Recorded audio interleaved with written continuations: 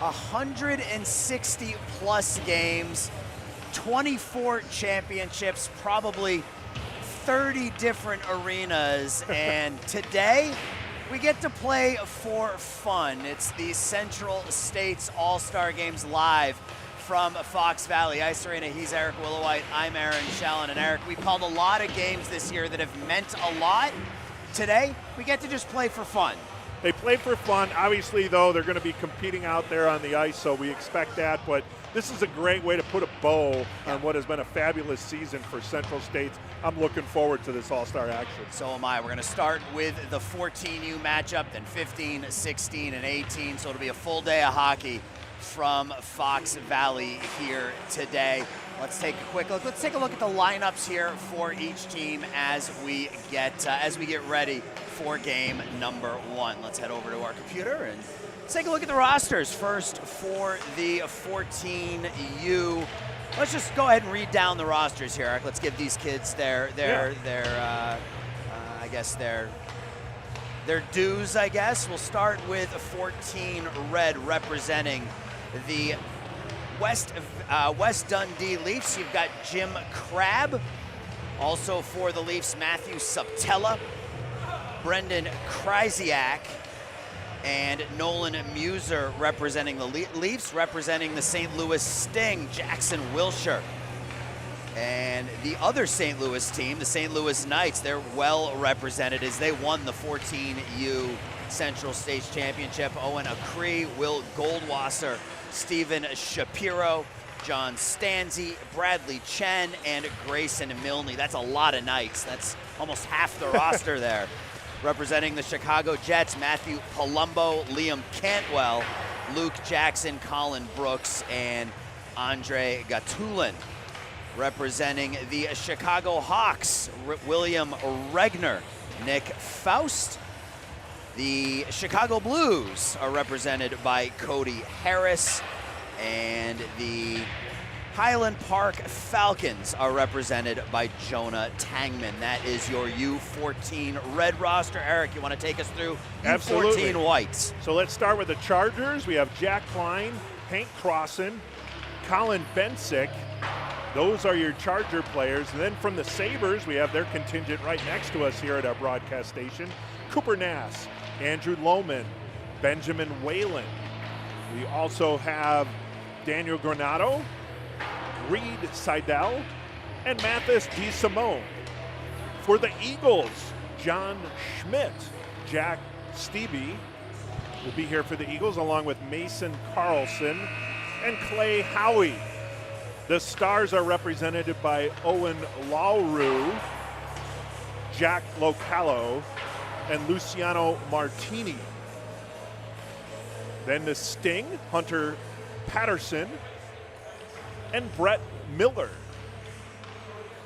Express, Zach Kowalczyk is representing the lone representative for the Express. And those are your all-stars for the U14 White team.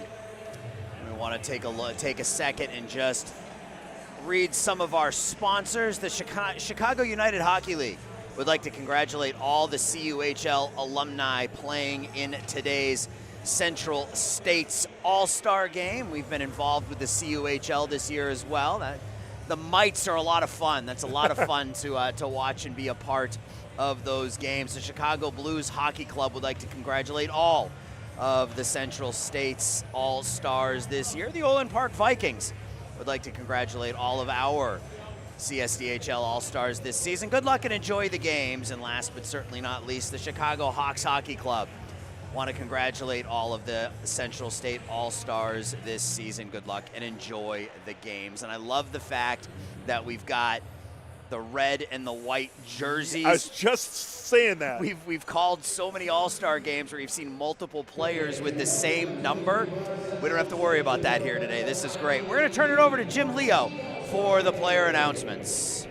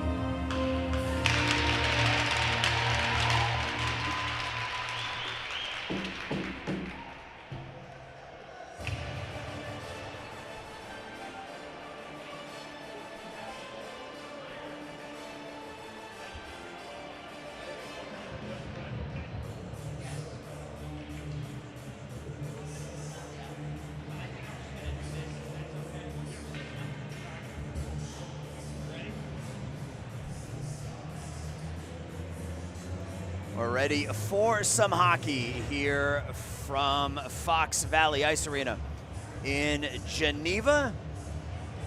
U14 red, U14 white. We have two goalies on each side. We'll see who's getting the start for both sides. And we did want to make one note. So for U14 red, Wyatt Foose is the other goalie representing the Northwest Chargers for the 14 red team.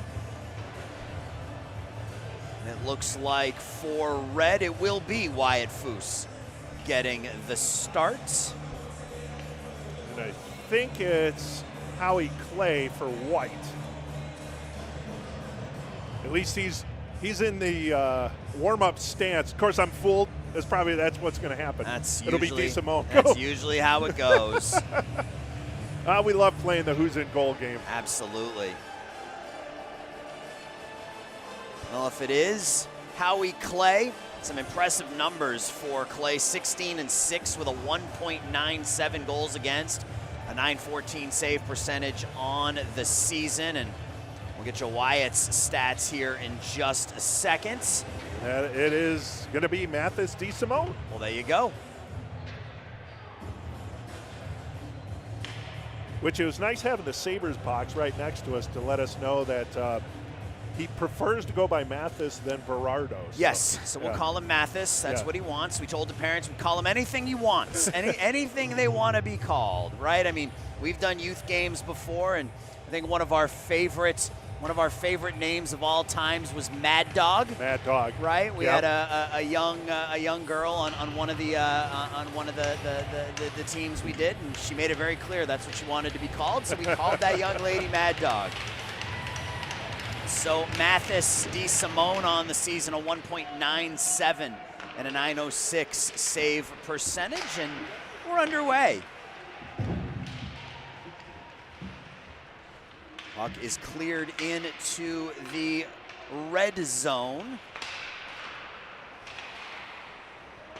Fired back behind the nets. Red will come out with it here. Little dump and chase game here in the early going.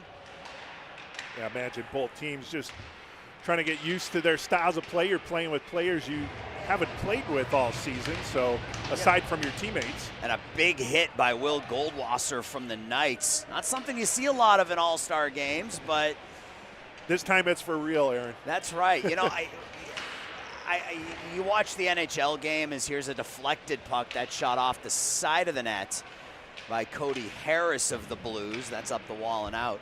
Yeah, I've done a number of high school all-star games this year, and we talk about how, you know, the NHL all-star game has become a shell of what it used to be, and most pro all-star games are almost unwatchable at this point, right? But it doesn't require, you know, you don't need a lot of big hitting, you know, in order for, you know, an all-star game to be enjoyable. You need there to be some effort defensively. And if there's some effort defensively, you can live with that. Yeah, it can't be just a sham out there, right? Right. Do some back checking, do a little bit of hitting, you know, maybe not, you know, you're obviously not trying to hurt anybody out there. It is supposed to be for fun, but put some effort out. Back to the points, D to D passing. Oh, we got a 22. Oh, great. Uh-oh, right out of the chute. No name on the back of his jersey as this puck is thrown the length of the ice. I'm going to go with late addition to the All-Star team. I love it. I love it. We'll see if we can figure out who 22 in white is. I'm hoping that it's Colin Bensick, who's listed on our roster as number 20. So we'll see if we see number 20 out there at some point. If not, we'll have an answer. This is Brett Miller for the Sting, firing it around the far side. Taken away in the corner. Back to Jackson Wilshire along the near half wall. It's knocked away from him, picked up by Jack Klein. Right at that near post. Puck is cleared up, kept in near point by Wilshire. He'll throw it towards the goal. That's deflected away. Bradley Chen has it in the near corner, sweeps it around far side. Matthew Palumbo representing the Jets takes the puck behind the net, and now it's Jack Klein again, who will clear it to center. That puck jumps up on edge, and we won't have an icing.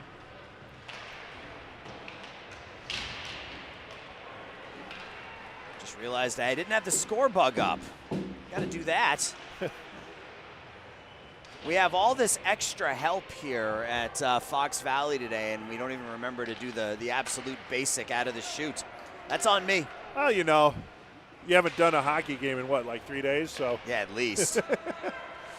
You're a little rusty. I'm a little rusty, yes. That pass a little bit behind Mason Carlson, but Team White will cycle it back into the near corner. Carlson will take it here.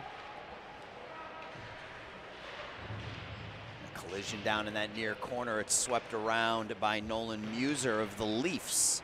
Pushed right back in where John Stanzi will take it for Team Red.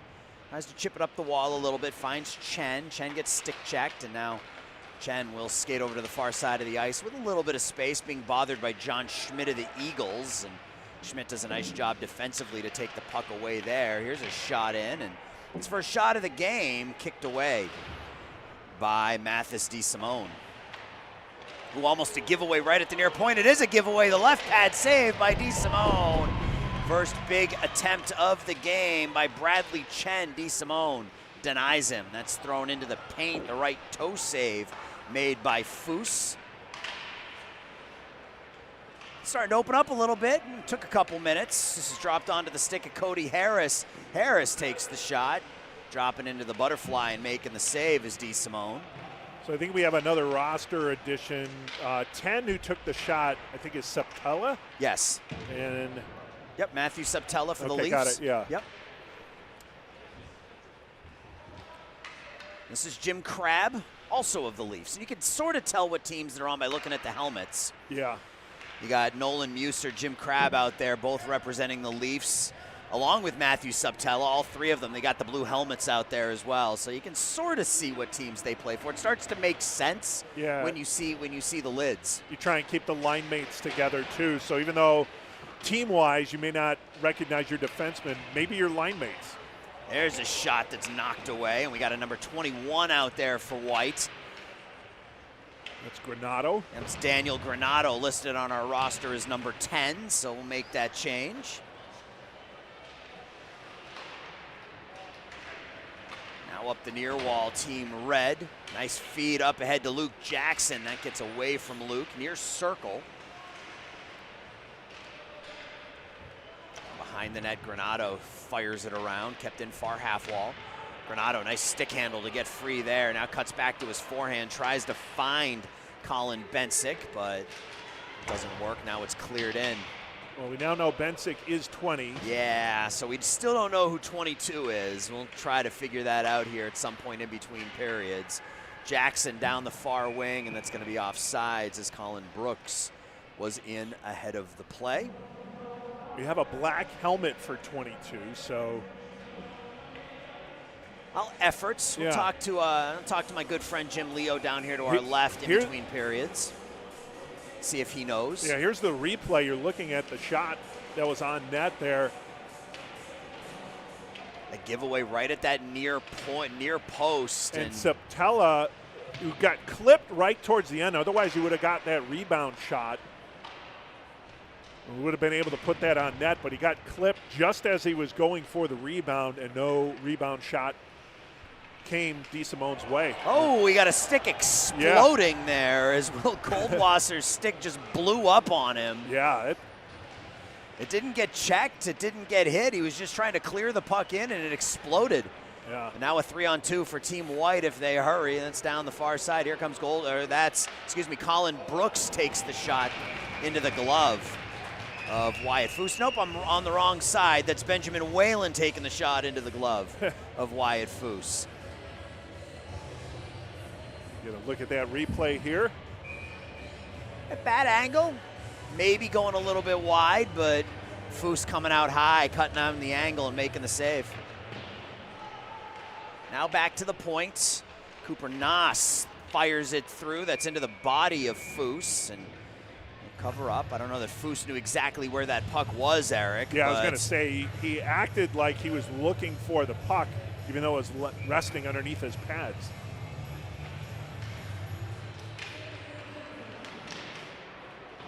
Puck comes around near wall, kept in by Team White along the near half wall. And another cover up by Foose. So Team White had won that draw, but on the far point, trying to get that shot off, but taking a tumble before he could get there. That's back to the point. Schmidt, his shot will deflect wide. That was Cooper Nass. Far half. Kept in over there by Luciano Martini, representing the Stars. Back to the point, kept in, shot from the point, and Foose has to stick and left padded away. Schmidt will throw it in deep. It's the first of 4, the 14 used, then 15, 16, 18 to take us through the day. Team White has Team Red hemmed in here a little bit. That's out to center. Good work, though, by Schmidt to gather and dump. Acree, he can't play it out. Now a shot now from in between the circles. I think stick checked there was Zach Kowalczyk. Come the length of the ice. Battle behind the boards. Chen now onto his forehand, waits for his line mates to come out, and by that point, he gets double teamed. Now there's a 3 white jersey, 1 red jersey battle in the corner. Ty Lothar for Team White, plays it back behind the nets.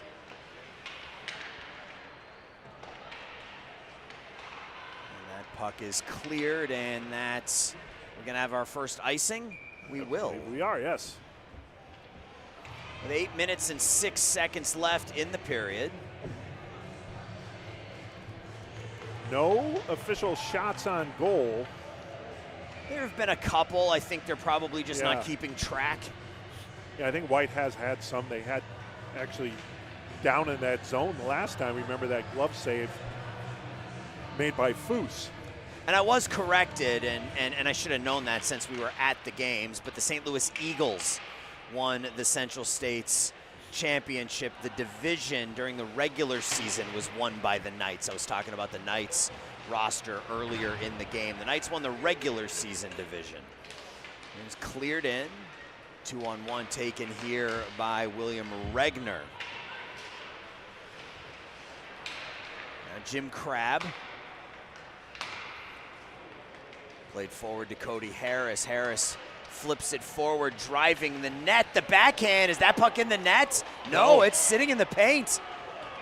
I don't know how that stayed out. That was a nice play from behind the net by, I think it was Harris, just flipped that puck off the right pad of Mathis DeSimone, and somehow DeSimone was able to keep it out of the net. And Matthew Septella in on the action again. We're going to take a look at the replay here, Ryan. And there it is. It was just a backhand pass that went off the body of DeSimone, and then with the scramble, he was able to roll over and fall on it. We didn't see him. We saw it come back out into the paint. Yeah. Now out with it here is Reed Seidel trying to break through the double team. Good back check work by Matthew Palumbo to take it away from him. Seidel now in the corner. And it's picked up here by Luke Jackson. Jackson, a little self pass now with some speed. Luke Jackson getting fought off there by Hunter Patterson. More good back check work. Whiffing on the shot from the point will let Seidel skate onto it. Seidel feeds it up ahead to Mason Carlson. They go down. Now Seidel backhands it through the paint. Carlson just not able to grab the puck. Back to the near point. Tipped away by Jackson Wilshire. Wilshire gets tied up with Carlson. That puck near circle. The shot through, the save made by Foose. You know 22 is going to score, right? You know he's going to score a goal. Yeah, and no one's going to be able to announce it. That's chipped to center with 6.5 minutes left in the first. Hank Crossan finds Whalen. Whalen to Seidel, top of the near circle. The toe drag, the shot deflects up into the netting. So I hope you're having a wonderful Sunday morning. I know I am, because I'm watching hockey. Yeah. 6 minutes and 12 seconds left in period one. Well, you wanted defense.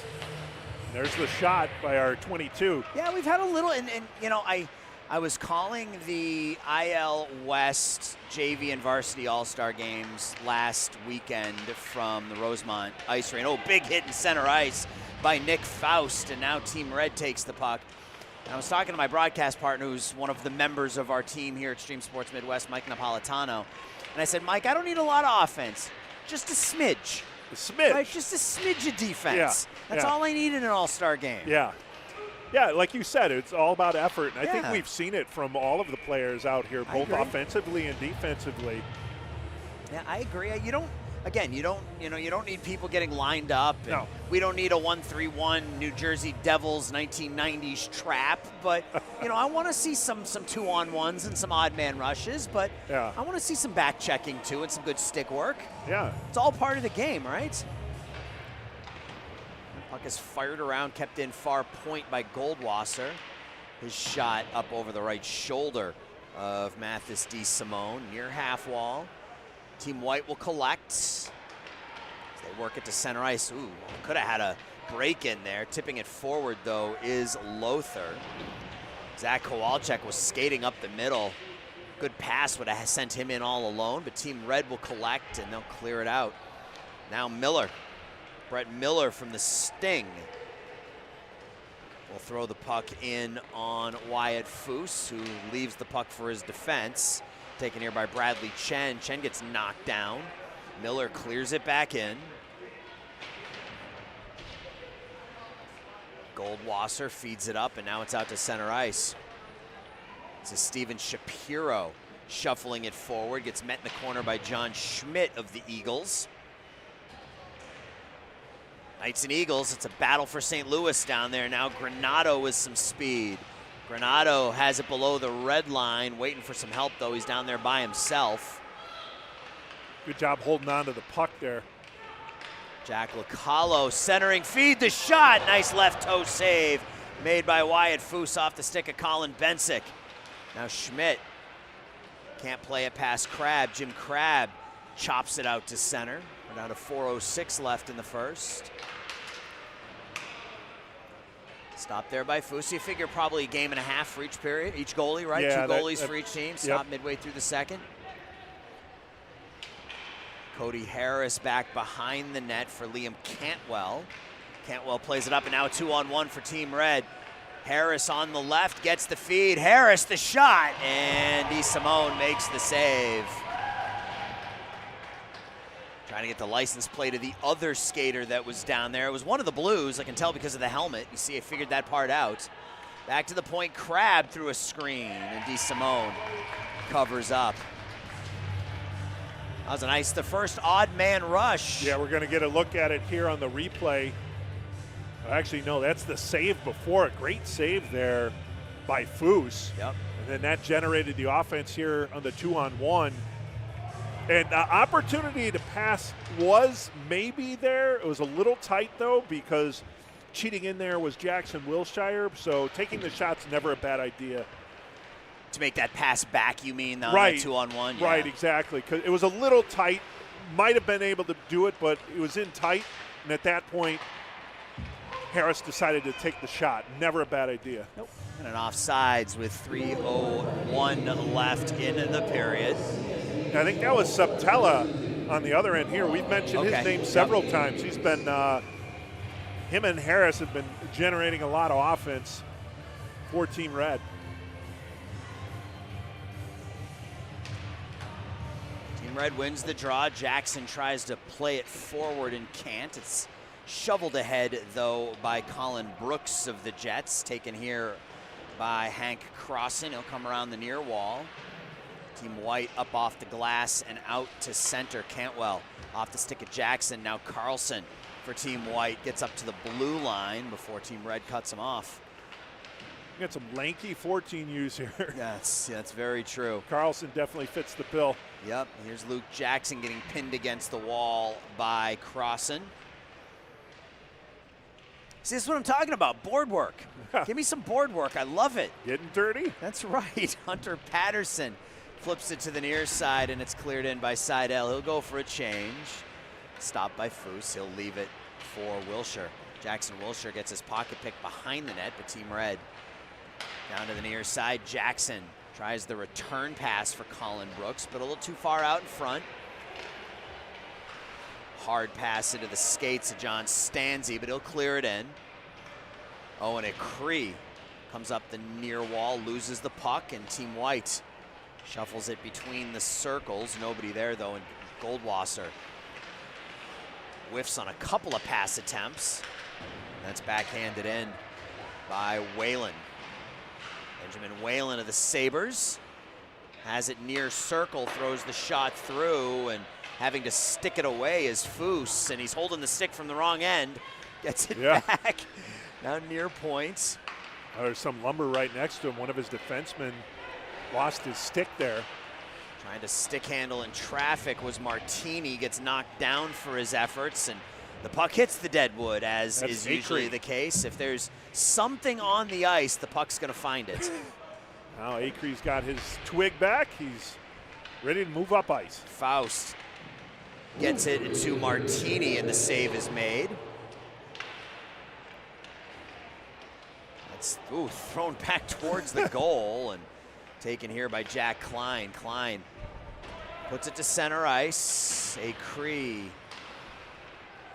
gives it away. Miller skates it wide. Miller stops in the corner, tries to center. It gets hit by Chen, loses the puck. Team Red off the wall, trying that indirect pass, looking for Steven Shapiro, but there's nobody down there with him, and John Schmidt will take it. Schmidt now to Lothar. Lothar near circle, stick checked, and more good stick work by Team Red. That comes out. Chen and Schmidt in a race for the puck as we're down to the final 20 seconds of the period. That's off the wall, kept in by Crab. Taken here by Shapiro, who takes the shot, and DeSimone makes the save. Back to the near point with 6 seconds. That puck comes out to center, and we got a stick in some skates. Now Granato almost breaking in all alone, but time not on his side on that one. Time not on his side. It runs out in the first period. No score here in the first of 4 from the Fox Valley Ice Arena. Eric and I are going to step aside for just a minute. We'll come back with second period action.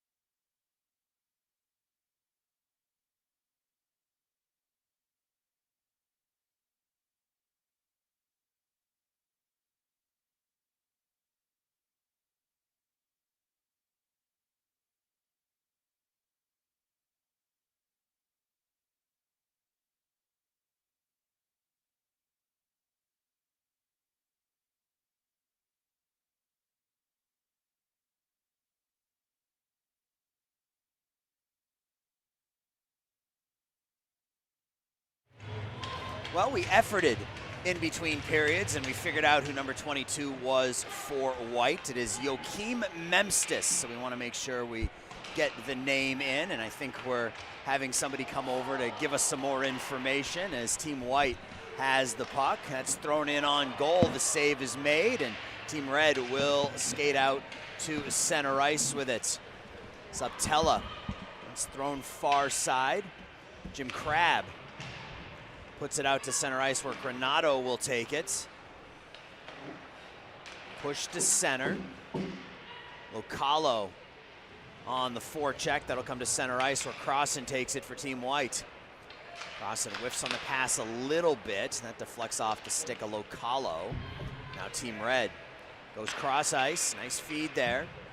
Subtella to Harris. Harris with the shot that caught the right shoulder of DeSimone, and that'll come out to center ice. Team White now. That shot in and out of the glove of Foose by Colin Bensick, and Foose makes the save. So we're gonna go 7.5 or 8.5 minute periods here. So I'm gonna get the scoreboard changed correctly. We're gonna go halfway through the period, and then we will do the ice scrape, and then we'll come back with the rest of the second, I imagine, is how it's gonna go.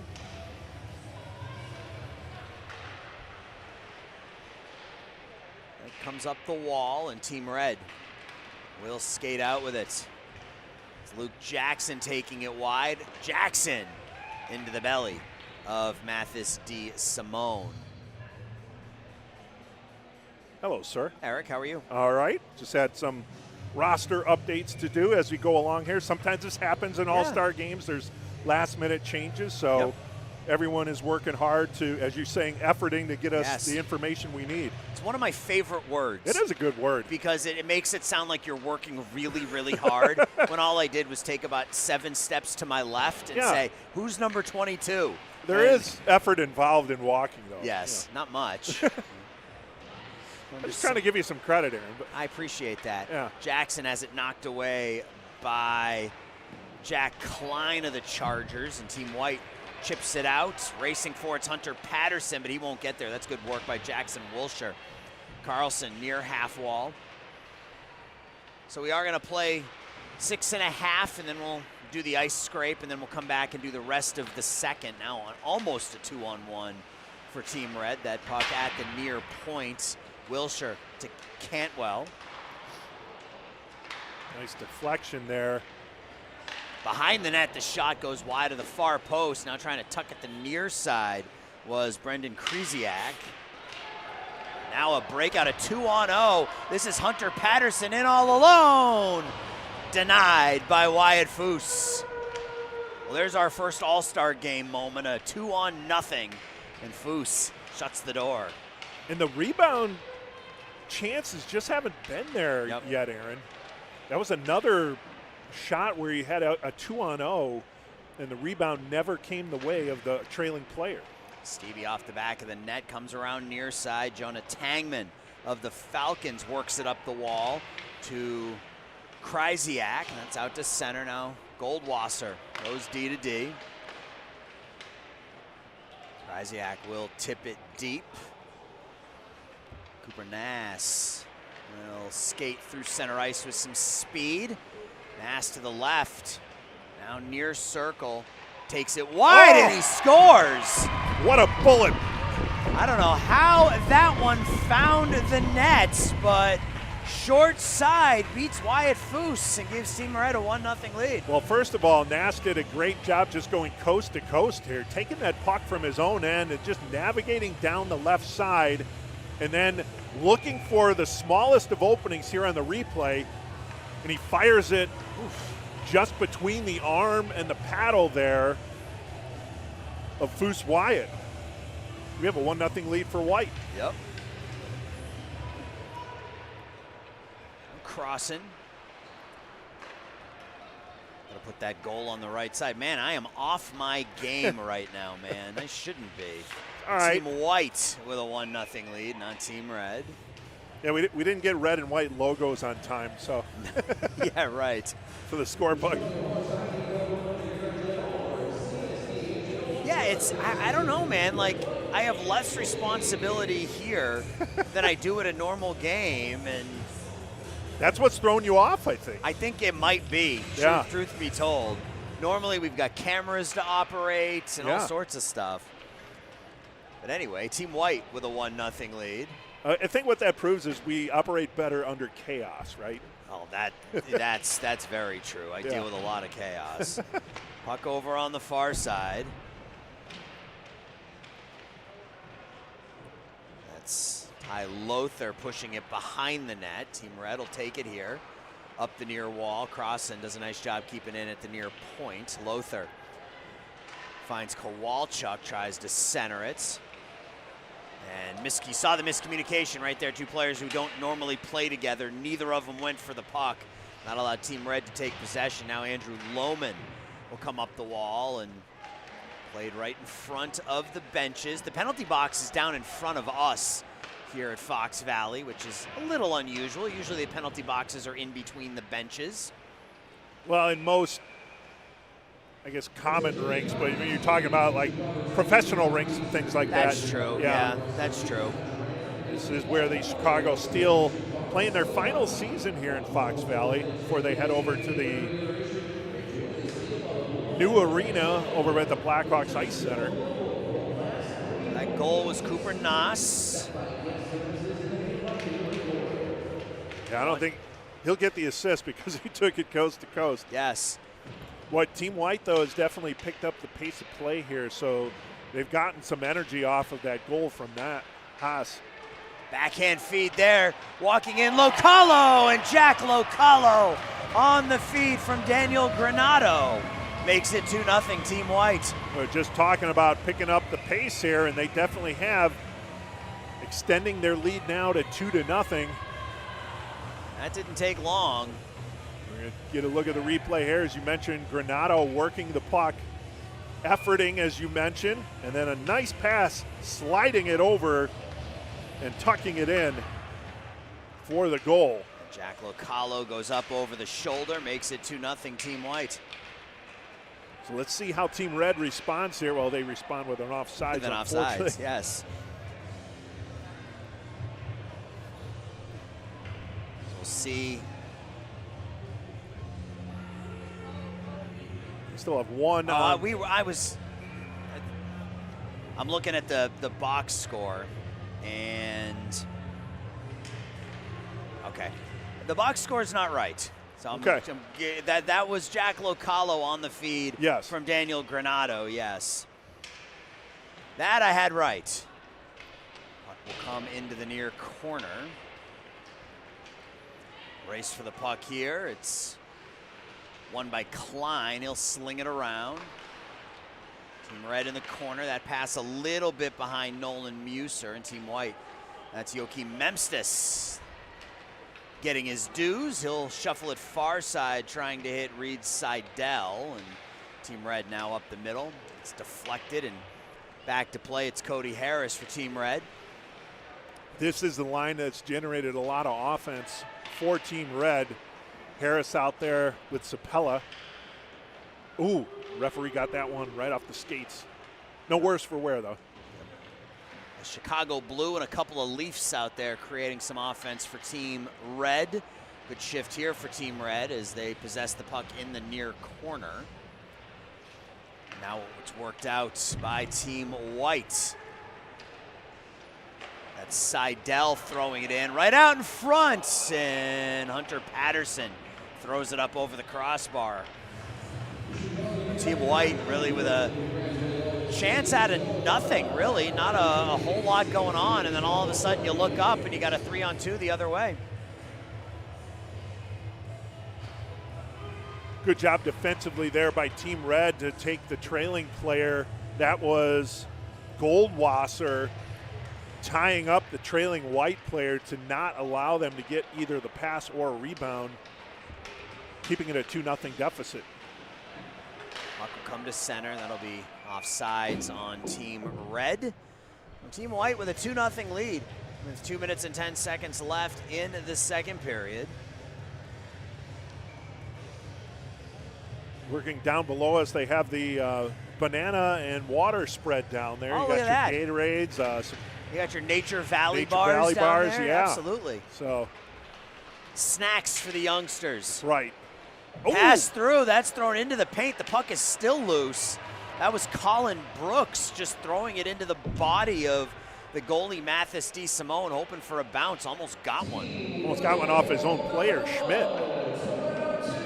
Now Cooper Nass. Schmidt has it. John Schmidt. 2-on-1 down low. The pass across underneath the stick of Luke Jackson. Not able to play it cleanly, but that was a good feed by Cantwell. Now the other way, the puck is deflected into the near corner. Team White back up the wall to Nass. His shot's knocked down, and now Cantwell comes out. Cantwell throws it cross ice. Schmidt will play it along the far wall right in front of the benches. And that should be an offsides. It is, but Delay Team call. White has the opportunity to touch up. Long indirect pass. Now battle along the back wall by Andrew Lohman and Nolan Muser. Dug out by Jonah Tangman, but Team White will take possession. That hit one of the stanchions and bounced right back to the Team White skater. Thrown near corner, Team Red up the wall. Nice keep by Crossan, good stick handle to keep the puck in. Continues to stick handle, but just ran out of room, gets it back. And now a potential breakout 3-on-2. This is Krysiak. Krysiak shuffling it through. That puck is down low, and Team Red not able to finish that 3-on-2, but that was another good chance. 15 seconds left now. Yeah, that was one extra pass too many there. I think you take the shot in that instance, maybe get a rebound from the trailer, but instead the pass as you're going behind, and they weren't able to get that shot off. Crossan tries to stick handle through, and the first half of the second period will come to an end. So the players will skate off, we'll scrape the ice, we'll play 8.5 minutes of a second period, then we'll go to the third. This is the 2026 Central States All-Star Game from Fox Valley Ice Arena here on Stream Sports Midwest.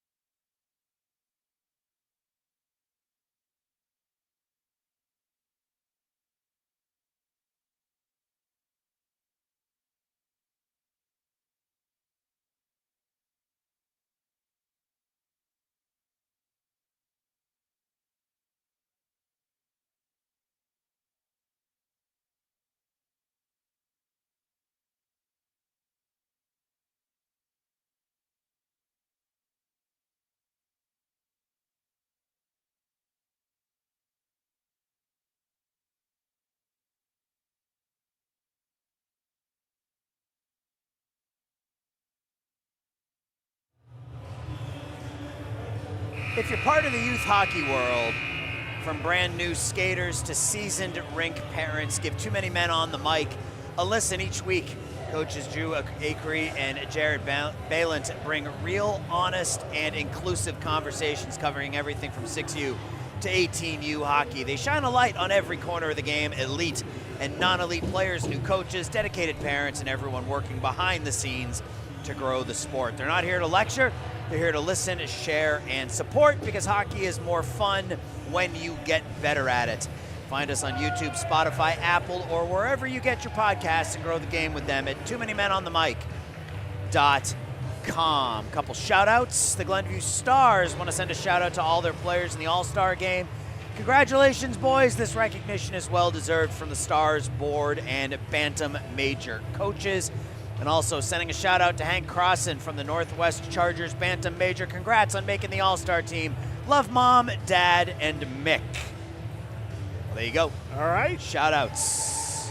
So we got a 2-0 lead here for Team White. It's kind of tale of two halves of the first half there, though. But Red team did sort of had the strong of the play at the early and the outset there, Yep. But as the game went along, you can see that the White team really got their skating legs in.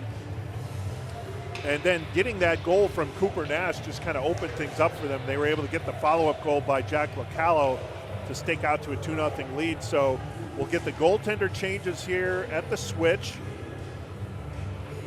So we now have, it'll be Grayson Milne in net for Team Red. And now we'll have Howie Clay in. Yep, Grayson Milne representing the St. Louis Knights, while Howie Clay representing the St. Louis Eagles. So goaltending in good shape down in St. Louis. Team White getting their last second huddle up here as the referees blow the whistle to try and get the play started. We have 4 officials on ice here. 2 referees, 2 linesmen. See if Team Red, they had a couple of chances late in the first half of that second period, couple of odd man rushes, but not able to finish, right? Maybe passed just a little too far out in front or a little too far behind or in the skates of their intended recipients. So we'll see if they can finish here as we finish the second period. 8.5 minutes, and then we'll go to the third where we'll play the full 17. Waiting for one of the This youngsters. kid's just skating back and forth, man. Yeah. I don't know what he's doing. He just dropped off a water bottle over to the White bench. Gotcha, there. okay. We're underway here, the second half of period 2. Team White with a 2-0 lead. Those bottles are precariously staked on top of the bench there, Aaron. The OCD in me is worried. He's worried there, yeah. They're gonna topple over. Yeah. There's one down. There goes the other. Team White with possession here. Nass into Kowalczyk, Zach Kowalczyk. Now it's Owen Acree for the Knights behind his own net. Drop pass there, push back around the near side, Shapiro. And that'll be Acree up right through center ice with it. And that was borderline offsides, but it's an all-star game, so let it go. Back to the near points. Goldwasser walking in. The shot through a screen, and juicy rebound out in front, swept away and picked up by Ty Lothar. That'll be skated in off sides by John Stanzi of the Knights. They're just saying Stanzi gloved that one down just over the blue line there. Looked close, but that time they called it. Yeah, though, like I said, you let a little bit more go, right, in an all-star game. We haven't seen any penalties or anything yet. Race for the puck here. Jackson Wilshire gets there, but getting bothered by Colin Bensick. Bensick gives it up now. Lacalo, Team Red. It's a good feed out to Matthew Septella. Septella. He's got Harris and Jackson, and Cody Harris just in ahead of the play. Oh, were we on air when we got the name for 22, or I don't think we were. Yeah, we got it. Oh, yeah. we did on Joakim air? Memstis, Yeah, that's right. I've even said his name. Okay. We were talking about efforting, remember? There is Memphis. Where am I? And I want to thank Jim Leo, who's doing the PA here at Fox Valley Ice Arena, the longtime PA guy here for the Steel and the Kane County Cougars, who provided us with that information. Spend a lot of time with Jim during the summer. I chat with him when I'm at Northwestern Medicine representing the Dogs, and he's one of the good ones for sure. Fed forward to Jackson. Jackson spins in the corner, centering feed. That comes over to the far side. Regner throws it off the right stick of Clay. Back to the point, Crab. Crab through a screen and he scores. Well, there you go, Eric. It's an all-star game, but hockey's hockey. Put the puck on net, good things happen. That's exactly what happened there. There was some traffic definitely in front of Howie Clay. But Crab's able to get that shot through. You're going to take a look at the replay. Right between the circles, able to slow it down, and then just sort of flip it towards the net. Not sure if there was a deflection. Doesn't look like it, and it goes through. That was Luke Jackson out in front. Just maybe enough of a screen to bother Clay. Yeah. But, yeah, that one looked like it beat Clay clean from the point by Jim Crab, so it's 2-1 now. And you were talking about how Red was going to respond. Team Red, that is a big response from them, cutting their deficit in half early here in the second half of period 2. Well, this is also a continuation of what we saw from them to end the first half of period 2, and now a 2-on-1. That pass just out in front of Krzyzak. It's pushed back along the near wall. Regner pinches and keeps. Loses his stick. Crossing. We talked about Team Red's, their offensive resurgence towards the end of that second period, as there's a save made by Milne. And they've carried it into the second half of the second period. So it's Jim Crab on the goal. And we had no goals in that first period. Now already have 3 here in the second. Still have another 5.5 to go. Cody Harris and Luke Jackson get the assists. Team White throws it in from the point. That's Cooper Nass, and Grayson Milne gobbles it up. Nass bidding for his second of the game. You got the opening goal in this contest. Draw to the right of Milne. It's won by Team Red. Goldwasser behind the net, chops it up the near wall. Nick Faust. Puck out in front, and that's whistled high and wide by Luciano Martini. Team Red up through center ice. Acree to Muser, tried to go back to Acree, but he was offsides. They're still offsides. Team Red has to touch up, and Team White just throws it the length of the ice. It won't have the legs, though, and Owen Acree will go back and get it. Stop behind his net. Muser. Pass too hot to handle, now pushed around far side. So I'm going to say this, and you know immediately it's going to be the jinx, but haven't had any penalties yet, Aaron. Yeah, and you won't unless it's egregious. Yeah. Goldwasser skates across the blue line, now behind the net. Tangman. Team White out in front, kept in at the far point. That's into the body of Jack Stevie. Ends up in the far corner, rather. A couple Team Red players run into each other, and that lets Team White come out with it. A 2-on-1. Stevie with Localo. Stevie, he'll try to throws it off the right pad of Milne. Looked almost like it was intentional, looking for a rebound. Now a 3-on-1 the other way. Muser, his pass is knocked up in the air by Andrew Lohman. Milne had to do a good job of getting that pad in the right angle so that rebound wouldn't kick out to the trailing player. That was a nice save. Team Red the other direction. Jackson Wilshire has it below the goal line. Wilshire stops, dangles, loses the puck to Lohman. Lohman up the wall and out. Chen for Team Red. Being bothered by a couple of white jerseys, gets it to Shapiro. Shapiro taps it forward to Matthew Palumbo of the Jets. Palumbo pulls it to himself, throws it to Stanzi. It's knocked away and cleared out by Team White. Shapiro. John Stanzi. A dump that'll bounce back out in front of Howie Clay. Chen tries to stick handle through, kept in, shot through, deflected just wide. Shapiro cycles it deep, too far out in front of Stanzi. Team White pushes it around the near wall. Wilshire has it knocked away by Kowalchuk. Now Memstis out to center. Team White right on the red line. Cross ice pass telegraphed, but Kowalchuk will throw it in on Milne. He'll leave it for Wilshire. Wilshire spins away from the hit, taken there though by Brett Miller. Brett Miller the sting. Now back to the near point. Nice move there by Memstis, but he leaves the puck behind, and now it's pushed out. Race for the puck here. Chen going after it with Andrew Lohman, and Lohman does a nice job getting back defensively. Shapiro behind the net, head up.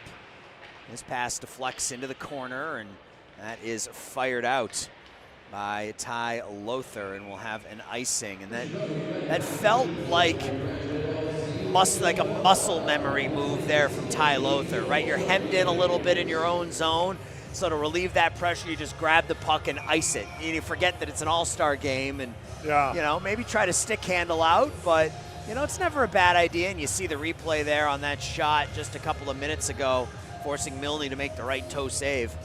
Yeah, and again, the angle on that, as you mentioned, it looked like it was a possible shoot it off the pad for a pass, and Milne able to angle that kick out to where it did not go to the waiting White player by the left post. I mean, stopping the puck is obviously goal number one, so to speak, but the ability to control the rebound is such a huge part of a goalie's game, especially the older you get, because you get players who are intentionally trying to throw it off your pads to get a rebound or something like that. So being able to steer that puck where you want is such a huge part of the game. It really is. Thrown forward, now Harris with it for Team Red. The backhand pass through. He was looking for Luke Jackson on the back door, and this is that line. This is that line that's provided most of the offense for Team Red today, and they're buzzing again. Jackson, his shot goes wide. Subtella was on the back door but couldn't get his stick on it. Granado gets it out to Crossan. Now a 2-on-1, Crossan and Bensick. Crossan turns and shoots, and the glove save made by Grayson Milne. Milne doing another nice job there with the save and not allowing the rebound to the trailing player. And Crossan and Bensick, you see Bensick on the left side by that back doorstep, and he was right there waiting for the rebound, but nothing doing. Nice job by Grayson Milne to hang on. Minute 5 left in the second half of the second period. Stick lift in the corner. Shot through a bad angle, puck's loose in the paint, and it's dug out by Team Red. This is Colin Brooks. Throws it into the feet of Krzyzak, and now cleared in opposite corner by Cooper Nass. Chipped up the wall. Team White keeps it in. Reads Seidel, and now Team Red comes out with it. It's cleared in by Cantwell. Cantwell going after it with Schmidt. John Schmidt representing the Eagles will throw it up the wall and out with 26 seconds left. That pass too far out in front of Hunter Patterson. That lets Goldwasser go back and get it. Goldwasser loses the puck though. Team White has it, looking for one more chance here late. Down to 13 seconds. Patterson behind the net.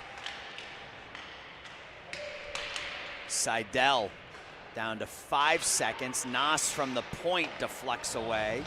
And that is how period 2 will officially come to an end. So Team White took a 2-0 lead into the break. We came back from the break. Team Red was still buzzing a little bit, Eric. They played well at the end of that first half of the game, came back out to start the second half, picked up a goal, and now they're within 1 as we get ready for the third period. Yeah. Eric and I are going to step aside for just a minute. We'll be back with the third period. Team White 2, Team Red 1.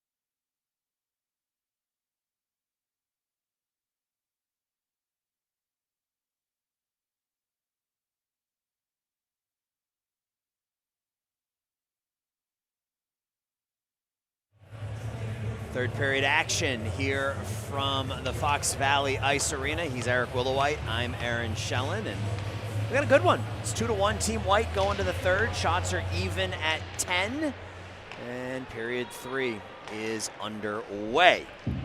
Yeah, each team has had their waves of possession time and offensive chances here, and as you mentioned, Aaron, it's been the red squad that's picked up play of late, able to chip into their 2-0 deficit, cut it to 2-1. Goes back to the point. Lohman, his shot through, and finding it all the way in is Grayson Milne. Milne's looked really strong in net since he's come in. Again, we talked about some of his rebound control. There's a good example. He just kind of softened that one up. A snapshot between the circles. He just absorbs it. No rebound given. With waiting on the doorstep there was Owen Acree. Draws one back. Check that Localo. Shot back from the point. Deflects wide.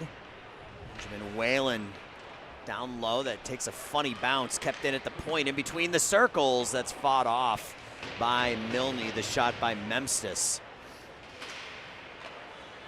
Good keep by Team White. Whalen turns and shoots, and Milne makes another save. Team White buzzing a little bit. Milne drives the net, knocked away from him. And now Team Red skates out to center ice. Shapiro. Shapiro with Chen on his right, but 5 white jerseys back defensively. Backhanded out in front. Almost had Stanzi there for the tip in.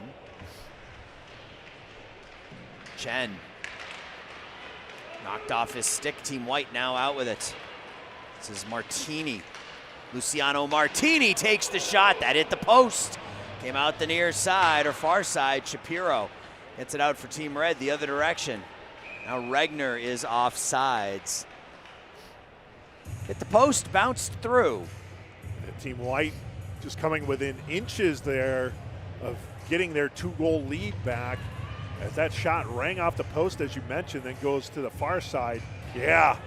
Might have been a double post there as well. That hit the near side post for sure. Right. Now Regner. Goalie's best friend. Yep. It's played in on Howie Clay. Back to the point, Team Red.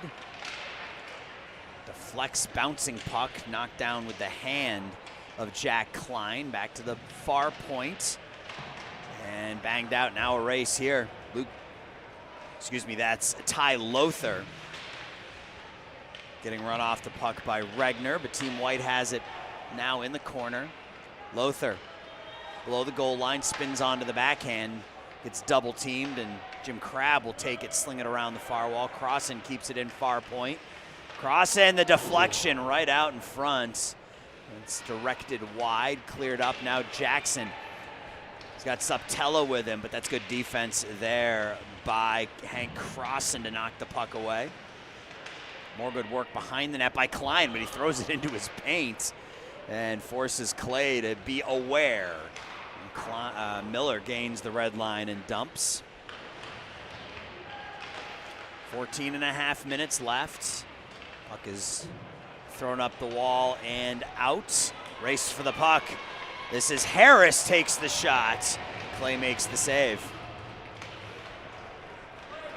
Now the other way, Team White.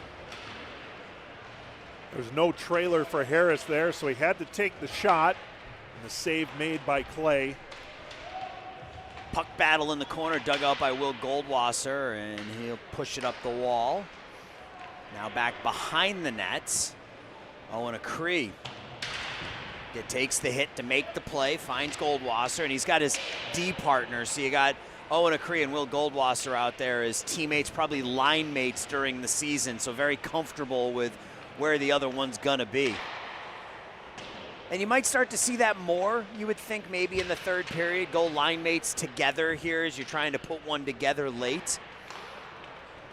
Long pass off the stick of Hunter Patterson, and we'll dump. Brendan Krzyzak, far side. Patterson now back to the point.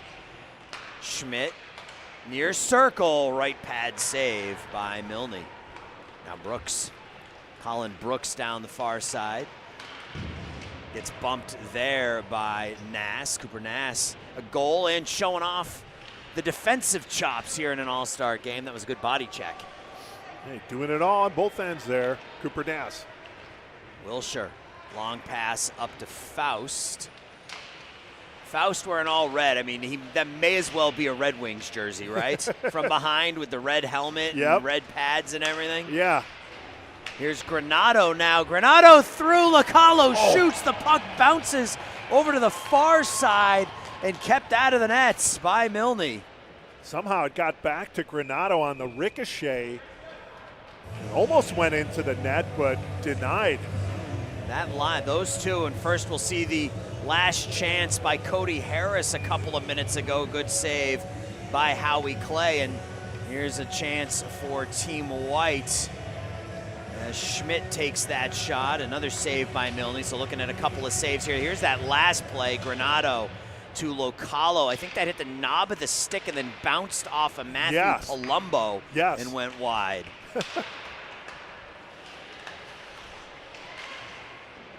Cleared in by Team Red with just over 12 left. Memstis finds Bensick. Bensick out to center. It's cleared back in. Team Red has to tag up. Pass behind Bensick. Now Granado backhands it to nobody and just throws his head in the air. Almost a giveaway. It is a giveaway. Bensick will hammer it off of a Team Red skater. Now Benjamin Whalen now in the corner. Cross ice pass, Lohman. Lohman with some space. The shot and the glove save by Howie Clay. Clay had a good look at that shot from Lohman. There was a lot of traffic, but that traffic was to his right. It was a clear lane for Milne on that save on the shot from Lohman. 11.5 left now. Puck up the near wall. Chip there, Stevie. Tries to backhand it in front. Stick battle right at the blue line. Now it comes to the neutral zone in front of the Team White bench. That's thrown forward by Martini. Team Red has it in their zone, back by the far point. Good keep at that far point by Team White. Thrown out in front. Oh, somehow getting his right pad on that. I don't know that that was number 15, Benjamin Whalen. I don't know that he got much on that, Eric, but Milne somehow able to stick that right leg out and make the save. Well, that puck just sort of, you're going to see it here, sort of pinballed around. Yeah, you're right. He did get a stick on it, and it just was able to get the edge of the pad on that redirect there. Looked like it was actually thrown off the skate of Whalen. The other way, Kowalczyk kept in at the point by Miller. Taken here by Subtella. Matthew Subtella, D to D. Crab up the wall and out. And are we going to have another icing? We are. Yeah. 10.5 left. 2-1 Team White. Goals for Team White by Cooper Nass, Jack Localo, and for Team Red, Jim Crab. Yeah, we had the scoreless first period, 3 goals in the second. We're scoreless here in the third so far, but it still does feel like we're going to get another tally or two here in this game. Klein has it knocked away. Jackson didn't know where it was initially. Now let's Klein go back and get it. Now Harris, Cody Harris from the Blues, finds Jackson. Jackson back to the point. Crab shot. Gonna go wide. Regner down in the corner. Harris feeds it forward to Jackson. Jackson tries to go back to the point, but that hits a White team stick and bounces out, and Jim Crab will go back and get it hard off the wall. Taken here by Lothar. Lothar out in front. Carlson. Mason Carlson tries to sweep it in, and big hit at the point. We had a hit. There we did. And now we got a 3-on-1, but Team Red was offsides. Yeah, I mean, that's the right call. He was offsides, but I don't know, maybe let it go in an all-star game. You know, it had a 3-on-1 there as Cody Harris was just in ahead of the play. Good work there. That one never got through. No, did not. I think it went off the skates of Crab. And then you saw the offsides. Again, right call doesn't mean it was the right call, if that makes sense, right? I like that, yeah. Giveaway there. Team Red keeps it in. Cooper Nass behind his nets. You know, if the officials don't keep their integrity at all times, Aaron.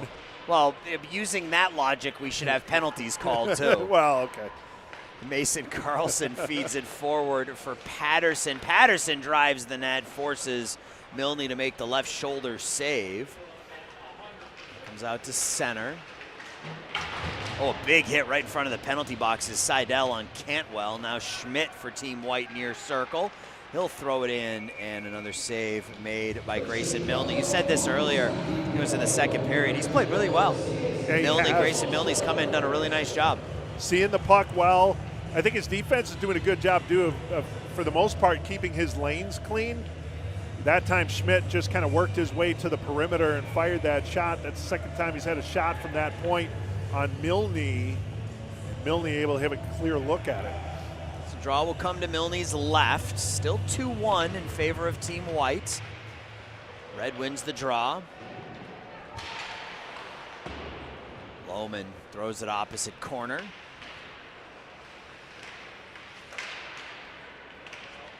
Tangman. Nice feed there to Faust and over to Muser, who buries it and ties it at 2. That was some tic-tac-toe passing there from Team Red.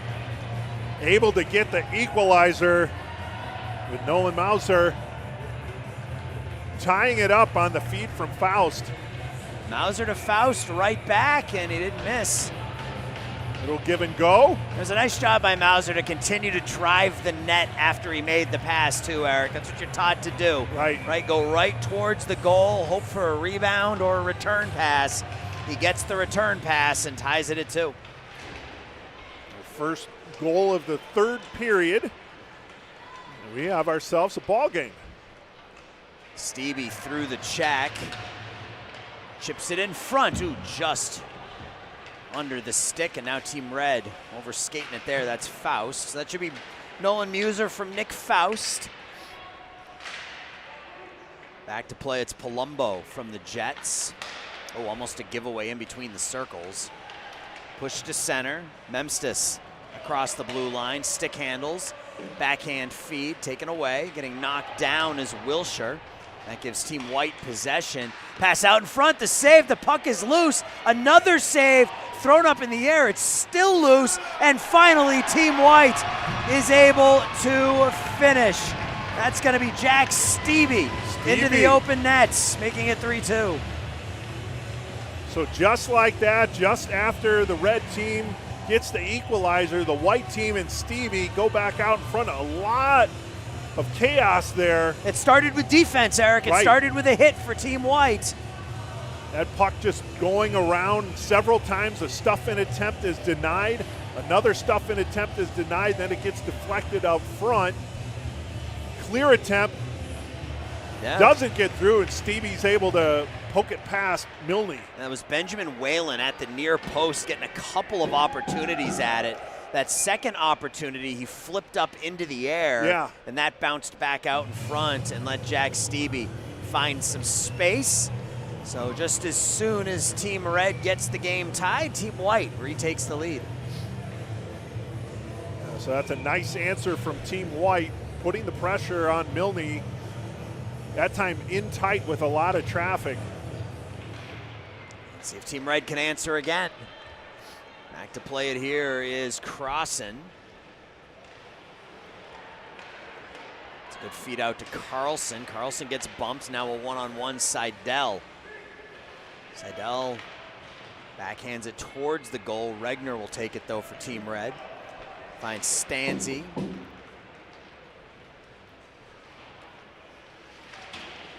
Jim Crabb gets hit. Can't play the puck deep. It's played right at the blue line. Now Team White will take possession. Crossan, Hank Crossan skates it to his left. Team White stays onside. Crossan, the bad angle shot blockered away by Milne. Now Chen able to get through 3 white jerseys. Now he's into center ice with some speed. Chen tries to break through the defense. He goes down, he's on his knees, he plays it forward. The save is made by Clay. Somehow still able to make the play from his knees was Bradley Chen.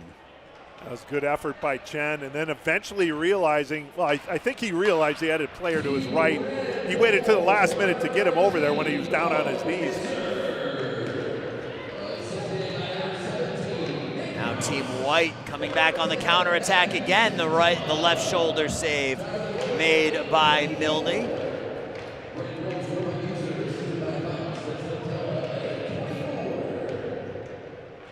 There's Jim Leo. Milne makes another save. The puck rebounds out though, and Team Red forced to just backhand it out.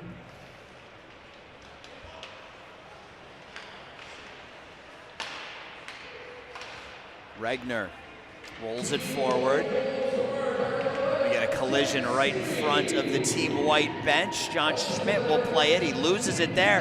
The wraparound attempt by Jackson. That'll go into the body of Clay, who will make the save.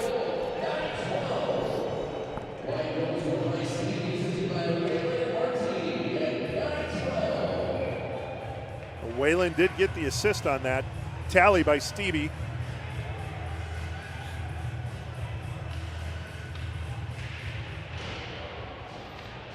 We get a look at the last couple goals here. Puck up the wall. Yeah, that was the last goal scored. It was a pretty shot, and now Team Red trying to counterattack again. Jackson backhands it through the paints.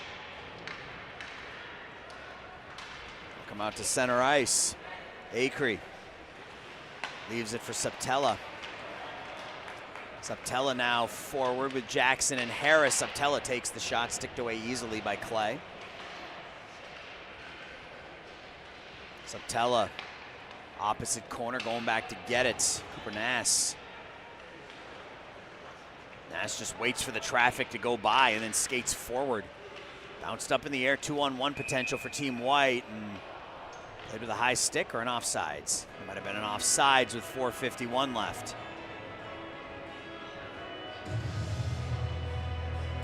Alex. Well, actually, we have Milne coming over. They're switching. He's getting a new cages, helmet. yeah. New cage, yeah. I think you see him shaking his head down there a little bit. Yeah, I think he's putting on the cage of Wyatt Foose. Yeah. Well, he's trying to figure something out. Your goalie's got to have a helmet that fits. That's important. And the 4 officials are talking about something with Team White gathered around. That's quite the confab there. Now they're bringing it back inside the zone. Oh, maybe it was blown dead because of his helmet. Yeah. That would make sense. Yeah, that's why the puck's going back inside Team Red's zone, and it does appear that Milne is going to wear Wyatt Foose's cage.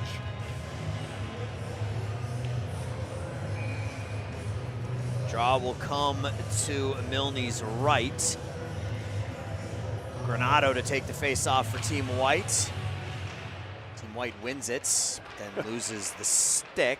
A helicopter action there. Jack Lacalo's stick flies up in the air, and then allows Team Red to skate out with it. Cantwell. It's down there with Colin Brooks. It's Brooks in the corner. Loses it to Lacalo. Acree back at the point. Knocked away, and now a 2-on-1 developing. Lacalo can't get around Goldwasser. That's good defense by Will Goldwasser. Milne will cover up. So 4:22 to go here, Aaron. 3-2 lead for Team White. You wonder, you know, the typical timeout for the trailing team, when they're going to call that timeout, and when they may pull goaltender Milne for the extra attacker if need be, but we're getting near that time. Yeah, you might just stick 5 Leafs out there and say, guys, go figure it out, right? You know, 5 players, you know, at least a forward line, you know, with all players from the same team, and just tell them to figure out whatever it is they need to do. Behind the net, Team White trying to drive that far post, and it's held there by Milne with 4 minutes and 6 seconds left. And one thing they're going to need to do, Aaron, though, is get the puck to our left. The ice has been tilted to our right for a good chunk of this third period as Team White looks to seal the deal.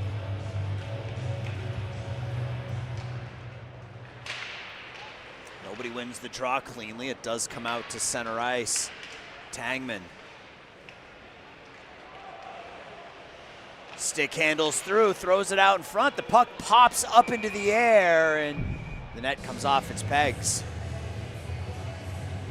Like Tangman did a nice job just waiting to the last minute to try and get that pass through. You're going to get a look at it here. Waiting for the defenseman to go down and then backhanding the pass through some traffic. It was swept out of there at the last minute by Klein, but then it deflected back on net. Shot in, save is made by Clay. Clean face-off win by Team Red. Nice job over there by Palumbo, but now Team White will skate it out with 3:40 left. Dump in, back to get it's Palumbo. Palumbo gives it away. Team White whiffing on the shot was Crossan, and now Team Red the other direction. Faust, the long indirect pass, in all alone, and not able to tuck it home is Tangman. We saw some good back check work by Team White, not letting Tangman get clean, and now a 2-on-1 the other way. Whalen gets the puck back and not able to finish, gets the feed from Stevie. Whalen goes after it in the corner, back to the point. Nas winds up the shot, the save by Milne near wall. Oh, from his backside, Schmidt able to keep that puck in at the point. That was a nice play by John Schmidt. And now Faust goes down over Schmidt. A little slippery over there. Yeah, a little bit. Oh, you talk about back the other way to our left side. Another nice defensive play there by Klein, tying up Tangman. Not allowing Team Red to get advance. Oh, a potential 2-on-0. Chen is going to try to rush to the puck. They catch Team White in a change, and Chen goes up over the net. The rebound, Chen has it low. Clay holds that far post. Team Red up into Chen, up into Clay again. Another shot, another save, this time the right pad of Clay. And that's up and not out. Regner up to Seidel, and Seidel tries to chip it to himself as we're under 2. Regner hard off the boards. There's a lot of chances for Team Red, but there were a lot of bad angle shots as well, and obviously able to deny there was Clay. Memstis in the corner gets hit by Chen. Carlson behind his own nets. Comes out to center, and I think we might have an icing. We do with 1:37 left. And take a look at some of those chances right here. You're right, bad angle type. Here's a good one though. That was the good back check work by Team White. That was Luciano Martini on the back check on that play. Along with Klein. And this was the almost 2-on-0 finish. Yeah, just a little too deep in there. That would have been a tough get. And now Chen, you see his shot goes up and over, and it was from here that they had 3 or 4 shots from right along the red line. And Clay did a nice job holding the post. And we do have an empty net down to our right. No timeout needed. You know the drill. Get puck on net, get an extra attacker. Acree, his shot into a body, and now racing for it is Lothar. Goldwasser will get there. Goldwasser, now Jackson with 1:22 left. Jackson skates it wide, gets hit hard by Jack Klein. Jack wants to win this one. Harris behind the net. Knocked away from him. Team White takes it. Gets out to center. Goldwasser back to Harris. Harris tipped away from him. Now walking forward with it is Crossan. Crossan makes it 4-2 White. And that will probably do it with exactly 1 minute left. Yeah, Team Red just not able to advance and get any action down there on Clay. And then the empty net tally for Crossan.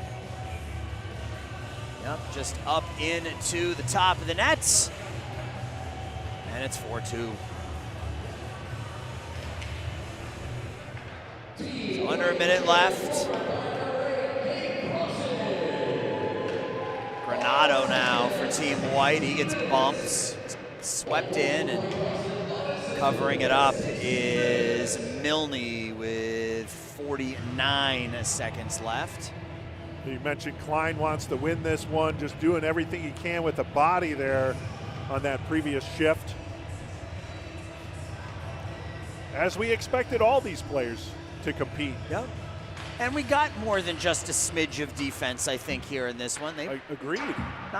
No penalties called, but I think we saw some good defense. We saw some kids who, you know, if you have to play the game, you may as well win, right? Yeah. Team White up by 2 with 30 seconds left. Here's Acree. Backhanded into the neutral zone. Let's put it this way, neither team has a 5-goal day. Correct, so yes. That's pretty good for an all-star game. Yeah. I would agree. Now come out to center with 15 seconds left. Back to Lohman. He'll skate into the neutral zone with 10. Across the blue line. Pushed out in front, sticked away by Goldwasser. Lohman gets it back. There's 2 seconds. And game 1 of 4 goes to Team White with a 4-2 victory. Goals by Crossan, Stevie, Locallo and Nass. Thank you, Locallo and Nass for Team White, and for Team Red, it was Jim Crabb and Nolan Muser. So that's going to do it for game number 1. Eric and I will step aside for just a few minutes while they scrape the ice. We'll get you to game 2. The U15 Midgets are up next.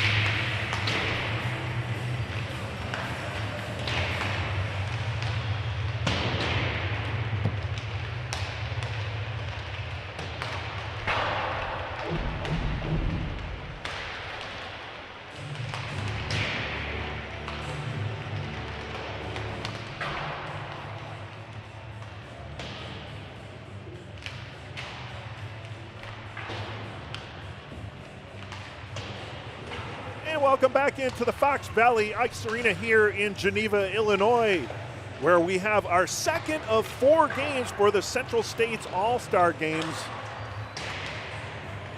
And Aaron Schellen, my broadcast partner, I am Eric Willowhite. We saw a really good game in the first game, the 14U, Aaron.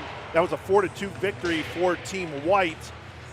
This game will feature the 15Us, Reds and Team Whites, and let's see if Team White can extend their streak here in All-Star Sunday. They have a 1-game winning streak. Yeah.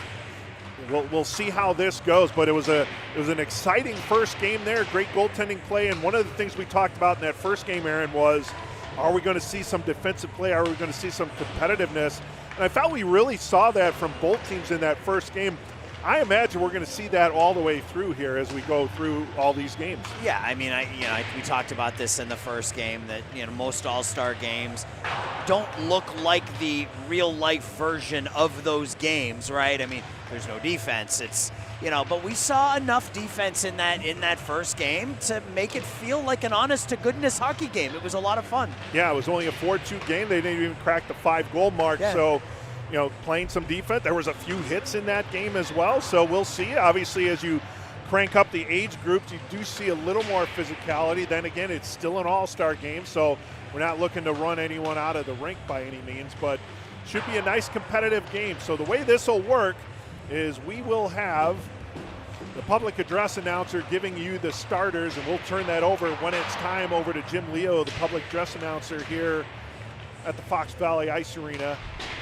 Do we have time to do the lineups now, or I think we'll just turn it over to Jim. Jim, the longtime voice here at Fox Valley for the Chicago Steel, also longtime PA guy over at Northwestern Medicine with the Kane County Cougars. He is professional as they come, and he can do it much better than you or I. So we will let him do that. We'll let him handle that. There's also going to be a ceremonial puck drop, and we'll try and bring that as well.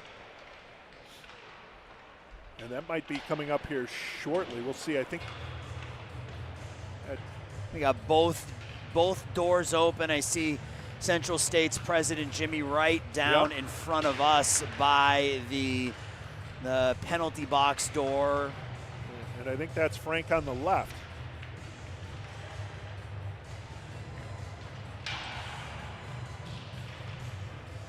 We're just kind of... We're just waiting. Yeah. We're just hanging out here at Fox Valley Ice Arena. There you get the nice corner view. That's a cool shot. I like that shot of the rink. Yeah. I don't know that I could call a game from that angle. We've plenty of times we have. Yeah, we're usually a little closer, though, to the rink. That would be tough. We're right above center ice. Second of 4 games here. I love coming to this rink. It's one of my favorite places to broadcast a game. It's one of the few places where you can genuinely say we're high above ice level. So it does look like, I think they're going to do the ceremonial puck drop first. At least it looks that way. Frank Benetti is out. He is retiring from the Cyclones organization here. Yep. And as you mentioned, Jimmy Wright, I think we'll be out there as well with that. But now they are lining up, so we'll see. We'll let Jim guide us on this. Yeah, we'll just let whatever happens happen. Yeah. And we'll Not that we have any control over it. No, we'll just roll with the punches. Yes. And I'll turn it over to Jim Leo right now. Yep.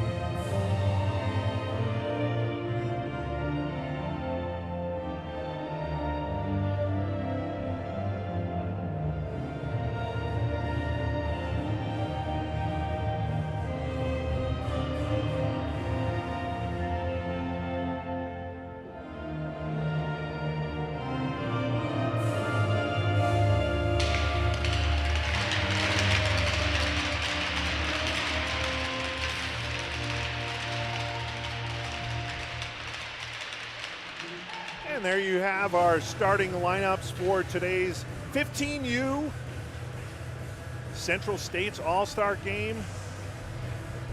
Teams are still lined up, and I think this is the moment where we're going to get that ceremonial puck drop again. Frank Benetti, longtime member of the Cyclones organization, will be retiring, and he's coming out. We're going to have a ceremonial puck drop with, I guess, one designated captain from each team. They're waiting to figure out who that is. They're actually not going to go to center. They're going to do it right here. It'll be a special presentation from Central State's Jimmy Wright as well, right after the puck drop.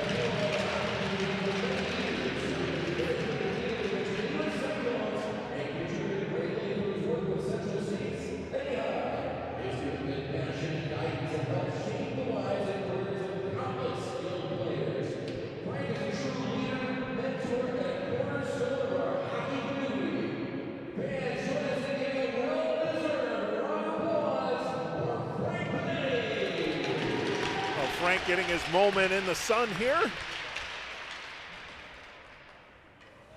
And there it is.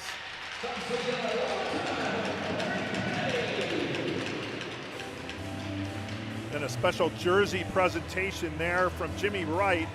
Nice Blackhawks jersey for Benetti. Yeah, and these parents, they get involved right when their kids are, starting out and they're at a young age and they're playing the game, and then the kids grow up and mom and dad are still involved in the program, and now maybe they're trying to get things ready for other families' kids and that sort of thing, and before you know it, you look up and your kids are all grown. You've been doing this for 20 years, yeah. And a lot of these guys, I spent a lot of time talking to Jimmy this season, obviously during the Central States season, and his kids are long out of the league, but he loves it and he hangs around and he keeps doing it. But at some point, yeah, you got to hand the reins off to somebody else, right? Yeah, but I think you're absolutely right, Aaron. What it is, it's a labor of love, and it's kind of like how we got into this ourselves, yeah, too. It's like we really enjoy the game of hockey, and having been able to call hockey broadcasts for the last several years has just been a joy. Yep, we did about 160 games this season, probably, I would say, at least 20 different rinks, right? I mean, that's probably conservative, I would imagine. And 24 championship games over 2 weekends. It's definitely a labor of love. What do you got for starting goalies, Eric? We have both 35s are in net. So for Team Red, to our right, that'll be Aiden Carter. And to our left for Team White, Julian Nocerino, which makes up for a perfect save name, Nocerino. It absolutely does, yes, sir. And we're underway here at the Fox Valley Ice Arena. Team Red will go right to left to start things off here in the first period. Team White left to right. Halfway through the second period, they'll do an ice scrape, so they'll cut the period in half, and that's when the second goaltenders will make their way on the ice, assuming all things are up to snuff at that point. Team Red with an early chance here, but that pass, trying to get it out in front to Caden Schloss, was too far out in front. And now Team White will look to go to transition. Up along the near board, a flip shot there doesn't get through from Bailey. And that rings over to the far board, and that one's deflected, so no icing. And that one's going to be played by Team White along the far wall. Out to center. Team Red will get there first. Sam tried to push it outside the zone. He gets a second crack at it, and he'll just skate deeper into his zone. Sam over to Conley. Conley took the ceremonial puck drop there for the red team. As the puck gets out to center. Drop down low, they'll chase. Brendan Conley, a member of the Cyclones. You saw the big hug that he got from Frank Benetti there after the puck drop. Again, an early chance on net there, and Team White goaltender Julian Nocerino able to cover up and make the save. Nocerino this year for the Leafs, 13-2 with a 1.56 goals against, save percentage just under 92%. So well-deserved all-star appearance here for Nocerino. He was able to deny that chance for Team Red and Yanni Maris.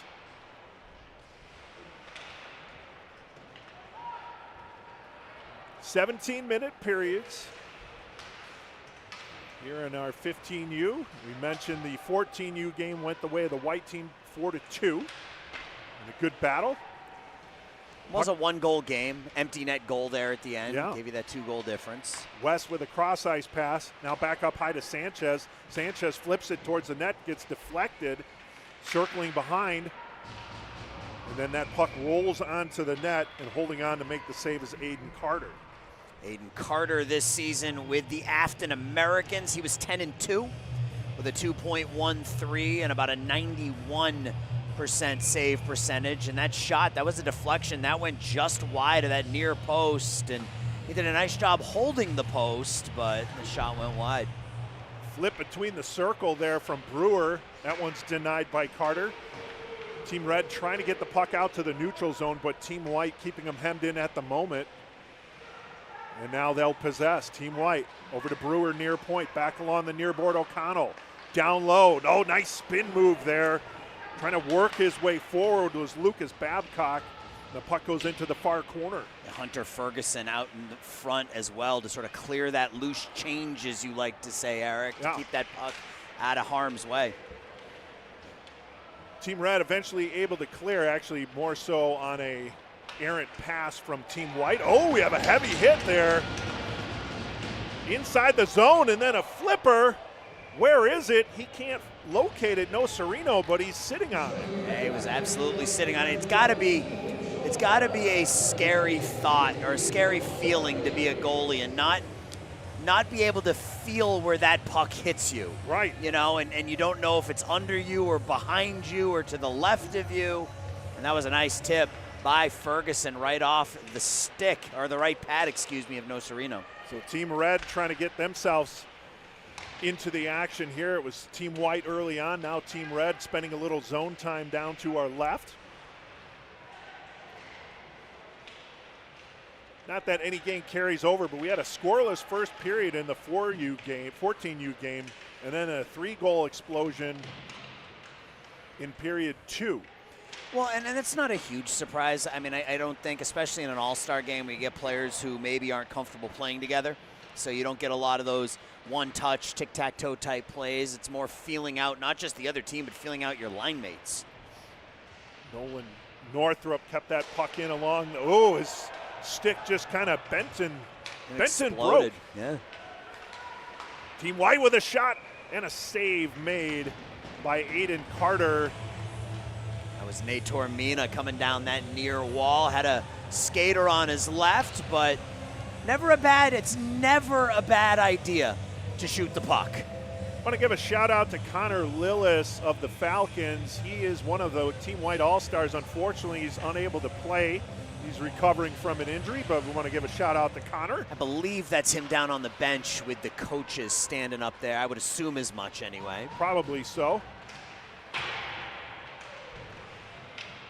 As the play goes along the far wall. No score, 13:04 to go here in the opening period of the 15U Central States All-Star game.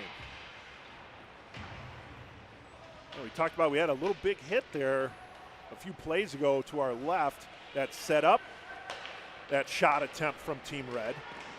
And that one deflects over into the near corner as Bailey rings it around, but that's going to be picked off and intercepted by Jacob Hendricks. Well, the game-winning goal in the 14U game was set up by a hit. Yeah. So even in an all-star game, defense can lead to offense. I know the 2-on-1s and breakaways are fun, but sometimes a well-placed body check can open up a lane and create a goal. Matter of fact, in that first game, I think there was only one goal scored off of a 2-on-1 effort. Yep. There were several of them during the game, but they just weren't able to connect. Now Team Red with a deflection in on net and holding on and making the save is No Serino. That was off the stick of Caden Schloss. That pass forward, and Schloss just angled the stick towards goal, and No Serino, you see it here, gets the return pass. Tried to deflect that up over the left shoulder of Julian No Serino, but good puck movement by Team Red there. Eric, he said no, sir. And it had to be done, right? It had to be done. Yes, several times. Now this could be a 2-on-1 shot. That hits off the shaft of the stick and goes into the netting. So we'll have a stoppage of play here with 11:54. But making the save is Aiden Carter. Both goaltenders getting tested here in the early going. Team White both have been denied. Team White with a couple of 2-on-1s. Both times the player with the puck elected to shoot rather than pass, and Carter was able to follow it all the way in. Team Red gets the puck outside to the neutral zone. And carrying that one in was Torres. Throws it over to the near far corner. The white team had numbers, and they'll get it out to center. Chasing after it will be Max Sam. Sam rings it over to the near board out to the neutral zone. Maris overskated it and lost his stick for a moment, picks up his twig. Now Team Red, Torres with a centering pass. No one home for Team Red. They'll look to set it up behind the net, but not before Team White gets in on the puck. Maris, now Sam from the near post, and then a stuff attempt, and that's denied.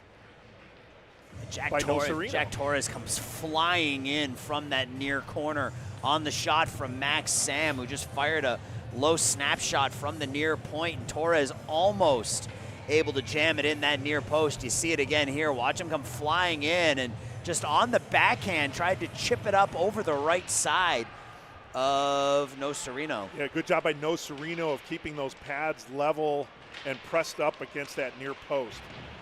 Now there's a heavy hit from behind there from Rylan Daly. As the puck gets out to center, Northrop will skate after it. Flipped out to the neutral zone. Team White will regroup. O'Connell deflects the pass over to Bailey. Will Binkley, he got his pocket picked, and then just instead of going after the puck, just kind of gave a little two-hand shiver to the guy who took the puck from him. Just to know you're in the game. Yeah. Let you know you're there. As we're going to get an icing call here against Team White, we'll bring the draw down to our left with 10:22 to go in a scoreless first period. Second of 4 All-Star games here today from the Fox Valley Ice Arena for Central States. Thank you for tuning in, wherever you're tuning in from. I think this is finally it, Eric. I think this might be the end of the hockey season for you and I. It's gone longer than it ever. I mean, and I'm fine with it. I love hockey, but it's certainly gone about a month and a half longer than you and I are used to. Yeah, we are in mid-March, and we're still calling some hockey. Like you said, nothing wrong with that, but it is the changing of the seasons, as you mentioned, as we'll transition into a slew of other sports here. Yeah, it was, and we'll have time obviously to talk about this. We're here for another 6.5 hours or something, but it was a lot of fun this year being a part of the Central States Developmental Hockey League, and I sent an email to all the team managers at the beginning of the week, and I said, for Eric and I, coming from where we came from, you and I were a part of Nihil when the boys programs were over there, and I don't think we realized how good the hockey was at Central States until we started seeing some of these major and minor teams. It's been really impressive to watch these kids perform this year. Yeah, there's some very talented players, teams, talented coaches, just a great organization, and we appreciate being a part of it. Yeah. Team Red now inside Team White zone. They'll have it along the near corner. 4-player battle. Who's going to come out with it? And eventually that'll be Team White, and Griffin Brewer throws it over to the near wall. A little hit. Puck kept in momentarily. It's still there. Now Team Red with possession. But getting jammed up was Lewis Gahn. And now Team Red will have to backtrack inside their own zone. Far side over to Bozer. Piacenza dropped it back to Schloss. That was a pretty outlet feed by Team Red, finding Piacenza. Now a 3-on-2 here for Team White. Backhand pass, that one deflects on net, and able to hold on and make the save was Carter. They didn't really get a shot off. The puck was just deflected on net, and Carter was able to hold on for the faceoff. Off the stick of Zach Kleist from Peoria. Chicago, here. Sorry. Go ahead, Yeah, we'll go with the replay there. Go ahead and do your read. Well, not now. The game has started. We haven't really had reads too much this year at Central State, so we're kind of dusting off those skills. That's right. As the play goes out to center, Jacob Hendricks moving that puck inside the zone. Check that was Philip Sitnick. Had my whites and red rosters mixed up, as I typically do in that first period. That happens with these. I don't know what it is about the All-Star games. It happens with the All-Star games. It's really, really easy to just confuse the teams. Piacenza carries it inside the zone. Pass over to Slosh, gets it on net, and a pad save made by Nocerino. Good rebound control by Nocerino as well. We saw that well in the first game, and especially from Milne for Team Red. There's Piacenza again. He's been very active here in this last couple sequences. That pass to Schloss got deflected. cross ice pass, I should say, and then the shot from the far circle, and making the save and holding on is Julian Nocerino. We got Peoria, Arizona checking in, Eric. That's a good distance. Yeah, cheering on Team Red. Hope you're having a wonderful Sunday morning. Eric, do you read? I will do my read. The Chicago United Hockey League would like to congratulate all the CUHL alumni playing in today's Central States Development Hockey League All-Star Games. Please go to www.chicagounitedhockey.com. There you go. Well done, Eric. All right, I'm one in. As that one gets deflected into the netting, we're down to 7:09 remaining in a scoreless opening frame. I did a lot down the stretch with the CUHL. We did their championship games from Glacier, very beginning of March, and you talk about talented kids. I mean, some of these 8-year-olds, you watch them and you forget they're 8. Right? Here's Sanchez with another keeper at the near point, rings it over to the far corner. Team White trying to set something up here and get a late first period goal. But Maris pushes that puck ahead to Torres. Torres trying to elude a defender. Good job defensively there being applied by Andrew Serber. Oh, we're getting a penalty. Oh, this is our first penalty. Oh, no. No, it's the net. Net off the mooring. We jumped the gun. We did. So I did the IL West All-Star games last weekend, and there were a couple of penalties called in those games. And instead of doing power plays, penalty shots. Yeah? Yeah. That's fun. Yep, I agree. It's an all-star game. Yeah. Yeah, what fun is an extra man advantage in an all-star game? Well, and you end up, it works out well because you don't have 150 coaches in the stands yelling, shoot the puck. Because you have to. Because you have to, because it's a penalty shot. Yes. Shoot sooner. Yes. That's a great point. Now Team White intercepts the pass and moves it forward into the neutral zone. Shot whistles behind the net. And goes over to the near wall. Ooh, that could have been some dangerous contact there between Babcock and Billhorn, but both players able to skate away from that contact. Puck dropped down low. Flipped up along the far wall, and that's going to skirt all the way down. Don't think it's going to have enough for icing. No, it will not. Team Red recovers. Oh, a dangerous pass between the circles. Will Binkley. Yeah, Binkley was able to intercept that one, but just wasn't able to corral it to keep it in play for a shot. And now it's thrown behind the net of Aiden Carter. Clearing attempts up through the middle is never a good idea. There's Binkley again, and that one gets deflected into the netting. And we'll have another face-off. That one will be to the left of Aiden Carter with 5:12 to go. No score here at the Fox Valley Ice Arena. Well, similar kind of vibe to game one, right? I wouldn't call it close to the vest defensive hockey, but there's been enough defense in the All-Star game where it's not just breakaway after breakaway, and these teams are going to have to earn their goals. They definitely will have to do that. Yeah, again, no team is lying down out there. It's the professional all-star games where you kind of see that lackadaisical play. We did not see that in game one. Don't expect to see that in any of the other 3 games we're calling this morning and this afternoon. We're into this afternoon. It's 12:30. We've crossed the barrier. Yes. Cross ice pass, brings it back between the circles. And now they're going to spin around in the own zone. There was Martin Mullen. Trying to work around a check there is Zach Kleist. Gets it over to the far wall, and it does come out to the neutral zone where Sam will have to play for Team Red, but a giveaway. And then fanning on it, and then a backhand turnaround attempt goes wide of the near post. That was Binkley again. He's been noticeable here on this last couple minutes as Gahn moves the puck inside the zone, taps it over to Sam at the near point, back to Gahn. Oh, cross-ice pass was intercepted. Moved up ice they go.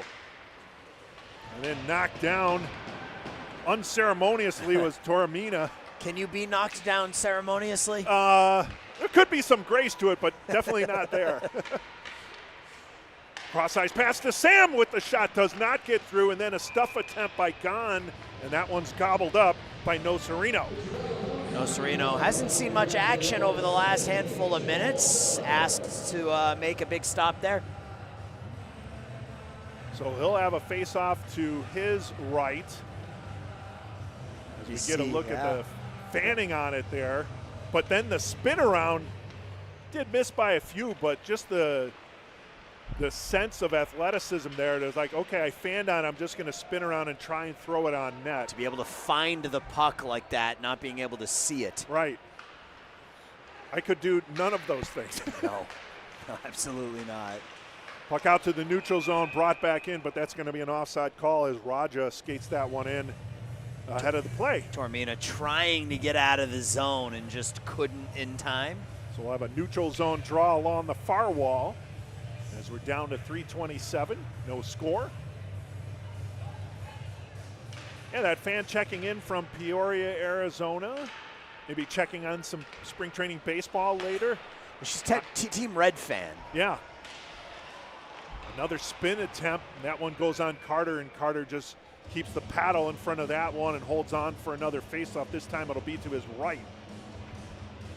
We've had this year, especially during the championship games, when I say we had global viewership, I mean, we had Canada, we had South America, we had Europe, we had across the country watching those Central States Championship games. So hockey truly is, it's a worldwide sport, right? Yeah, well, I mean, that's why we broadcast these games. There's so many people who would like to see their friends, their nephews play, their nieces, whatever. And it's an opportunity to do that when you're not near the local play. As that shot patted over to the near wall. And honestly, Eric, it's hockey, and you and I both love hockey, and that's kind of where all this started for you and I back in, well, for me in 21, but for you back in, what, 17 or 18, right? 16, actually. Okay. Actually, 15, if I go back to Chicago Cougars. Oh, yeah. Yep. So, yeah, it's been a long run here, and you and I have both been doing, many games together. Uh-huh. That shot whistles behind the net, goes over to the far point. Not as many this year, though. No. No, we were on separate teams, if you will. Yes. Yeah, so it's kind of good to close out the season working together. Yeah, for sure. Team White picks up the loose change. They'll bring it inside the zone. It gets deflected behind the net of Carter. Team Red quickly regains control and pushes it up ice. Piacenza loses the handle. Kleiss gains it back for Team White. Now out to center. We're down under 2 minutes, 1:52 remaining. Here's West. Kleiss. Kleiss gets it out to the neutral zone. And now Team White. Shot whistles behind the net. And somehow that got deflected over the glass into the crowd. I think it caught the stick of Aiden Carter up into the nets. So that was good work by Zach Kleiss down in his own zone to sort of A-frame and not give up the puck, and then a good outlet pass leading to that shot. Yeah, it was good. Nice patience to set that up for Team White. We'll have a face-off to the right of Carter.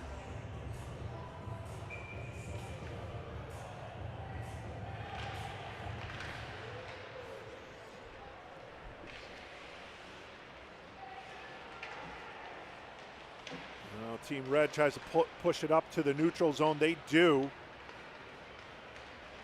Quickly moving up ice. On net. Throwing that one towards the net was Conley. Conley right out in front.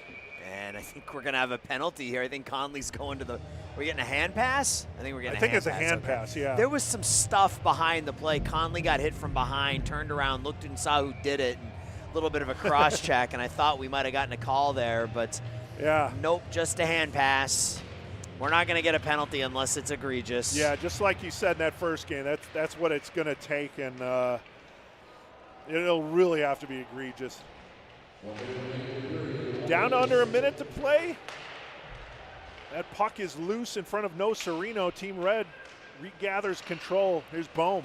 Flip shot gets deflected off of Murphy to the far corner, and it comes up high. Here comes Team White. They could have a 3-on-3 here. No, they're going to make some changes, so it's actually a 2-on-3 as West tries to pass it back to O'Connell. Brought back outside the zone with 36 seconds remaining. Dumped back in. Team White will chase. Far side play there from Sitnick. Check that from Hendricks. And now Brewer, cross ice pass. Back to Brewer. They'll play a little keep away there with 19 seconds remaining in the first period. Brewer up along the near wall. Between the circles. Shot deflected as Babcock's shot gets deflected. Puck still in play with 6 seconds remaining. Between the circles, here comes Team Red. They're not going to have enough time to do anything as Bill Horn will just flip it towards the net. And we'll go to the second period scoreless here at the Fox Valley Ice Arena. We'll take a quick audio break and we'll be back with second period play shortly.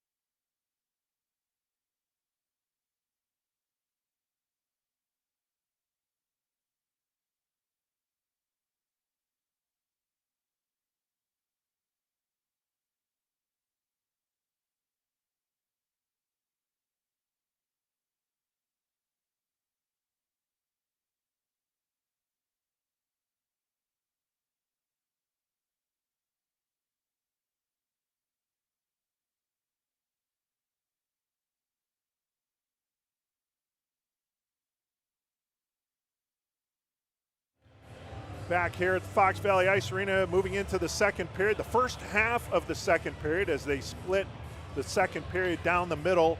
8.5 minutes for the first half of the second period. Then we'll do the between the halftime ice scrape, as it were. Team Red will be going left to right here, second period. Team White, right to left. See both goalies, both played well in that first period, Eric. They'll continue on until after the ice scrape, then we'll have our change. Chicago Blues Hockey Club would like to congratulate all the CSDHL All-Stars. Visit www.chicagoblueshockey.org. Edge, right? Edge Ice Arena? Yes. Another place I like out in Bensonville. We were out there early this season, like in November, and I don't think we went back again. Yeah, I like it, especially when we're able to get in that little cordoned off press box area. Oh, yeah, that's a good one. That's a good one. Yeah, this year we weren't on that rink, so I was set up on one of the round tables, but as always, very gracious hosts are the Chicago Blues. Yeah, it's a nice setup over there at the edge.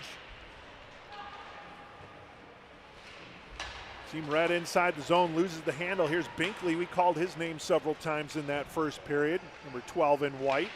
As that puck gets on the net, deflected. And that's the third time in this game here that net's come off the mooring.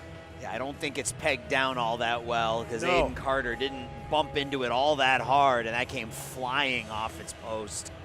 We haven't had, I don't recall in the first game or in this game, our goal to the right having that issue. So it just seems to be something with that far post. And I was going to say it is, and it's that post too. Yeah. It's not just that net, it's that far post. So face off to the right of Carter. Aiden Carter again to our left, and to our right is Julian Nocerino. With stick handling there from Raja. Gets the pass over, and a glove save made, and holding on is Carter. Saw that one all the way. Easy glove save. Orland Park Vikings would like to congratulate all of our Central States Development Hockey League All-Stars this season. Good luck and enjoy the games from the VikingsYouthHockey.org. That's a organization and an arena that we hadn't been in until this year with Central States. That is correct. And then we were there several times. Yeah, we were down in Orland a bunch, and another good setup, another rink that was very active and helping us and making sure we had everything we need. So much thanks to the Orland Park Vikings. Their parking lot confuses me. Yeah, it's just a long walk from the parking lot to the rink when you've got a bag full of gear, but it's okay.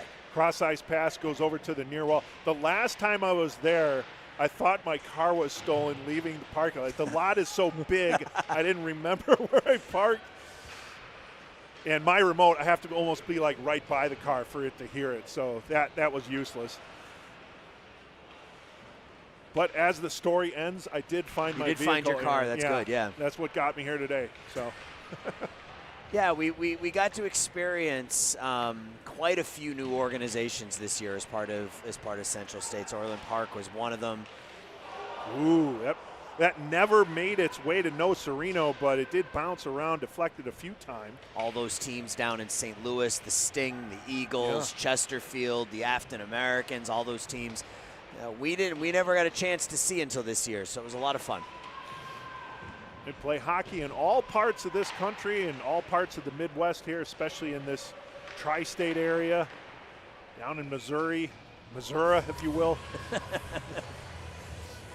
That shot between the circles, gloved and held on by No Sereno, more so absorbed by No Sereno.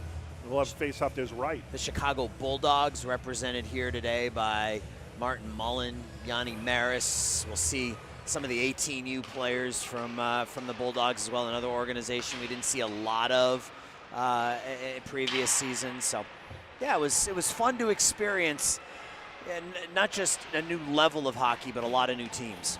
Puck flipped out the center. Petrovic's going to have to track that one down. He does for Team Red and immediately throws it out to the neutral zone where it's dumped back in by Brown. Team White had to retrace and get back on sides. Now a giveaway inside the zone. Stick work there, trying to move that puck forward was Donnie Redmond, and he's battling in that near corner. And Bailey to Redmond. And Eric, you and I are such big Jersey fans, you know, that it's we were opened up to a whole new group of new jerseys that we had never seen before. Yeah, so it's always good to see what's out there and what's fresh. You know, and a lot of teams, like, there are a good chunk of teams that don't take their cue from an NHL team. Yeah, they just have their own style. You kind of like that as well. Not that there's anything wrong with that.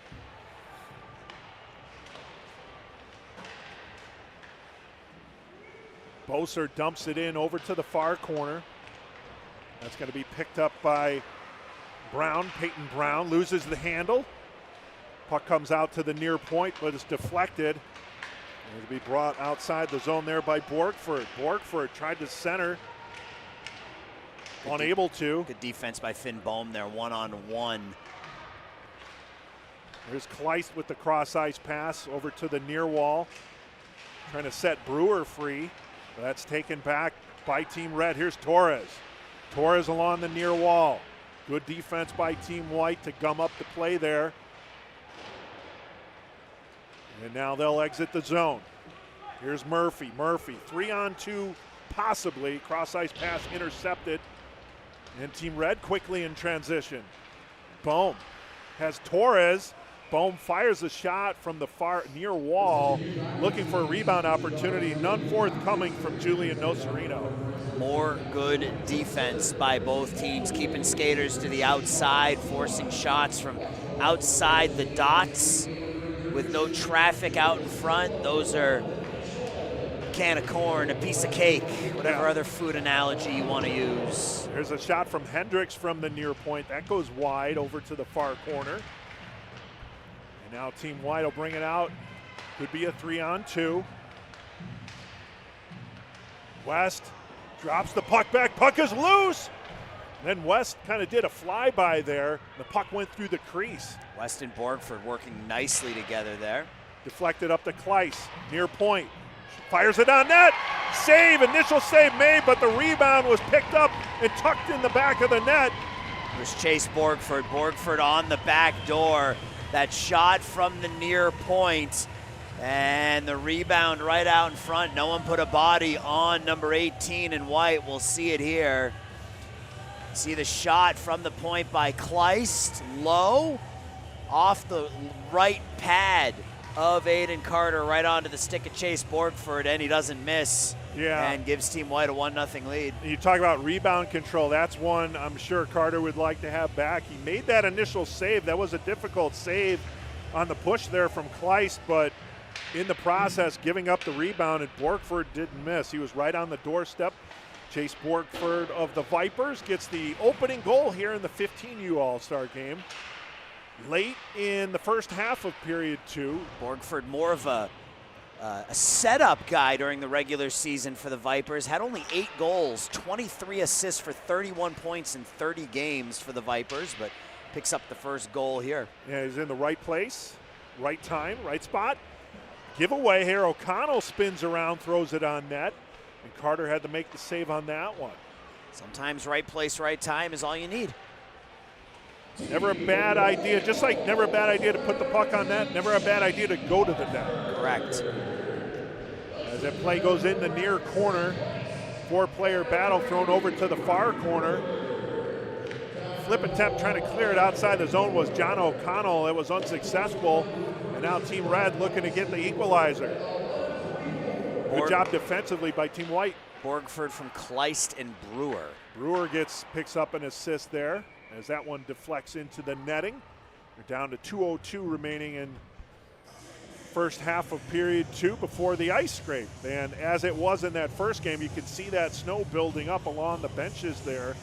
So that'll get cleared up here after they do the ice scrape. There you see another look at the goal. Yeah, we talk about rebound control. That was into the body of Aiden Carter, and that's usually a shot that a goalie can just sort of soak up into the chest pad. Right. But Carter not able to play that one cleanly, and it leads to a goal. It'd be different like if it ricocheted off a pad. That's Yeah. harder, especially with someone right on the doorstep there. Right.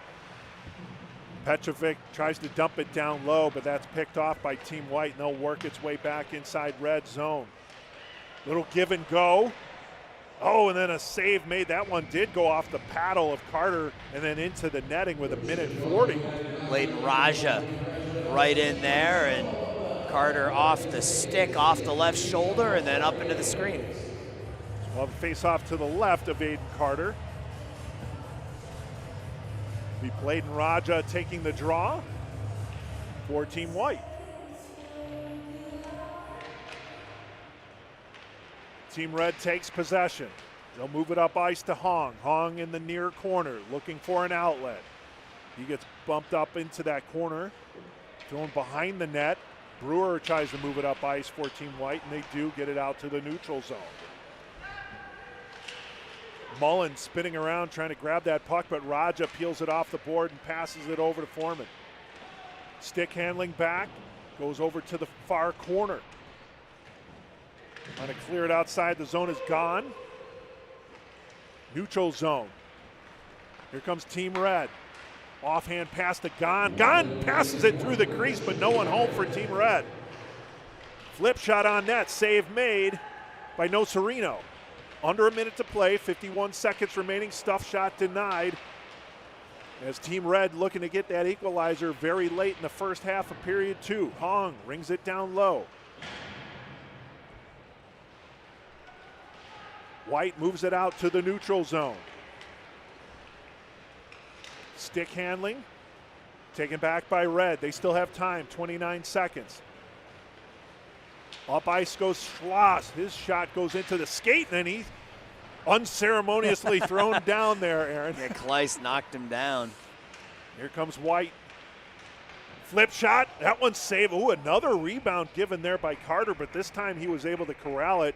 No white jerseys in the immediate vicinity. He had a buffer of red jerseys. That was Kleist again. You watch this pass here back, and Kleist from just outside that far circle, and it was almost a carbon copy just on the other side into the body of Aiden Carter. This time, though, it bounced in front of him rather to the side of him, and he was able to make the save. Out to the neutral zone with 7 seconds remaining. Team Red trying to get a last-second shot on net. Don't think they're going to be able to do so here as time winds down in the first half of period number 2.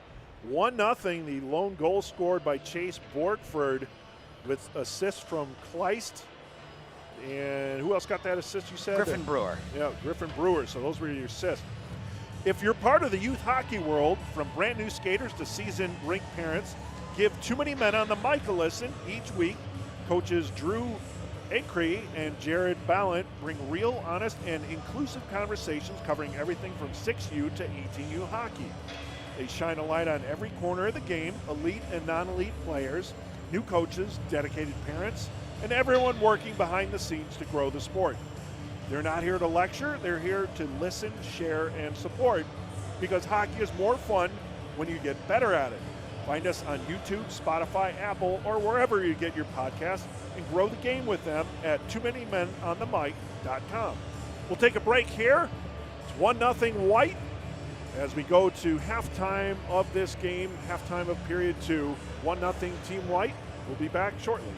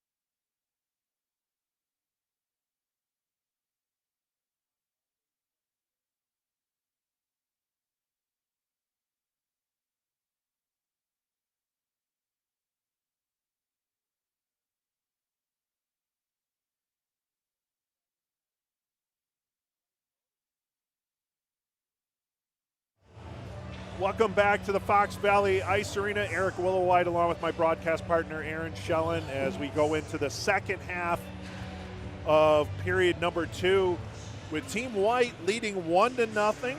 The lone goal scored by Chase Borgford in that first half of the second period. Eric, we were talking about that. Talking about bananas and Gatorade and water and Nature Valley bars. We weren't lying. Yeah. Now they only have a couple bananas. Now they're finally starting to break out more bananas there, but it's too late. The intermission is over. They'll have to save that up for the 16Us now. As we get ready for the second period draw, Team Red again going left to right, Team White right to left. We do have change of goaltenders though. We have Gable Fumagalli in net for Team Red to our left, and to our right, Carlton Kiesig of the Vipers, Fumagalli of the Cyclones. Playing on his home rink. Yeah, I like to see that. There's Foreman for Team White. He'll bring it out to the neutral zone. Foreman gets it back, shovels it on net, and an early opportunity for a save for Fumagalli. That was a nice feed, trying to get the number on that skater, but that last pass to Foreman took a little bit off it, and that allowed Foreman. That was Binkley, Will Binkley, number 12. Yeah. Just a little shovel pass forward to Foreman, but didn't put too much on it, and allowed Foreman to just skate onto the puck. Binkley will take the draw. He wins it for Team White. They'll get it back over to Kleist. We've seen him fire from that near post with success, that time gloved by Fumagalli. So now the face-off to the right of Fumagalli, and it'll be Binkley once more.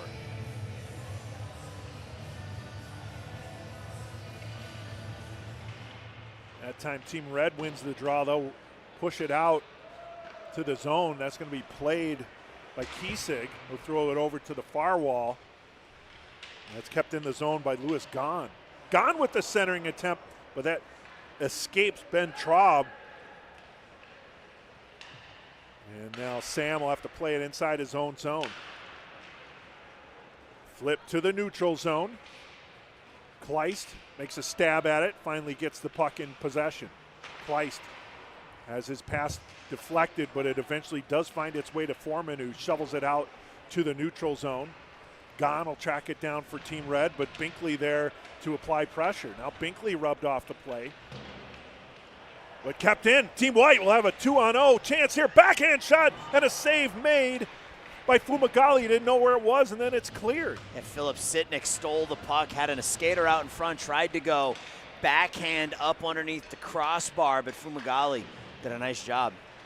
So Fumagalli really getting tested early here in the second half of period 2 as he came in for the goalie change, as did Carlton Kiesig.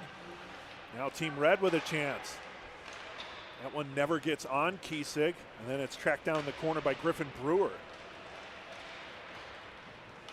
There's Redmond pushing it ahead. Redmond will have to peel back, crosses inside the zone, crossed with Bailey, and that puck thrown on by Fumagalli to Fumagalli, who plays it. Now between the circles. Shot whistled wide.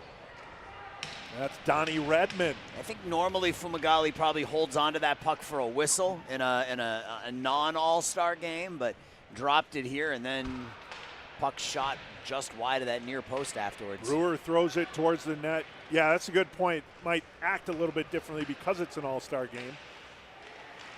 Backhand pass, stuff on net, and then a follow-up rebound is put in the net by Boser. Yeah, Zane Boser. Zane Besser on that back door was able to clean up the rebound and tie it at 1. So now we're all even at 1, as there was a lot of traffic there in front of Carlton Kiesig. And as you mentioned, and we'll get a look at the replay, but Zane Boser just kind of followed the puck on that play, did a little drive-by, and was able to stuff it past Kiesig. Well, this game has opened up a little bit since these two teams have come out for the second half, Eric. This clean sheet of ice, and we've had some back and forth. Good goal there by Boser, and we're all even at 1. 5:40 to go in the second half of period 2. Here's Boser again. That time his puck was taken away by Murphy. Murphy will bring it up ice for White. Gonna push that one forward. Now Team Red will leave it along the near wall. It's thrown in the laid off side.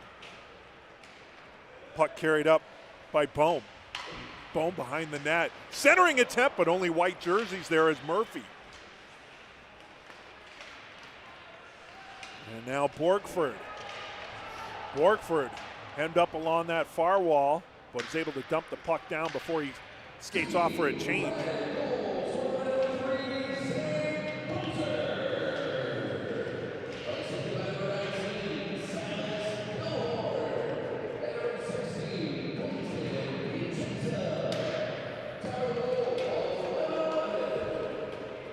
Bill Horn and Piacenza get the assist on the goal there from Bozer.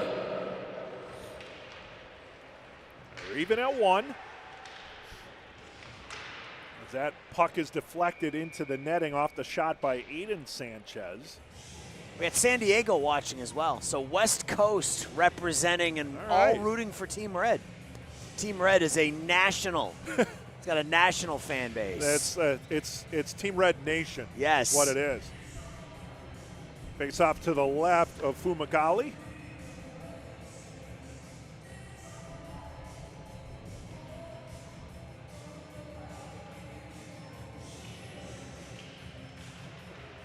White wins possession.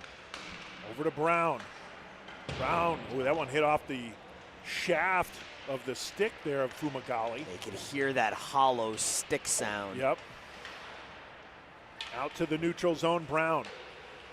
Pushes it back up ice. That one escapes Babcock and is tracked down by Max Sam. Sam goes behind his net. He gets a little bit of a pick there, but then he fans on the subsequent clearing attempt. And it goes out to center. Daly had it for a moment. Here's Mullen. Mullen's pass was deflected off the back skate of O'Connell, and then a rebound by Mullen into the glove of Kiesig. Wow. Save of the day so far. Carlton Kiesig on the rebound. A little bit of flair after the fact too, but that's well-earned flair by Carlton Kiesig. Watch this. Oh, wow. That deserves a wow. Yeah. That is a wow save for sure. Nice job by Carlton Kiesig. So these goaltenders getting tested in this. Yep. And their entry to this game. Oh, that puck ricochets back. Mullen will play it. Eludes one forechecker. Another gets it out to the neutral zone, but brought back in. Fighting to get it outside the zone is Daly. He eventually does. And now Brown tracks it down for Team White. Mullen picks it off. Now Maris. Back to Mullen. Here's Sam near point. Oh, that one skates over his stick. And he'll have to track it down back inside his zone as we get down to 3 minutes remaining here in second half of period 2. Brewer. Deflected off the stick of Tormina. Puck lying there. Whoa, what a bullet by Bennett Foreman as he picked up the loose change and he buried it in that left corner. Goal scorer's goal right there. Bennett Foreman took the bouncing puck and went right up into that top near corner over the right shoulder of Gable Fumagalli, and White gets that goal back. It's 2-1. That was a laser beam. Watch it here again. Woo. That's up underneath the crossbar. Water bottle popper, as they say. If there was a water bottle there, it would have popped up in the air. Yeah, that one would have been jettisoned. So nice job by Foreman, regaining the lead for Team White as they go up 2-1. 2.5 to go here in second half, period 2. Tormina will dump it down low. Northrop gathers it up for Team Red. Now Team Red looking to get the equalizer once more.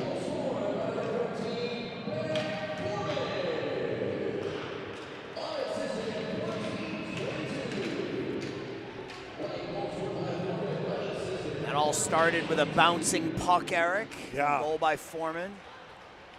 Hong going the other way for Team Red, throws it on net. That's paddled aside there by Kiesig. Went into the boards hard as well. Got taken down after he took that shot.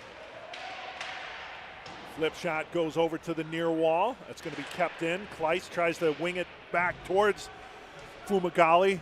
Could be a 2-on-1 here for Red. Here's Conley. Conley with the shot, a save made, and then a good follow-up there by Kiesig to prevent a rebound opportunity. I like what Kiesig did there, just skated out and kicked it away with his body, that second attempt. Shoveled towards the net, picked off by Team Red. Out to the neutral zone, 1:20 to go.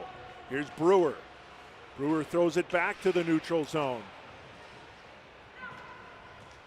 And Giardi had it, gets it back, pushes it back up to Sitnik. Sitnik bodied off the puck temporarily. That allows enough time for Finn Bohm to track it down.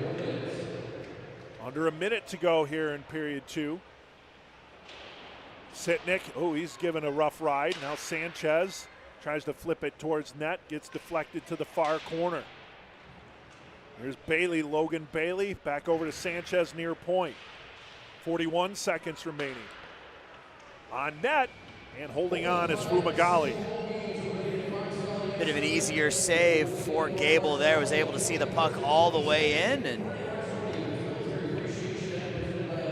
covers up with 37 or 36.9 left.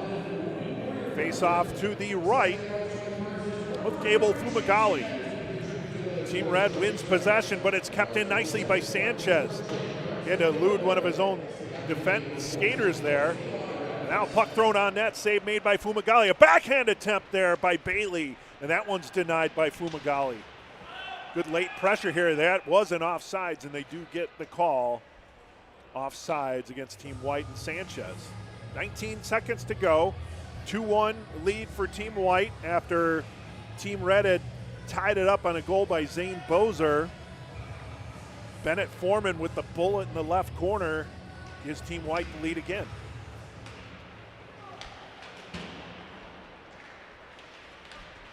Brewer pushes it ahead. Thrown back the other way by Finn Bohm. 7 seconds on the clock. Shot coming from Gahn. That one went wide, and the time will wind down here in period 2. We'll take a quick audio break. We go to the third period. It's Team White 2, Team Red 1. You're watching Central State's 15U All-Star Game.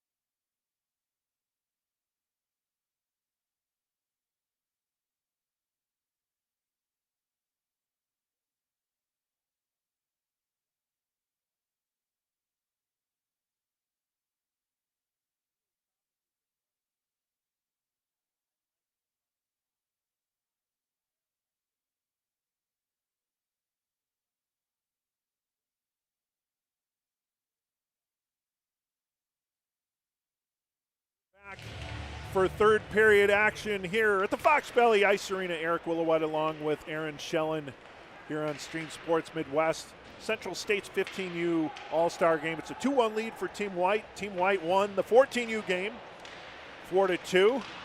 They're looking to tack on another Team White victory here on the Team White ledger, if you will. There's Sam inside his own zone. Team Red now going right to left. Team White left to right.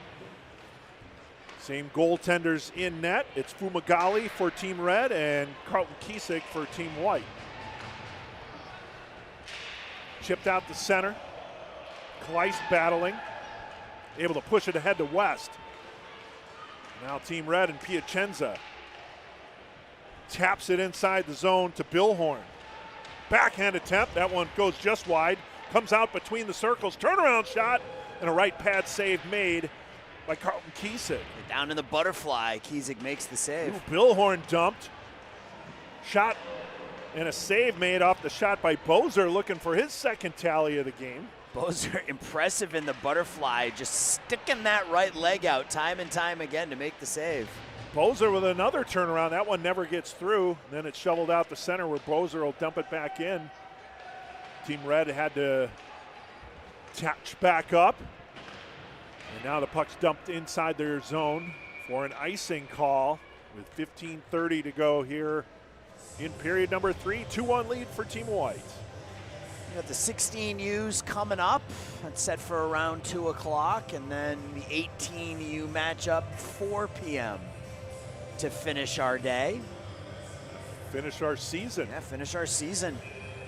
Nearly 160 Central States games, including these all-star games this year for us. Not just for you and me, but for our team. Yeah. Mike Napolitano, Joe Williamson, Ethan Wiles, Brendan Januska. Backhand save made there by Fumagalli.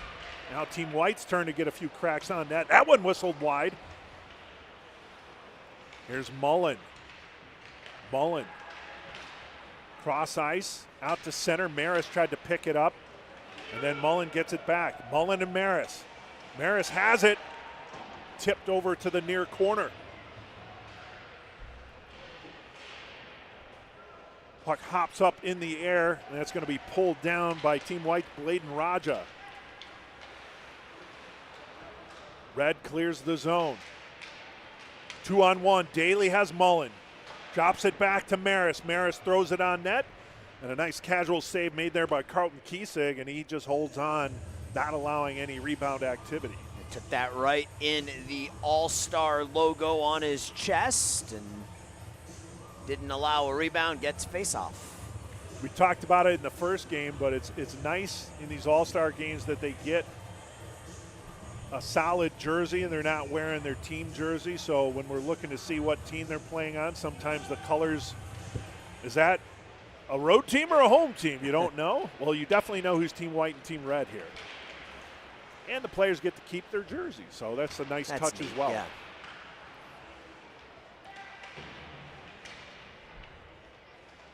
So when they're 40 years old, they try and slip it on, right? Yeah. If they can. Yeah. I certainly can't wear anything from my high school days. No. They hang on my wall, that's about it. Nice stick work there, but it never went through. They're going to try again between the circles as Bohm whistled that one. And a nice save made there by Kiesig. Blockered that one down. Bohm will keep it in near point. Dumps it down low. White jerseys will pick it up. Brown backhands it to Raja. Raja at center. Pushes it ahead. Bosick fires it on net. Save made. Fumagalli makes the save, and then his teammate sweeps in Rylan Daly to push it up ice to Maris. Yanni Maris. And it crosses in, but in ahead of the play was Mullen, offsides against Team Red. Yeah, just a little.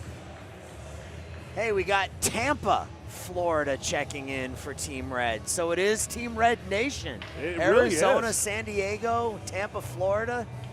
We're just missing the Northeast and the Northwest. Maybe that's where all the Team White fans will come from. They're going to have to make their presence known on the chat. Absolutely, yes. Flipped on net, paddled aside by Kiesig. Looks nice and casual in net there, does Kiesig. Those are always the most impressive goalies, the ones who don't have any unnecessary movement in nets, and they're just, you know, they only move the parts of their bodies they need to move to stop the puck. They're positionally sound, and they're nonplussed. Tormina had it, lost it. Hong now carries it forward to Torres. Torres, way to hold off a defender there in Brewer, but Brewer stuck with it and backhanded over to the back wall, the far wall. Now Team White will move it ahead. Tormina. Yeah, that's just enough to call that offsides as Tormina kind of delayed and wasn't sure what he wanted to do at the last minute. He passed it over to the left wing, but by that time, they were already offside, was Team White. So what I say in that first game, Eric, it might be the right call, but is it the right call? Yeah. You know what I mean? It's an all-star game where we're talking inches here. Play on. Yeah, that one was very close. That was Binkley, who was the culprit, if you will. And I will. All right. Here's Sam. Sam pushes it up ice. That's going to be tracked down by Serber, Andrew Serber. Serber goes down. Tormina with a shot, and he buries it. Oh, that was filthy. From the near dot, he just blasted that one past Fumagalli, and it's 3-1 White. Oof. Up underneath the crossbar. Nathan Tormina, 20 goals in the regular season in 30 games for the Vipers, and he went up underneath the crossbar to give his team a 3-1 lead. Watch this shot again. Just a snapshot, not wasting any time, and right up underneath the crossbar. And we'll have to see who got the assist. They were tying up the player, and I think they just pushed it over to Tormina. I didn't catch the license plate there, but definitely looked like there was an assist on a play there as that one deflects into the crowd, so we'll wait to hear. Right now it says unassisted. Really? But yeah. Yeah, I get the way it was a slow-mo replay, it looked like the puck was directed over to Tormina. We got Team White checking in from San Diego, so it looks like we might have a little bit of a rumble here in San Diego between White and Red. Maybe they should settle the score over in the Gaslight District there. They'll head over there and wear their appropriate Team White, Team Red jerseys. Well, right now, Team White in control of things, up 3-1. Oh, 14. So it's Foreman. Okay.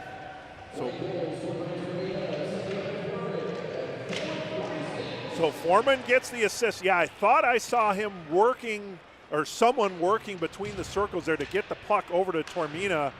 And man, that was a heck of a shot by Tormina. But it starts with that play from Foreman.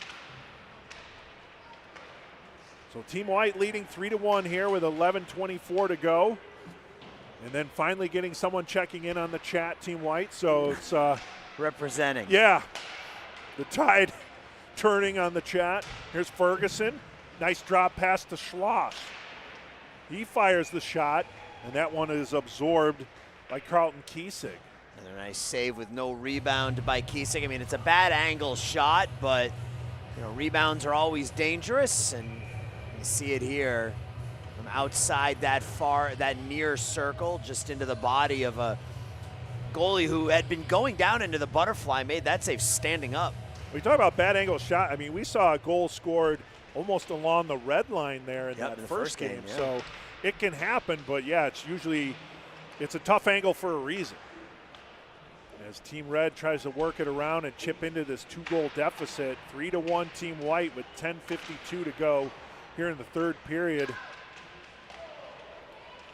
Team Red's going to have to do some soul searching if they fall down 2-0 here. Centering attempt is denied, but Team White gets the puck back. They'll throw it up along to Brown at that far point. Peyton Brown.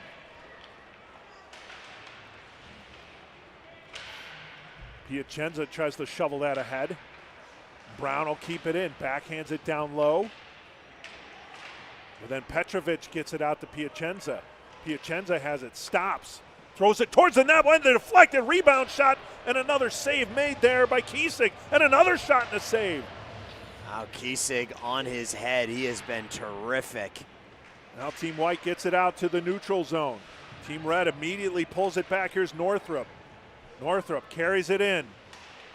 Oh, nice defensive play by Babcock to interrupt an oncoming Zane Boser, who has the lone goal for Team Red. And now Billhorn rings it around. Now Team Red making some changes as Boser skates off the ice. That allows Team White to bring it inside Team Red zone momentarily. Here's Billhorn. Billhorn trying to get a step, create some space. Tried to backhand pass, but that was intercepted by Team White out to the neutral zone. Daly tracks it down for Red.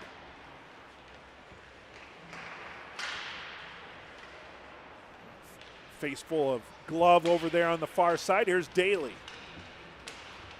Daly loses the handle. Now Mullen. Mullen tries to dig it out, gets it to Daly. Tries to throw it towards the net, deflected back to the near wall. Pulled off by Mullen. Mullen over to Hendricks. Hendricks now tries to ring it down low to Mullen. Behind the net they go to Maris. That one goes over to the far post, and that's going to be covered up by Carlton Kiesick. Daly over there by the far post, just trying to jam it through, but Kiesick does a nice job holding that far post. See it again here. That was off the stick, or off the skate of Daly, and it slowed it down enough for him to be able to get back there and that puck towards the net. Well, I think that was in that flurry. That was the flurry before. That was Bozer, yeah. Here's Red with the puck. As Team Red desperately tries to get back into this game, trailing by 2. Here's O'Connell for Team White. Tried to stick handle around Hendricks, but Hendricks denied. Good job by Hendricks right at the blue line. Now Mullen. We've said his name a lot. He's rubbed out of the play, but he carries on. Denton, Texas, rooting for Team White. All right. So the South is Team White territory. Southeast and West Coast are Team Red. Near corner dug out by Team White. Over to Sanchez. Sanchez cross ice pass deflected out by Bohm. And going to retreat is Andrew Serber. That puck gets deflected into Team White's bench. So we'll have a stoppage of play and a face-off along the far wall with 7:51 to go in period 3. 2 more games coming up here on Stream Sports Midwest for the Central States All-Star Games. We have 16U, which is tentatively scheduled for 2 p.m.-ish. And then at 4 p.m., it's the 18Us to close out our day of hockey, our season of hockey. That's right. And a good way to put a bow on a great season. Here's Sanchez.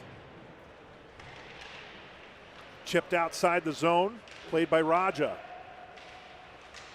And now O'Connell. O'Connell throws it over to the near wall.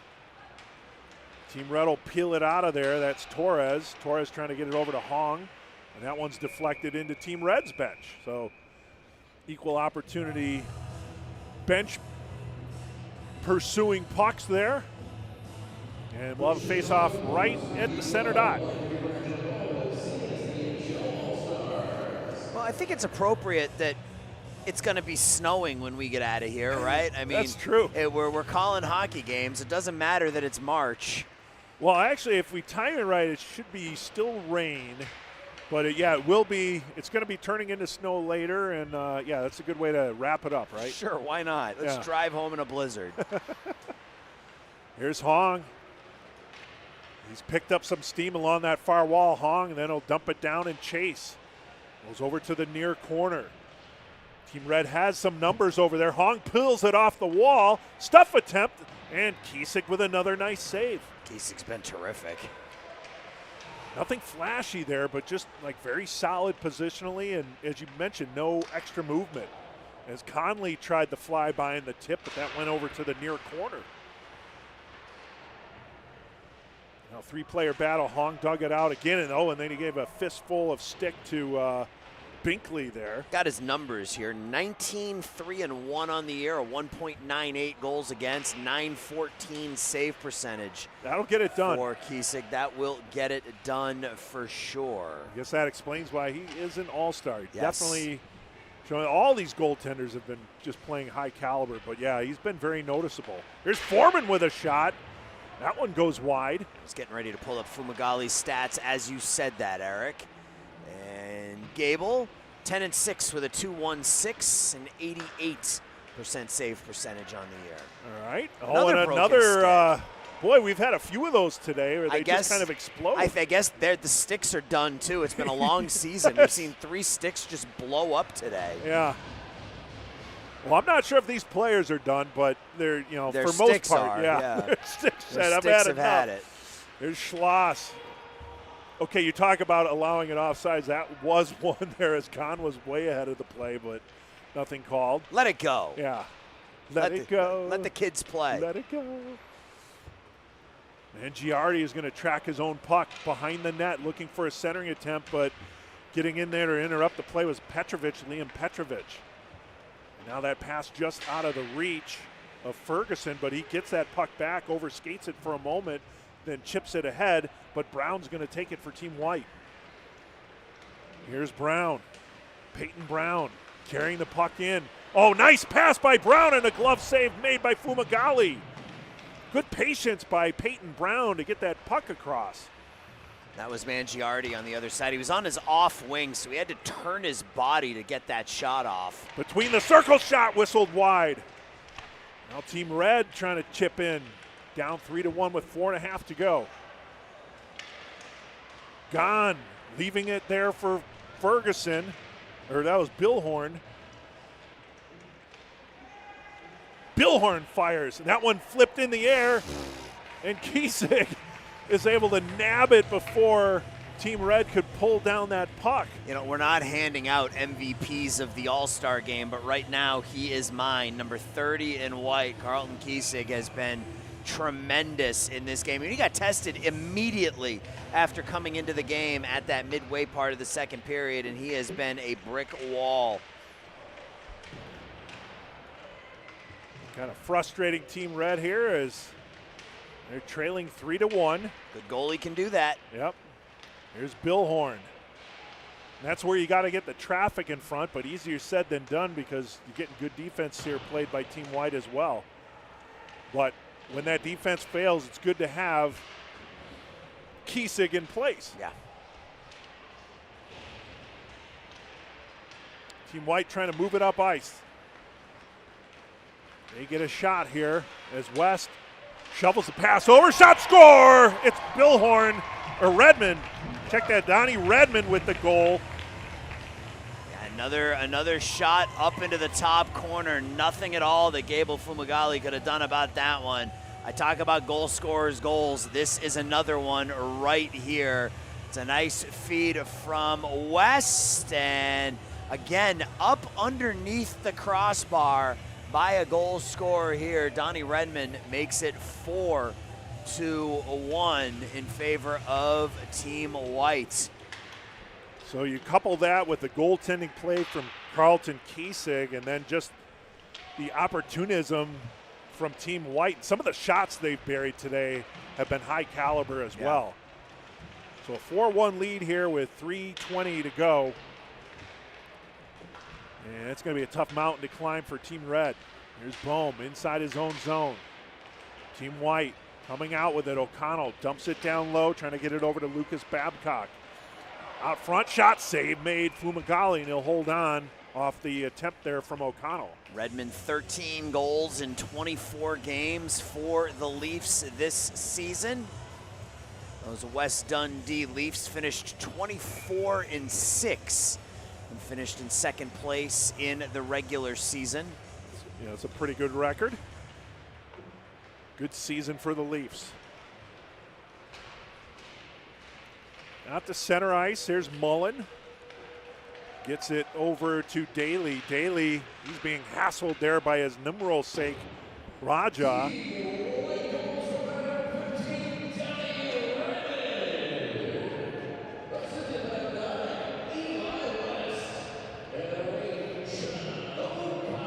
O'Connell got a helper on that goal from Redmond as well.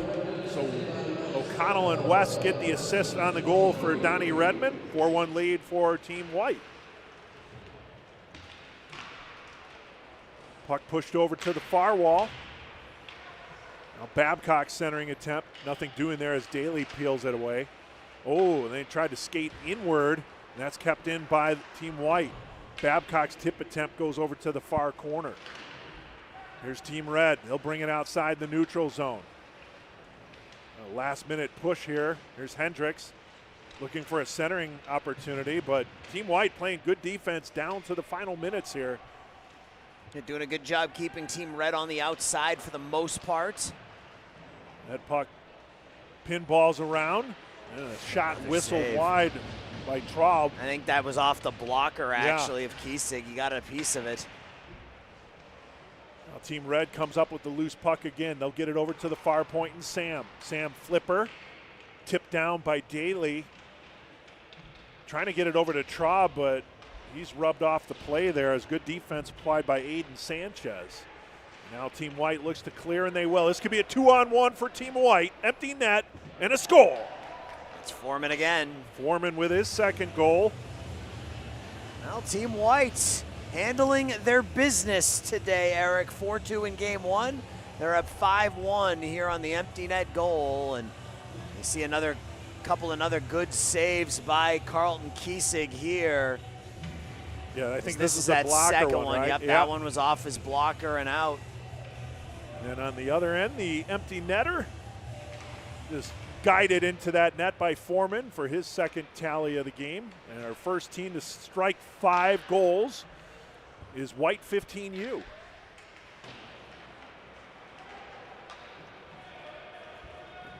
One minute remaining. Yeah, I heard that. Between the circles up high, they'll throw it down over the far corner. Referee trying to move out of the way there as that puck's finding him. Finding him again. Now Team Red, Sam spinning it over to Traub. Now Conley had it back to Traub. 30 seconds to go. That puck flipped into the crowd, yeah. Watch out. Watch out, it's over by the bananas and granola. All right, and we get a young helper there who gets the puck, and let's see if it goes into his hoodie.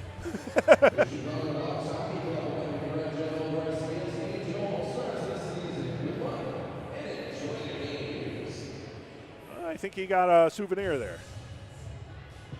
27.4 seconds remaining. Shot towards the net gets deflected.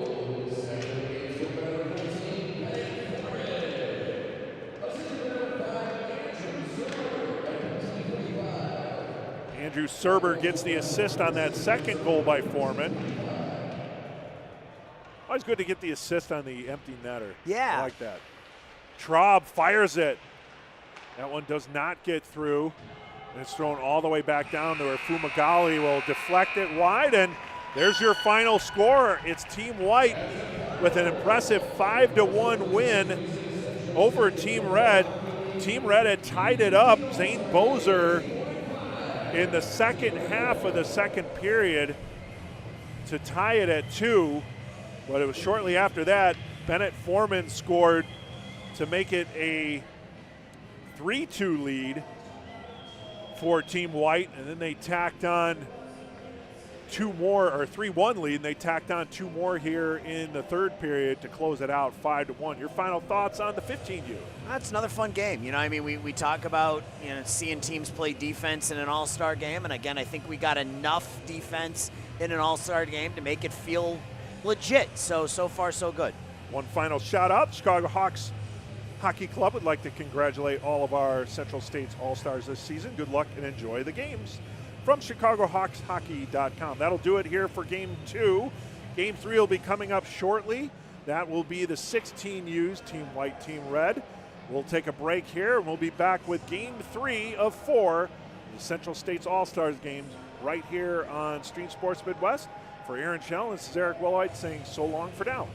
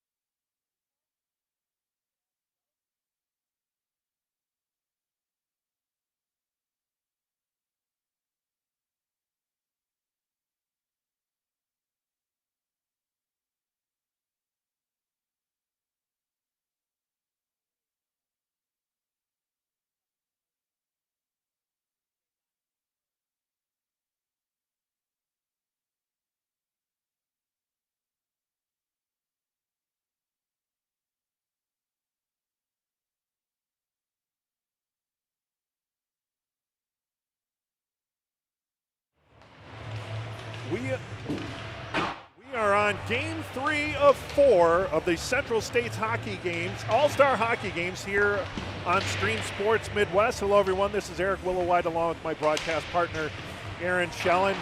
Aaron, we're 2 games into the 4 of the All-Star Games. It's been total domination by Team White and Team Red looking to kind of turn things around here, but it's been fun. A little bit of a blowout there in the second All-Star game, but you never know what you're going to get in any of these. But it's been some good competition, and we've seen some great goaltending play as well. Yeah, I mean, I mean, blowout might be a little harsh. Yeah. I mean, it was a close game until about midway through the third when Team White scored a couple of late goals to make 3-1, 5-1. But, yeah, I mean, we've seen some really good goaltending. We haven't seen any highlight reel dangles or anything like that yet. We've seen some goal scorer goals, you know, up underneath the crossbar and some pretty glove saves. But honestly, I've been impressed with the level of defense we've seen in the first 2 games, which you don't normally get in All-Star games, but we've gotten them so far here today. We're happy to see those. Let's talk about these rosters. I'll give you Team Red's roster here. From Chesterfield, you have Caleb Graves, Charlie Waltz, Noah Huber, and Hunter Ely. From the Bulldogs, Dominic Pasoli, Andrew Campano, Kieran Madden, Ryan Costanza, Jacob Forsberg. From the Hawks, Dylan Demet, Carter Blentlinger,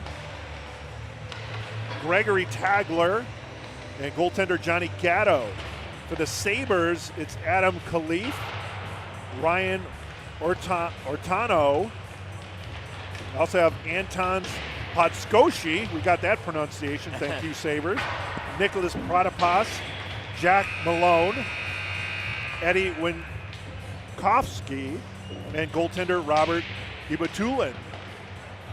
For, I think that's everyone. Yeah, that's everyone for Team Red. That's everyone. I'll try to run through Team White here really quickly before we turn it over to Jim Leo. Patrick Galley, Luke Sawyer Lake, Blake Byrne, Kason Maley, Brandon Yu, Gavin Seeger, Reese Brown, Jacob Borkowski, all representing the Leafs.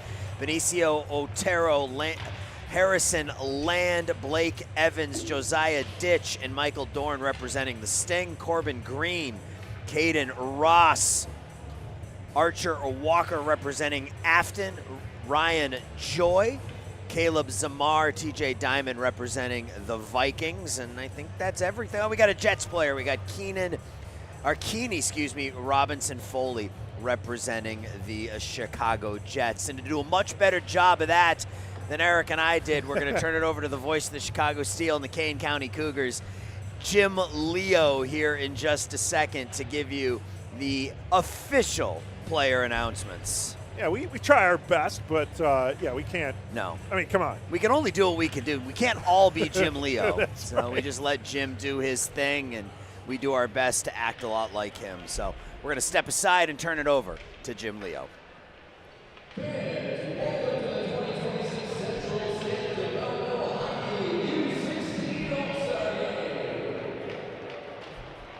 First up, welcome to our U16 Red Team.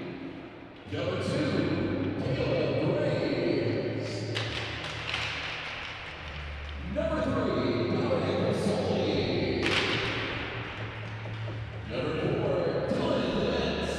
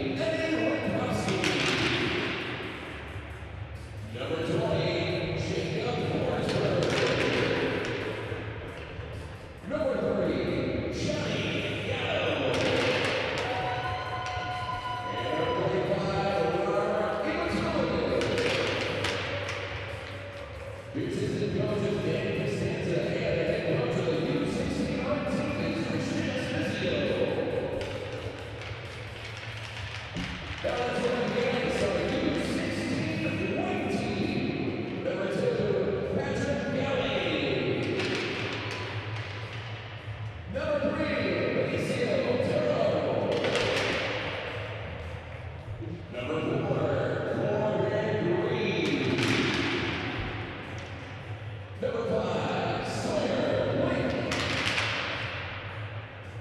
Number 6, Blake Bird. Number 7, Ryan Joy.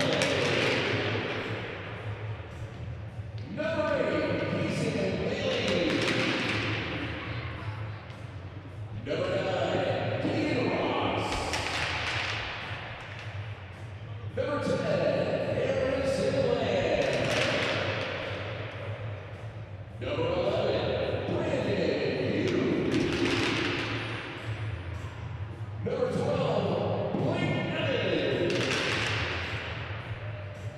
Number 14, Gavin Seeger. Number 15, Josiah Pitch. Number 16, Reese Brown. Number 17, Archer Walker. Number 18, Caleb Tamar.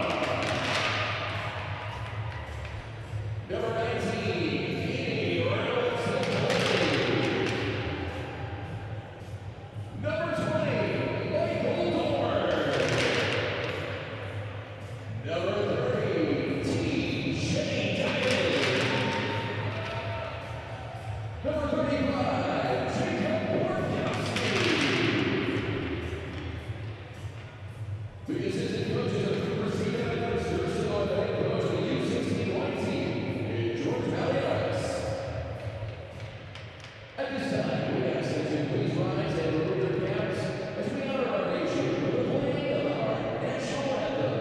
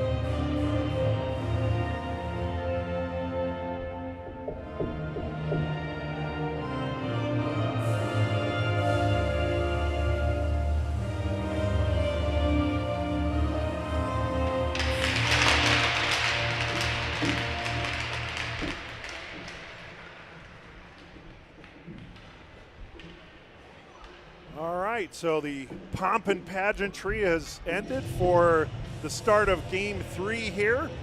And we're just a few moments away from puck drop. And before we do that, let's talk about the Chicago United Hockey League. Would like to congratulate all the CUHL alumni playing in today's Central States Development Hockey League All-Star Games. You can follow them at chicagounitedhockey.com. And Chicago Blues Hockey Club would like to congratulate all the CSDHL All-Stars at chicagoblueshockey.org. We'll have a few reads throughout today's game as we get ready. Yeah, go ahead. Well, I was going to say, starting goaltender for Team Red is going to be Johnny Gatto to our right, as Team Red will go right to left to start things off. I think it's going to be Jacob Borkowski That's for what I Team think White. as well. Yep, Gatto for the Hawks this season at 273 goals against, 882 save percentage, and down at the other end, it will be Borkowski, and he was 11-1 with a 1.36 goals against and a 930 save percentage. Quite the numbers there by Borkowski. Part of the reason that the West Dundee Leafs went 18-4 in the regular season, finished second behind the Sabres. Yeah, that's some pretty stingy goaltenders, especially Borkowski there. Yep. Team White will be going left to right. In the circle will be Todd Scoshi for Team Red. You did it, Eric, right out of the chute. I love it. And Brandon Yu for Team White. We're underway here at the Fox Valley Ice Arena. Podskoshi takes the puck and flips it off the near far wall. And it's deflected back in Team Red zone, and losing a tire there was Dominic Pasoli. The Team White will get something set up here. Flip shot. Oh, and it's deflected in just like that. It was Dorn, I think, out in front. We'll take a look at the replay, but the shot from the point, Dorn tips it, and it's right through Gatto. First shot of the game. White takes a 1-0 lead. With Dorn tipping it down. Here, we'll take another look at it now. It was Dorn out in front. The shot by Seeger. Oh, wow. Yeah, good tip. Maybe close to a high stick. That was up around the shoulders of Dorn, but you know what? It's an all-star game. Let it go. Yeah. It was a pretty play. 28. Let's count it. 28 seconds into the first period, and Michael Dorn scores. Of course, that's also the name of the actor who played Worf in Star Trek Next Generation, Michael Dorn. So I thought you Worf were getting a goal in here early. I thought you were going Roger Dorn from Major League. No, I wasn't. I could have, but it's Michael Dorn. So early 1-0 lead there, and a great tip there from Michael Dorn. It's the off first the shot from Gavin Seeger. The first period goal we've seen today. That's true, yeah. We've been 14U and the 15U. There were no goals scored in those first periods. The second period was the action period in those games. Oh, and that all started, I mean, you said it, when Dominic Pasoli blew a tire in that far corner and allowed Team White to get set up in the offensive zone. Yeah, that just kind of went awry for Team Red right out of the gate. So Team Red will look to rectify that situation here, but Team Red finding themselves in the same hole as the 14U and 15Us.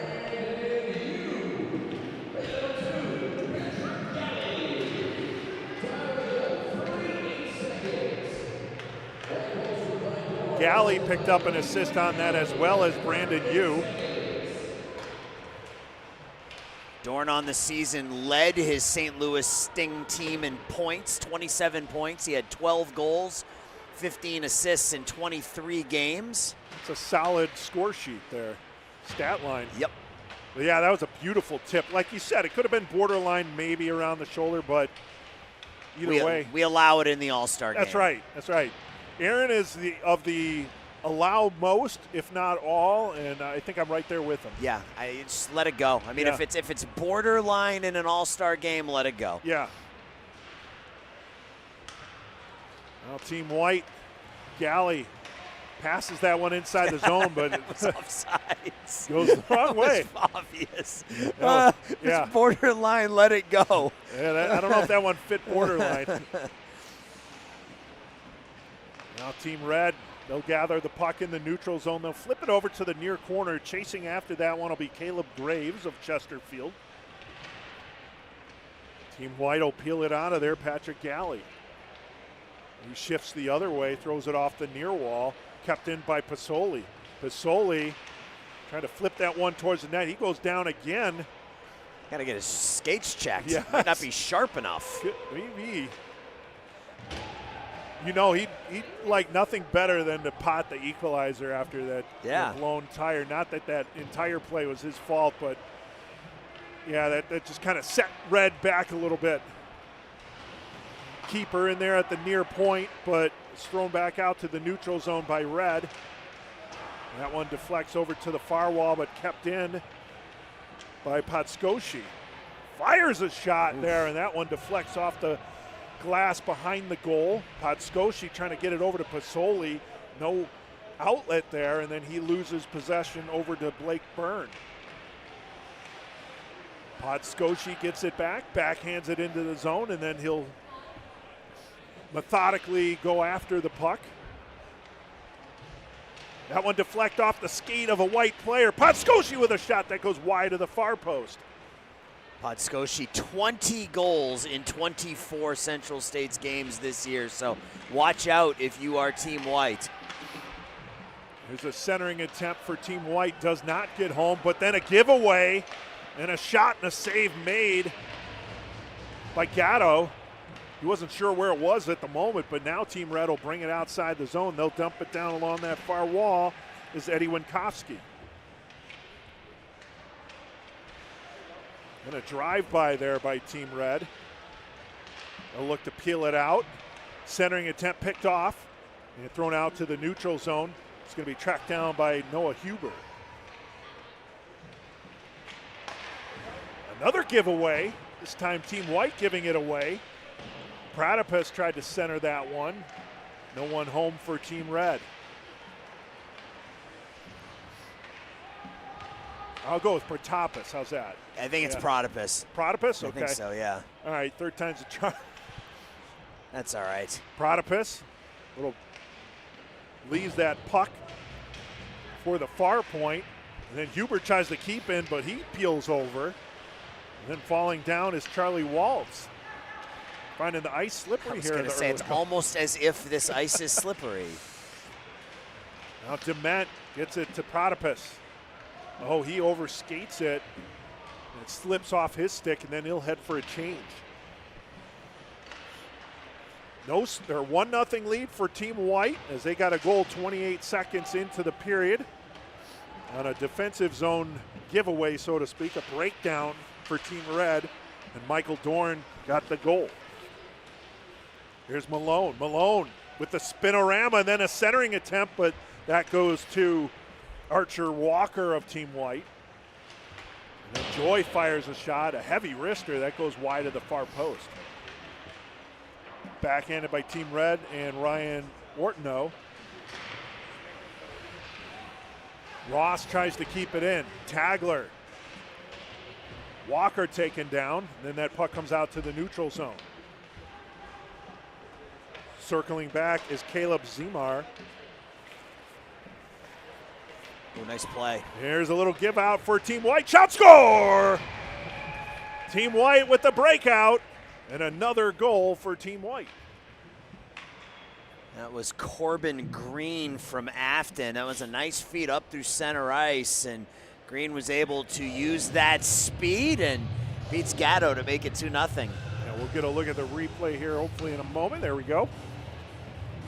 And he went short side. It looked like Gatto got a piece of it with his blocker, but not enough to keep it out of the net. And Team White continuing their domination here today, Eric, outscoring Team Red so far, what, 11-2? 11-2. Oh, and another one stuffed in. That one's Maley, and that goal counts. Yeah, net came off its pegs, but Maley right out in front. And Team White starting to run away with this one a little bit. I thought I saw the timeout signal from Team Red. I think that was in jest. Actually, I would call it though. Maley, Kaysen Maley this year, 7 goals, 11 assists, 18 points in 23 games for the Leafs. Gets one here and puts his team up 3-0 in the first. Well, public address announcer Jim Leo, he's a little backed up now. He's got a couple he's got to fire off here. He's got to make a list. Yeah.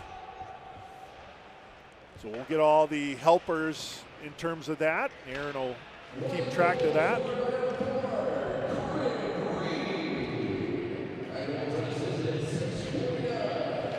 Green's goal unassisted. Now we got Michael Dorn is a save made. Almost a 4th goal as Gatto. Patrick Galley came in. So the first goal was Michael Dorn from Brandon Yu and Patrick Galley. The second goal was Corbin Green unassisted. The third goal, Kaysen Maley from Galley and Gavin Seaver. So Patrick Galley with a couple of assists here in the first period. All right.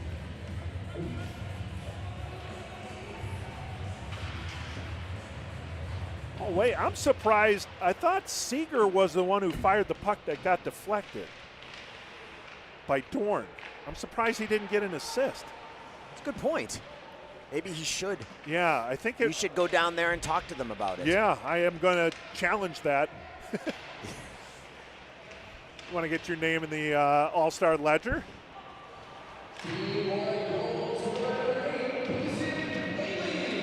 And that one stuffed in, and Team Red gets a goal.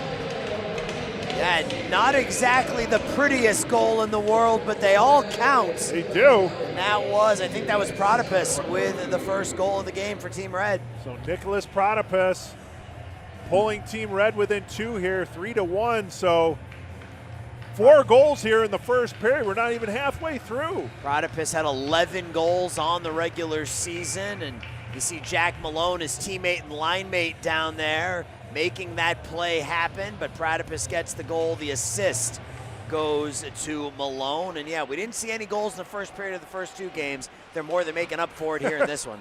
So 4, and Team Red getting 1 of them. They still trail 3-1.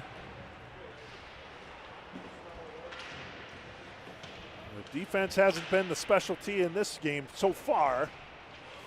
And that spin around shot there from Costanza right along the goal line. And that forced Borkowski to have to make a save. And now Team White.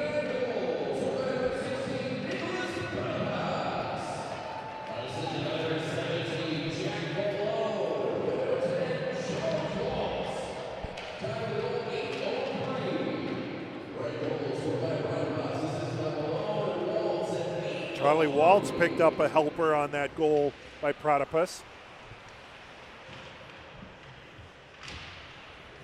3-1 White, 7:56 to go in the opening period. There's a shot that gets deflected into the netting behind goaltender Jacob Borkowski.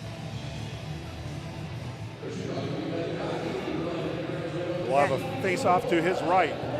Well, that was good stick-to-itiveness there, if you will, by Team Red, and Nicholas Protopus down low just kept plugging away until you finally get one through, and now you're right back in it.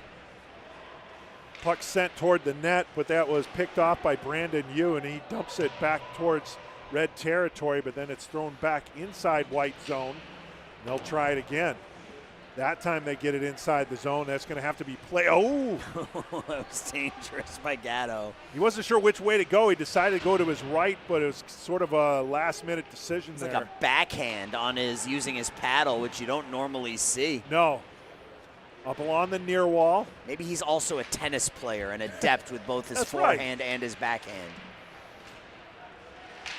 Here's play along the far wall. I've seen Brandon Yu, number 11 in white, play before, and he has an abundance of speed, so watch out there. Graves centering attempt, that's just outside of the reach of Hunter Ely. Red working to close the gap to 1. White will flip it out to center. Here's Tagler. Cross-ice pass to Ortno. Back to Tagler on the near wall. And deflected out to the neutral zone by Graves. Zemar for Team White battles it down. Tagler and Zemar among 5 players along that near wall here. And who comes out with it? It's Team Red. And it's Campano. Backhander whistled through the paint. Andrew Campano of the Bulldogs. Now here's Podskoshi. Tried to get the pass through to Campano, but a good late stick there from Team White and Zemar. He would have had an open net. Here's Podskoshi over the blue line. Fires that shot, and that one's saved, thrown over to the near corner. Podskoshi backhands it into the near corner.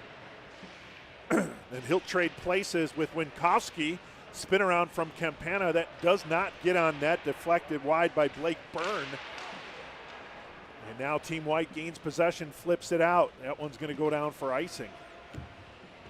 Oh no, okay. A soft whistle. Soft whistle, slow rolling puck. Yeah. That was just a casual icing. So we'll have a face-off to the right of Jacob Borkowski here with 5:34 to go in the opening period. A high-octane first period compared to our first 2 games. No goals in the first period in both those games, but in Game 3 in the 16U, it's they got a little bit more rest. Yeah. So they're coming out a little bit more energized, I think. Kept in. Khalif. And now between the circles, that shot is gobbled up by Borkowski off the stick of Pasoli.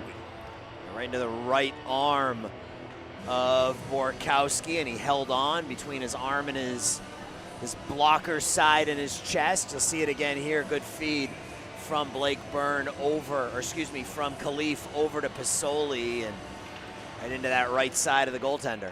Here's Pasoli again, back to Khalif at the near point. Tries to get between the circles. Puck deflected into the near corner. Pratapis.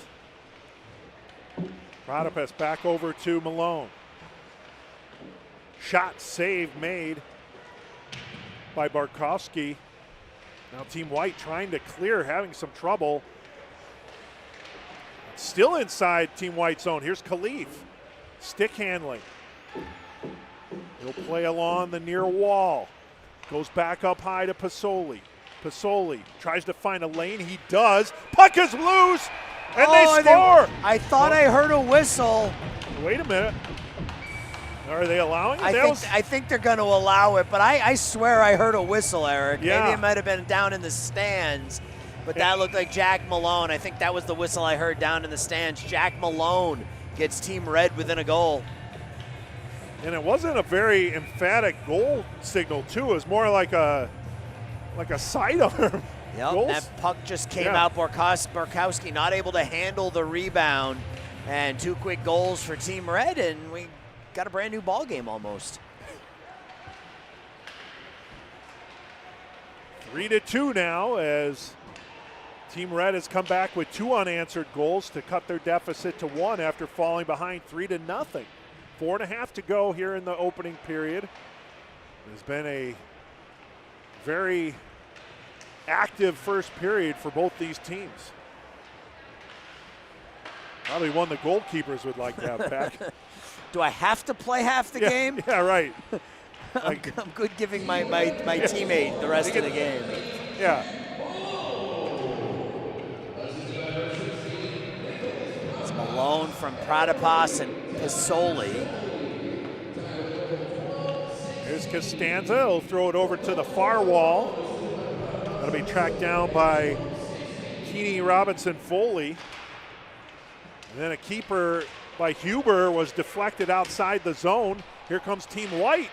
And that one gets deflected to the back wall.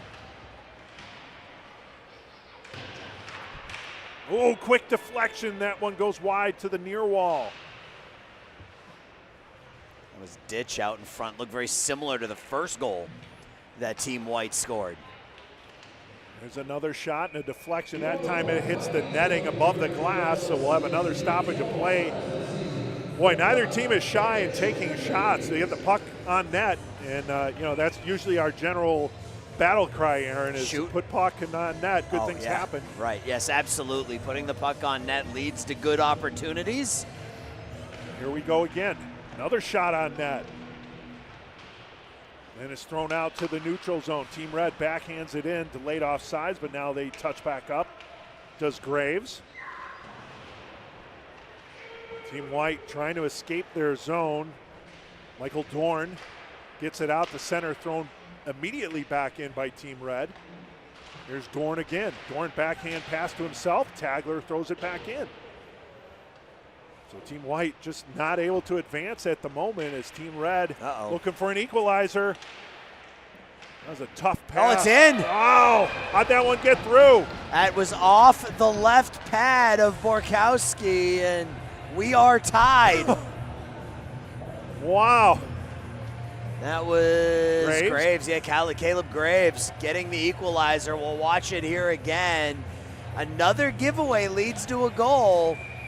And that ends up below. That shot was taken from Graves from below the goal line, and he put it in off that left leg of the goaltender, Jacob Borkowski. And, well, 3 for you, 3 for me.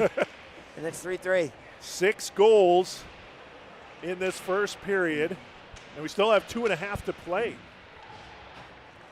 And it's not as if, Eric, this doesn't feel like you would see like in the NHL where it's 3-3 because you're getting breakdowns in defense and 3-on-1s and 2-on-0s and stuff. We've had some giveaways defensively, and the offense has taken advantage of it. Which you would expect that to do as being all-stars, but the defensive play just hasn't been there right now. And that's Graves from Ortno and Ely tying it with 2:42 left.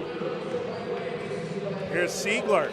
Siegler flip shot. That one snuffed out by Johnny Gatto, and he closes those pads and holds on for the face-off. These goaltenders probably a little skittish right now. It's been a wide open first period. But each goaltender has a chance to redeem themselves here. Not like this is all on the goaltenders by any stretch of the imagination. As you said, Aaron, there's been plenty of giveaways too. Yep.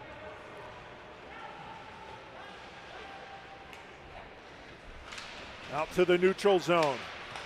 Dement thrown in by Pasoli. Protopus. Protopus. You had it right the first time. Protopus, Protopus, okay. yeah. He's battling for that puck, but Team White will dig it out, and they'll try and move forward. It's Waltz. Waltz, backhand pass. That one escapes the reach of Sawyer Lake. Now Red, this is a 1-on-3 for Dylan Dement. Now he has some support, thrown towards the net, and gloved away by Barkowski. Yeah, another play that maybe during the season your goalie holds on to, but here in an all-star game, drop it and get that offense moving. Under a minute to play here in the first period, all knotted up at 3. A 3-0 lead for Team White has been erased by Team Red with 3 unanswered goals. And that's, yeah, still a little bit offside. That's not borderline that time. No, Kaysen Maley was down by the circles. That's very offsides. Yes. So we'll have a face-off outside Team Red zone along the near wall. Both teams battling away for the loose puck. Team White comes up with it, and they'll flip it inside the zone.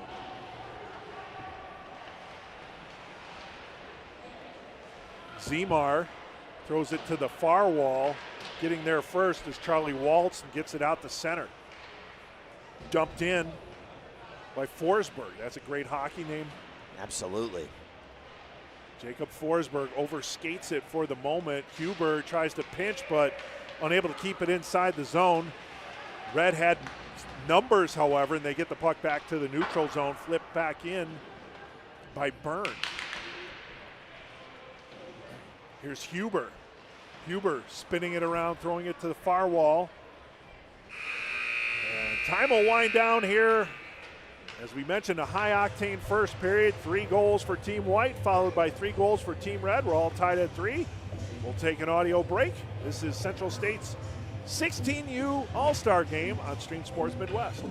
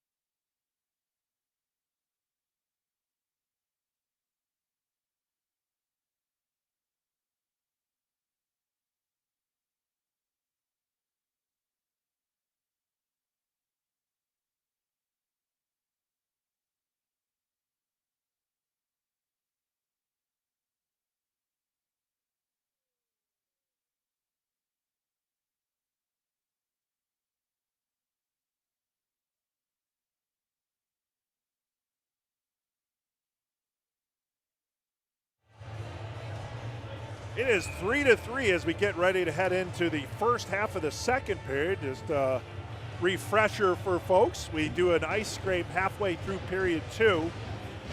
So we'll have it.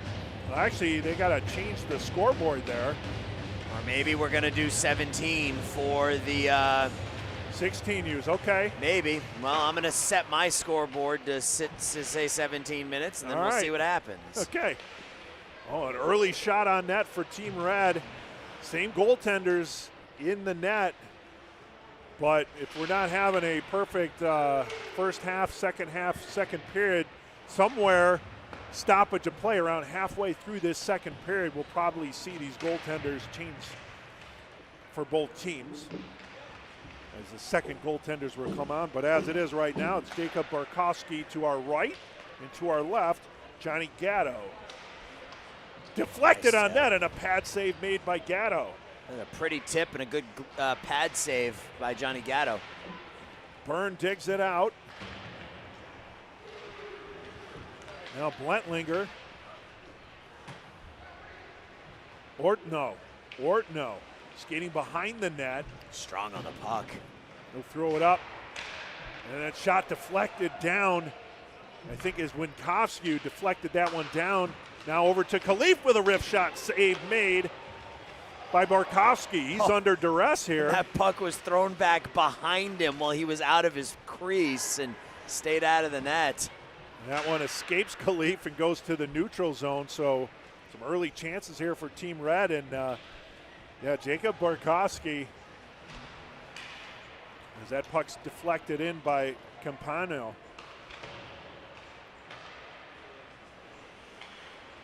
Now Caden Ross up ice to Green. Here's Green.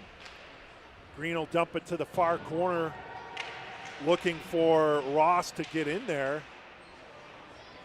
Team White keeps it in temporarily, and now it's out to the neutral zone.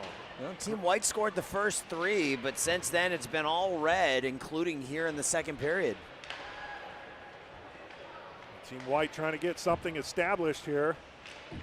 As Archer Walker carries, throws it in the direction of the net. Evans a cross ice pass over to the far point, deflected, and sent over to the near wall. That was good rebound control by Gatto, using his stick and his right pad to shoot that over by the near half wall. Evans tried to reach Green, but Team Red was able to corral the puck, and they'll dump it in to Ment.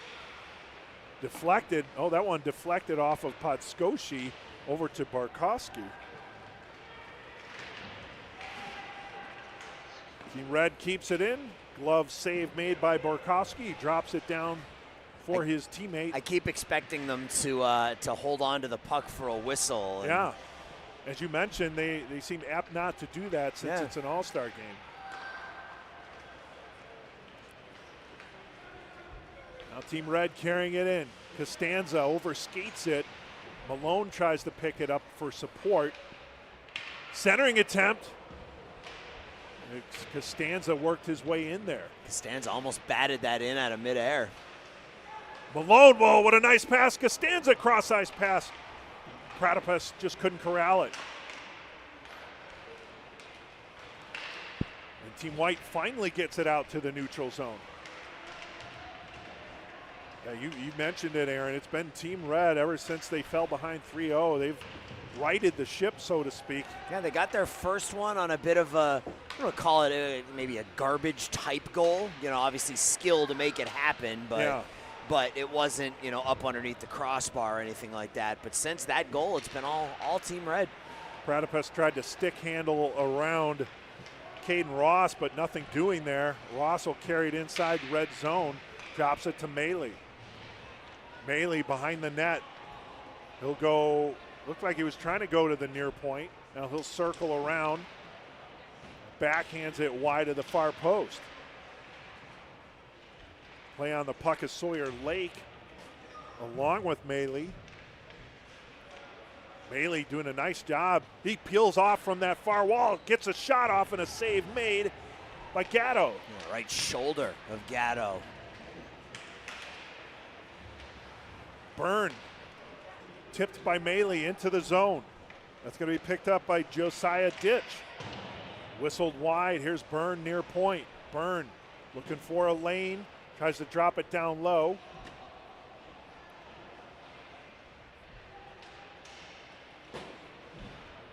Still with the puck is Noah Huber. Good shift here by White, and they needed this. Here's Byrne again near point, throws it on net, deflected, goes over to the far corner, tracked down by Team Red, and they'll carry it out to the neutral zone. Ditch skating out in front of Gatto, trying to tip that, but just shot it wide. Huber with the shot, and that one goes wide. Backhanded down by Costanza. It'll be played by Byrne. Ely into pressure, Byrne. He'll backhand it over to Caleb Zemar. Kept in at that far point. by Ryan Ortno. And now Byrne once more trying to clear. Maley's clear attempt fails. Good job by Red to keep it inside the zone. Once more, Team White and Caleb Zemar, and eventually gets it out to the neutral zone. Here's Otero, loses it at the blue line. Graves picks up the loose change, and now Ely doing a good job of shouldering off his defender. His turnaround pass, however, was intercepted by Team White, and Otero brings it up. Otero, cross ice to no one. Yeah, shoot that. Yeah. If you're Benicio Otero, had some space. Giveaway, or takeaway, I should say, by Blentlinger.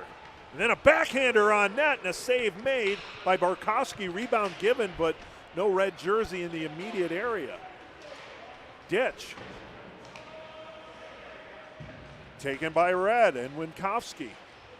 That was close to too many men on the ice on Red there. I think there were 6 skaters on the ice when that was played in front of the bench. 6'5", you round down in those cases. I saw a too many men on the ice penalty called at an All-Star game I did last weekend. Really? Yeah, there were about 8 players on the ice. Well, so, okay. Yeah. So like you said, if it's egregious, Yeah. right? Yeah. It was pretty egregious. Here's Team Red inside White zone, centering attempt, thrown to the side of the net, and still battling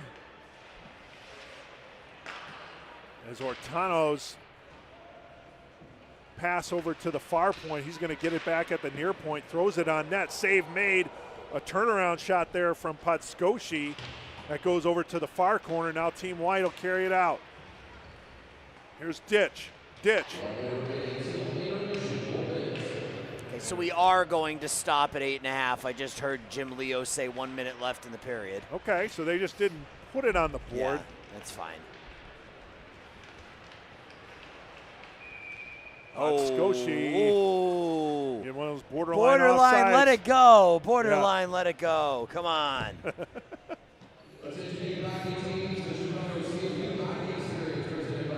So 9:14 to go in a sleepy second period here. Yeah, we had all the after- goals in the first, Yeah. nothing in the second. Yeah. All right, so now they've adjusted the scoreboard, so it's 43 seconds remaining in the first half of the second period. Coming in and making the save is Gatto. White with a chance to regain the lead, but Gatto shut the door. Here's Evans. He'll throw it over to the far wall, spin around there by Gavin Seeger.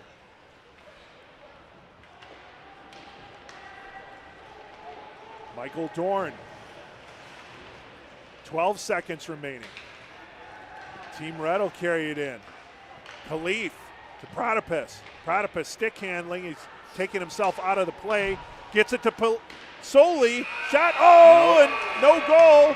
No goal. No, waved off. Yeah, for Wow. sure. That was after the horn. Fortunate break for Team White.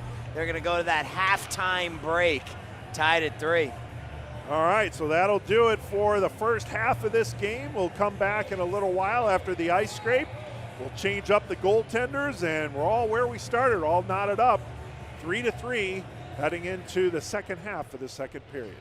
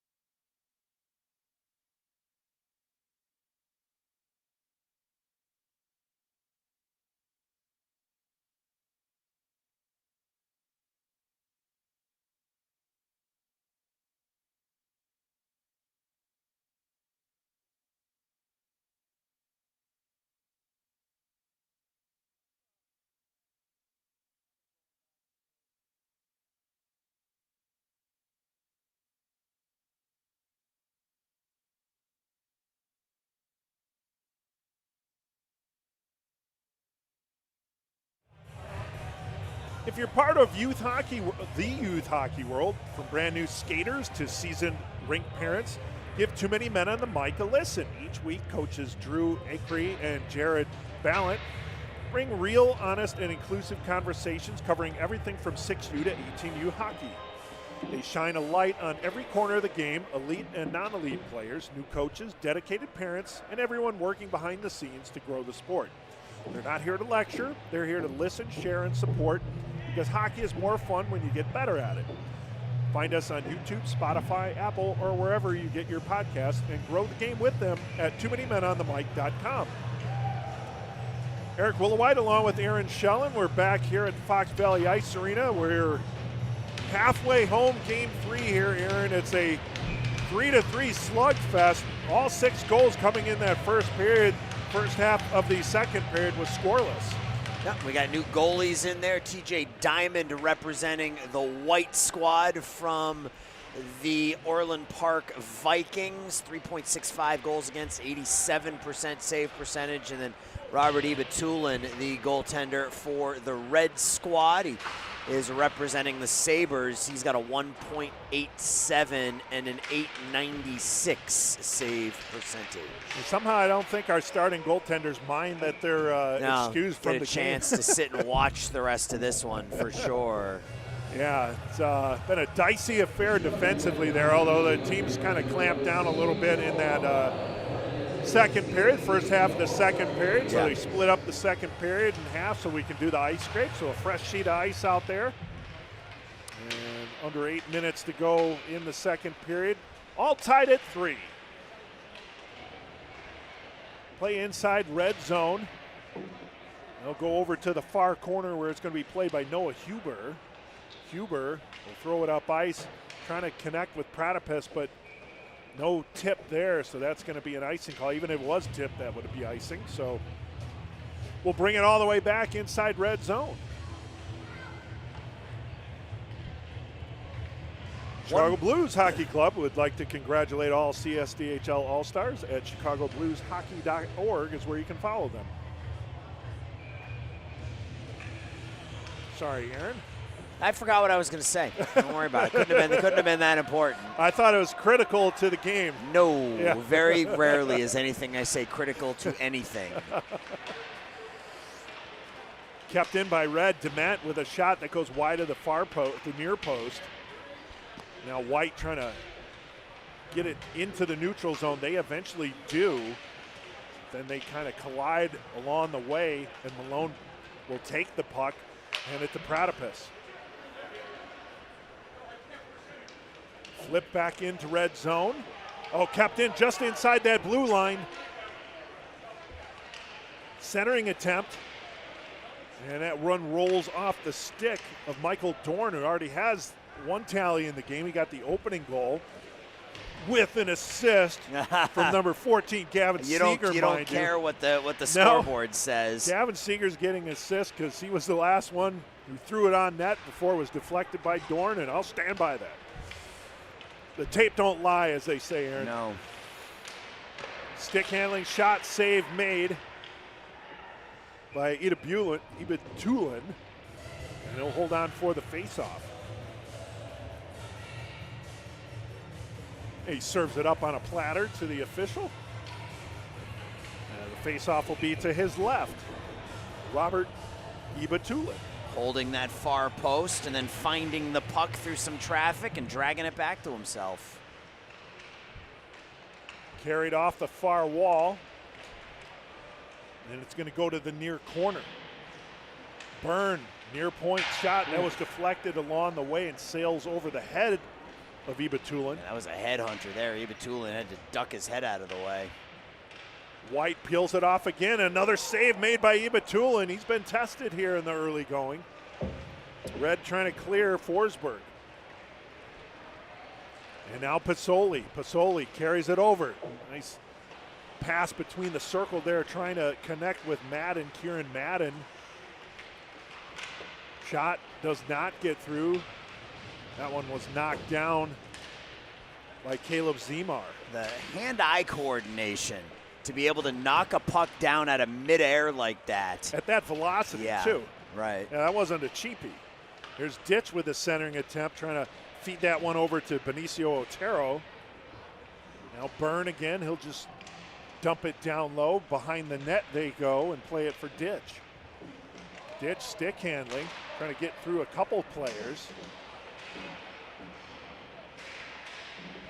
White doing a good job of keeping it in his zone. Ditch with the pass, but no one home for White after that. Now Pasoli will carry it the other way. He's got Forsberg. Forsberg goes behind him, though he's heading for a change. As all the players, the principals involved for Red are heading for a change, so what looked like a good opportunity was just kind of throw it in the zone and head for a change. Here comes White the other way, Byrne. Trying to reach Otero, goes to the near wall. Waltz. Seeger being bothered from behind. Waltz with the keeper, and he did a nice job, but Otero picks up the puck, and that time he's carrying it in off sides. With 4:19 to go in the second half of period number 2. This game is playing out like a mirror image of all the other games, right? With no scoring in the first and then offense picks up in the second period. It's been the exact opposite here today. Yeah. All offense in the first, nothing here in the second as of yet. We still have 4:12 to go. That's a drop pass there from Galley. Galley's puck is deflected into red zone. That's going to bounce onto Ibitulin. He'll throw it from behind. Again, that's one of those he probably would have held on to that during the regular season. Forward pass reaching Winkowski. Behind the net they go. Podskoshi leaves the pass back. Shot goes wide. Out to the neutral zone. Ortno. Now Maley took it for White. Gets it to Lake. And then Galley. Galley circling around that far wall. Evans. Evans shot off the skate of Podskoshi. And it deflects over to Red, and they'll have a breakout here with Ortno. Ortno inside the zone. He's taken off the puck by Evans momentarily, but Podskoshi gets it back and scores! What a goal by Podskoshi with some good board work there. That was from Ortno. Absolutely filthy by Anton Podskoshi. And take a look at this again. Drives off the near wall, goes short side, top corner. 4-3 red team. And watch the work by Ortno to deflect it over to Podskoshi. Like you said, split a pair of defenders there. Wow. Yeah, that was nasty. That was a nasty goal by Podskoshi. So our first goal of the second period goes to Team Red, and Anton Podskoshi, definitely an assist there from Ryan Ortno. It's now 4 straight goals for Team Red as well. Looking for more. That one does not get through, but kept in, however, by Khalif. Khalif stick handling, cross ice pass, trying to get it to Dement, but he wasn't able to square it up. Now that one's going to deflect over to Ibitulin. He'll throw it all the way down. They're going to say no icing. And Khalif just not able to get a lot on that pass to Dement on the other side. Now Team Red pressuring again. Team White with the breakout. Here goes Corbin Green. Green shot deflected by Khalif.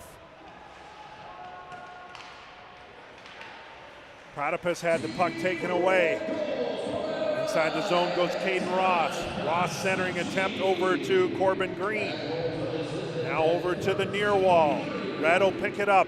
Pasoli carries it over. Pasoli. Shot, save, made, rebound.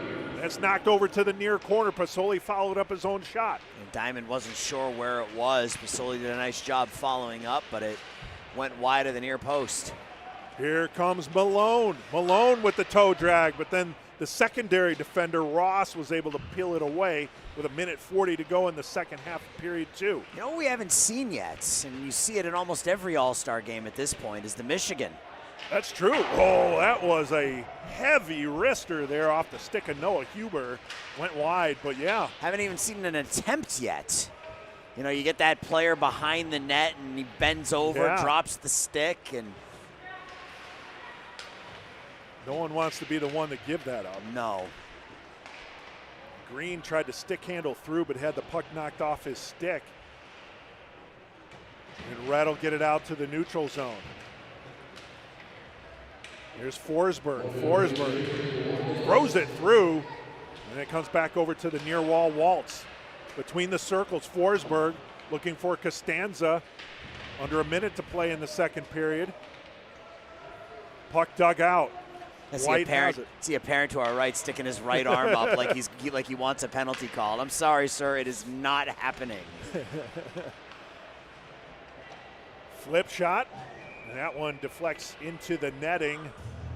With 32.5 seconds remaining here in period number 2, a 4-3 lead for Team Red. The only goal so far here in the second half of the second period, coming off the stick of Anton Podskoshi.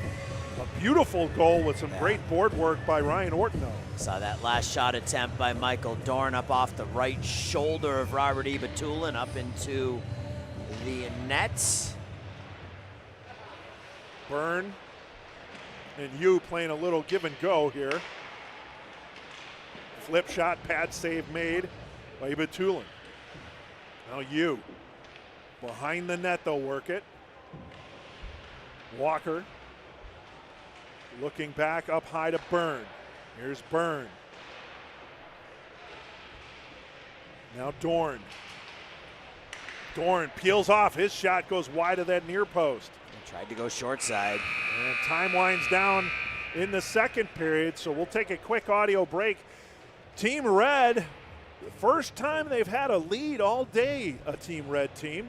And they'll take it into the third period. They lead 4-3. This is Central State's 16U All-Stars on Stream Sports Midwest.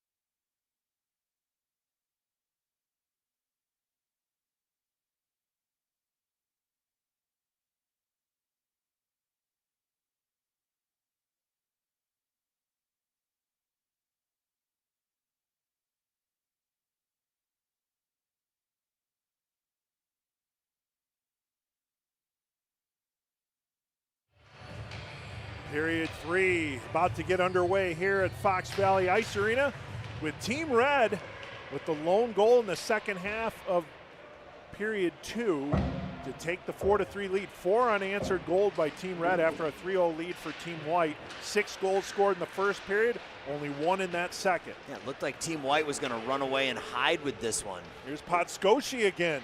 Centering pass. Oh, and a nifty goal. Wow. And that was just a tap in. That was Podskoshi making that happen again, though. He took it low and then waited until the very last minute to pass it back out in front to Campagno and made it 5-3. Watch this again here. Takes it low, gets the goalie to commit, and as soon as the goalie, TJ Diamond, drops into the butterfly, Podskoshi drops it back out into the slot, and that's the easiest goal Andrew Campagno's probably had all year. A 5-3 lead now for Team Red. Again, 5 unanswered goals for the Red squad, and Red pride on display here, Aaron. Yes, sir. They're not going to go down without a fight. And right now they have a 2-goal lead with 5 unanswered goals. Here's Podskoshi again. He's just been a magician out there over the last several shifts. Probably been the most impressive skater we've seen in the 3+ games so far. Yeah, without a doubt. There's been a lot of them, but yeah, he stands out. Here's Ditch. Backhands it over to Zemar. Zemar, cross ice pass, just out of the reach of Otero.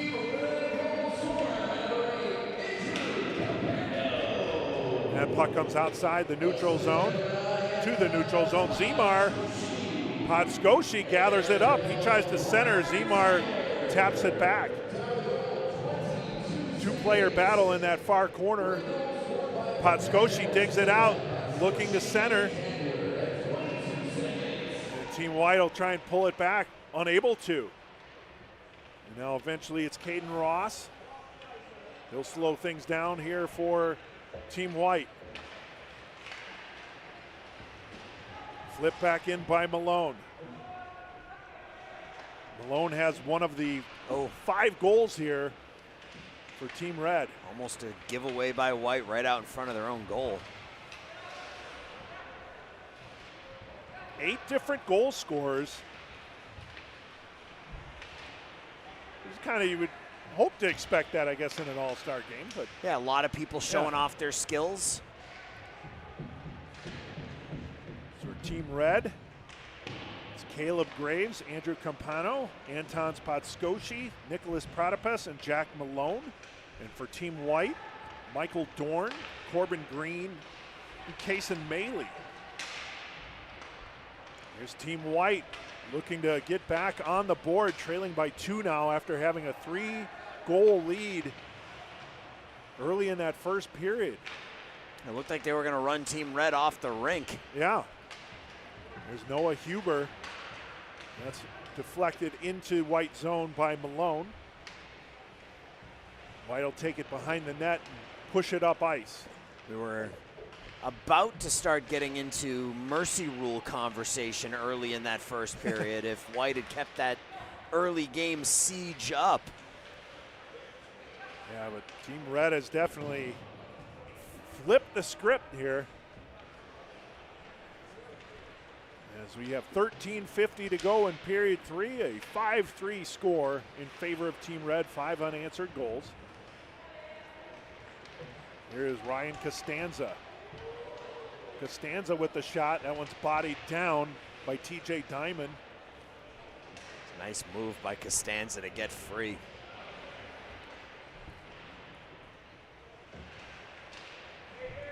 White trying to dig it off the wall is Walker, but he has the puck taken back by Forsberg. Tough angle shot there from Madden. Another shot on net. Initial save made. Puck comes loose between the circles. Huber throws it over to the far wall. Back between the circles. A one-time attempt there by Forsberg did not happen as he was unable to connect. That puck batted down, kept in momentarily.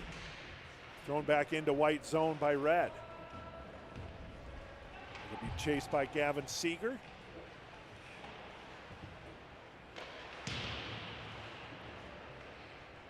Now over to Corbin Green. Back to Seeger. Deflected ahead by Ryan Joy. He stepped on the puck and fell down. Yeah, that's a worse. Here's Graves. Behind the net, centering attempt, tough angle. The Red keeps it in, Ortno. Oh, he found a man to the far post. And then his secondary pass was picked off by White. And they're going to come in. Here's Walker. Shot and save made by Ibetulin. Green with a couple of attempts. Corbin Green from the Afton Americans. A couple of attempts on that shift. Both of them turned away by Ibetulin.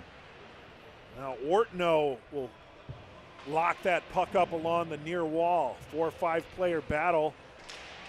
Who's going to come out with it? It's Red. Winkowski. Ortno, that puck got deflected but never went on net. Now Team White will go the other way. This could be a 3-on-1. Cross ice pass, but too far down below the goal line. That play just didn't turn out the way White wanted it to. I think Adam Khalif also got a piece of it for Team Red. Now the puck deflected out to the neutral zone, Campano. Cross-ice passers, Podskoshi. Podskoshi between the circles, gets a shot off. Making a save on that one is Diamond, and now Diamond will cover up. Podskoshi just off the bench and shot out of a cannon down into the attacking zone. Yeah, you got to account for number 9 in red when he's on the ice, and he is out there right now. Podskoshi will take the draw. He's got Winkowski, Campano, Khalif at the near point, fires a shot. That one gets deflected into the netting. Over on the far point for red is Pasoli.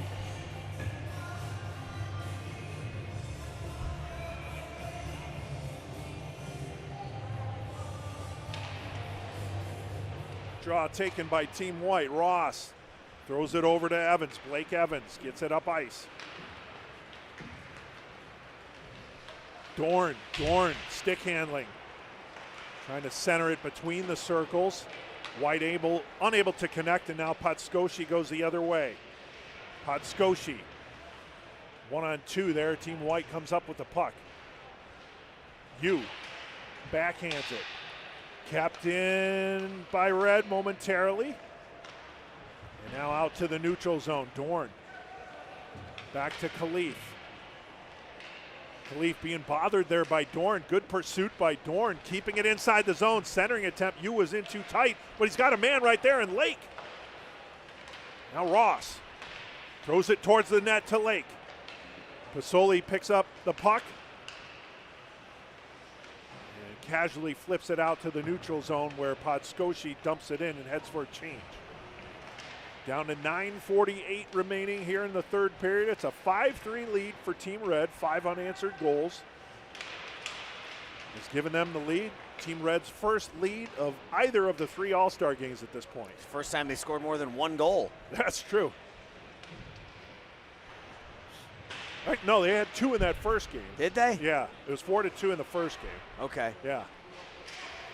They have almost doubled their goal output through the first 2 games. Behind his own net is Caden Ross.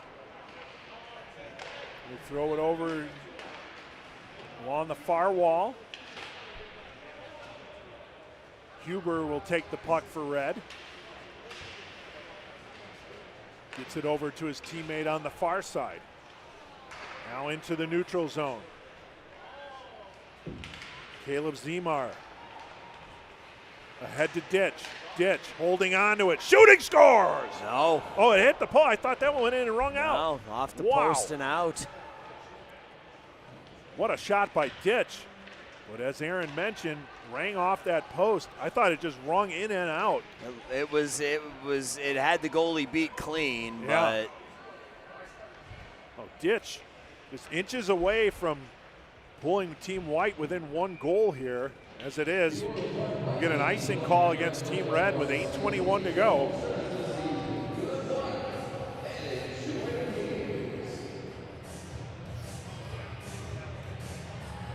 Orland Park Vikings would like to congratulate all of their CSDHL All-Stars this season. Good luck and enjoy the games.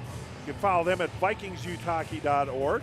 Same thing with the Chicago Hawks Hockey Club. They would also like to congratulate their All-Stars this season. Good luck and enjoy the games.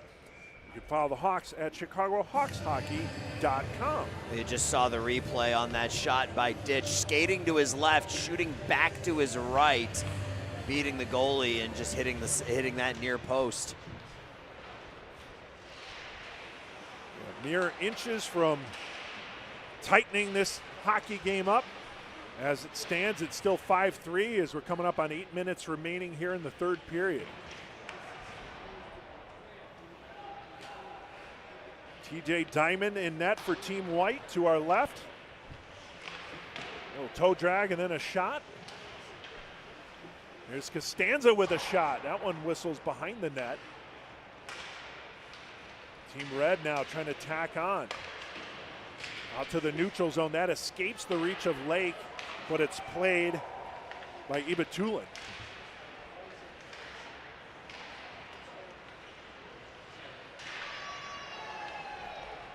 Player takes a tumble for red. And white looks to go the other way. Can't hang on to it is Melee.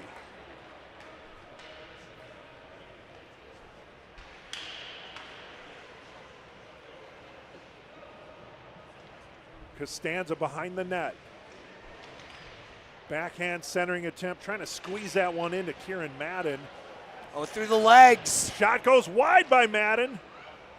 Oh, and now he's well out of his crease, but the puck went over to the far boards. Costanza went between his legs from below the goal line and then had a wide open net at that far post. Just threw his head up in the air because he couldn't finish. Now wide open here goes the shot and the save off the stick of Blentlinger. Blentlinger with the shot. He had a clear path there, but making the save was Diamond. Diamond trying to hold serve here for Team White, as it were, and keep them in this game, trailing by 2, 5-3, with 6:22 to go. Ely had the puck knocked off his stick, gets it back. Ely trying to work around a couple defenders, loses the puck. White will look to go the other way. Good stick handling there from Green. Green battling, still has it. Now he lost it, and it's out to center. Seager will dump it in. It's going to be played by Khalif. 5:47, 5-3 lead for Red. Here's Khalif. Khalif trying to work it out, can't. Walker loses the puck to Pasoli. Pasoli up to Graves. Trying to get it back to Red. They'll center it to Pasoli, trying to wrap around. Nothing there. Behind the net, Campano. Campano centering attempt to Podscoshi, and he scores. Well, there he is again. He's been a point of each of the last 3 goals here for Team Red. He has a goal and 2 assists in the last full period of play. That is now 6 unanswered goals by Team Red as we get another look at it here.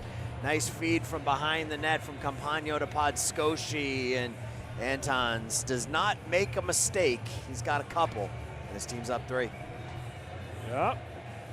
So another goal for Podscoshi. That's our first scorer here in this game with 2 goals. Campano with the helper, as Aaron mentioned. And it's 6-3. With 5:09 remaining here in the 3rd period, so unless something drastically changes, I mean, things could happen, but that's 6 unanswered now for Team Red.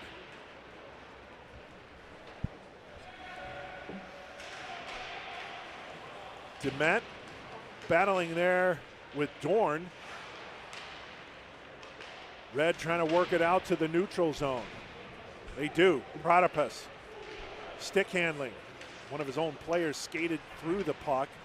Now White takes possession. Dorn dumps it in, trying to get it to Yu. Here's Yu. Circling around, wraparound. Wasn't there. And the puck thrown over to the near corner.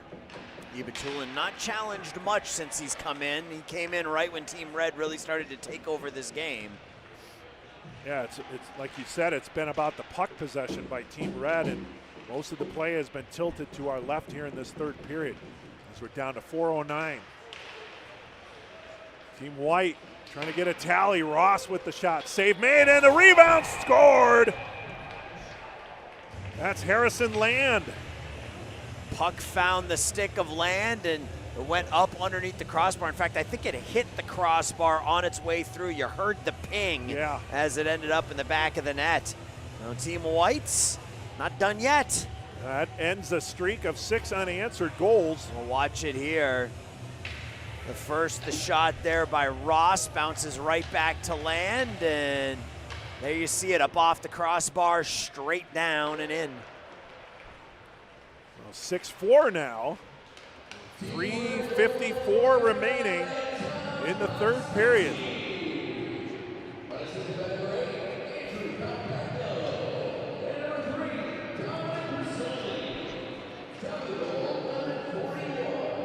I think, oh, that's the last goal. I was going to say. Jim had to get caught up. Yes. I was like, I don't have that on my last goal. Yes. And when you get a bunch of goals in a row, it takes a minute for Jim to get caught up, but Jim Leo, a master at what he does, was well prepared as expected. Yeah, Jim has to wait. Part of the reason for that is he just kind of has to wait for that official tally coming from the goals down at the score box. Here's Team White battling. They've closed within 2 now. We're under 3 minutes to play. Let's see if they can cut the deficit now to 1. They'll do everything they can to do that, including most likely pulling their goaltender, possibly even down 2 goals. We'll see. Got to get possession in the offensive zone, though, in order to do that. So they're going to have some play to our right. There's Seeger carrying the mail. He'll bring it inside the zone. Seeger. Now to Otero. His shot never gets through.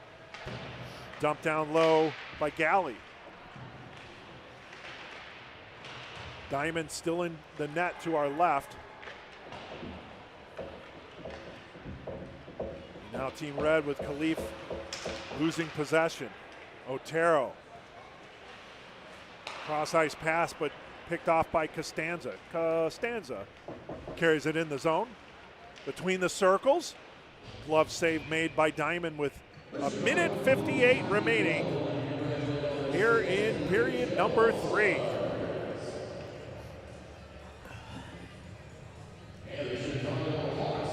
Well, Eric, we're down to our last 3 periods and 2 minutes of Central State hockey this year.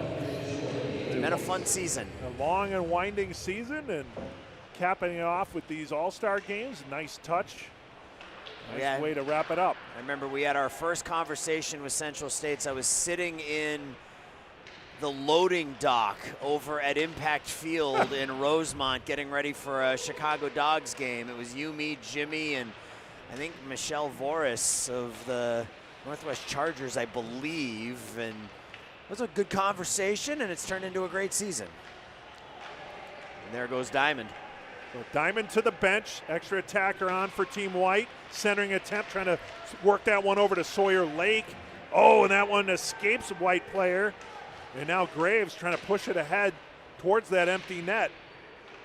Team White has to work it back up. They still trail by 2. Puck deflected, but they got an open lane here for Ross. Ross carries it in, shot, and a save made by Ibatulin. White will keep it in. Cross ice pass, here's Lake, shot! That one goes wide. That went way up into the rafter. That puck, I think, is stuck. I think it's gone. Oh, no, it came back down onto the ice. I saw it go up. I never saw it come back down. So we'll have a face-off to the left of Ibatulin. There you see the empty net. So, yeah, next year, looking very excited for next year. You know, year one, you kind of just want to have everybody be comfortable with each other, right? And I think we are there. So year 2, I think, is going to be a lot of fun. Yeah.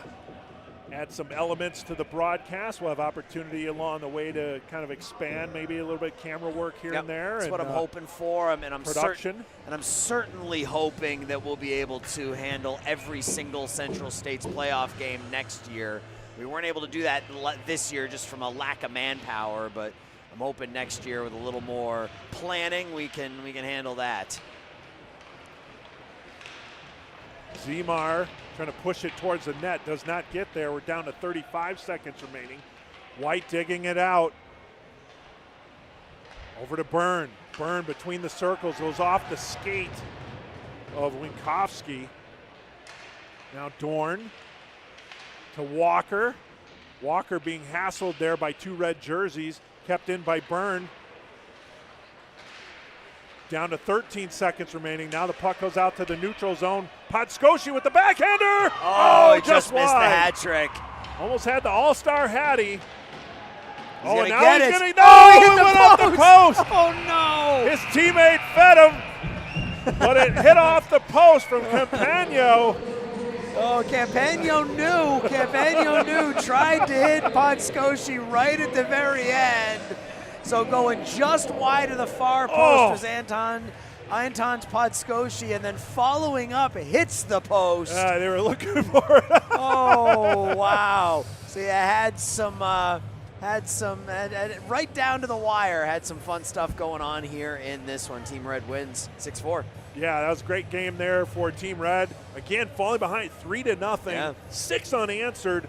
A late goal there by Team White to cut it within 2, but that's as close as they can get. And an almost hat trick by Podskoshi on those last couple attempts there in the empty net. Final score 6-4, Team Red over Team White. So now the tally is Team White 2. Yep. Team Red 1 with one more game to go, and you're going to have that. That's the 18U call. I'll be your commentator for that one. And we'll take a pause here. We'll be back with the 18U game to close out the Central State season. 18U All-Stars coming up. This is Eric Willowhite along with my partner, Aaron Schellen. We'll see you in a bit.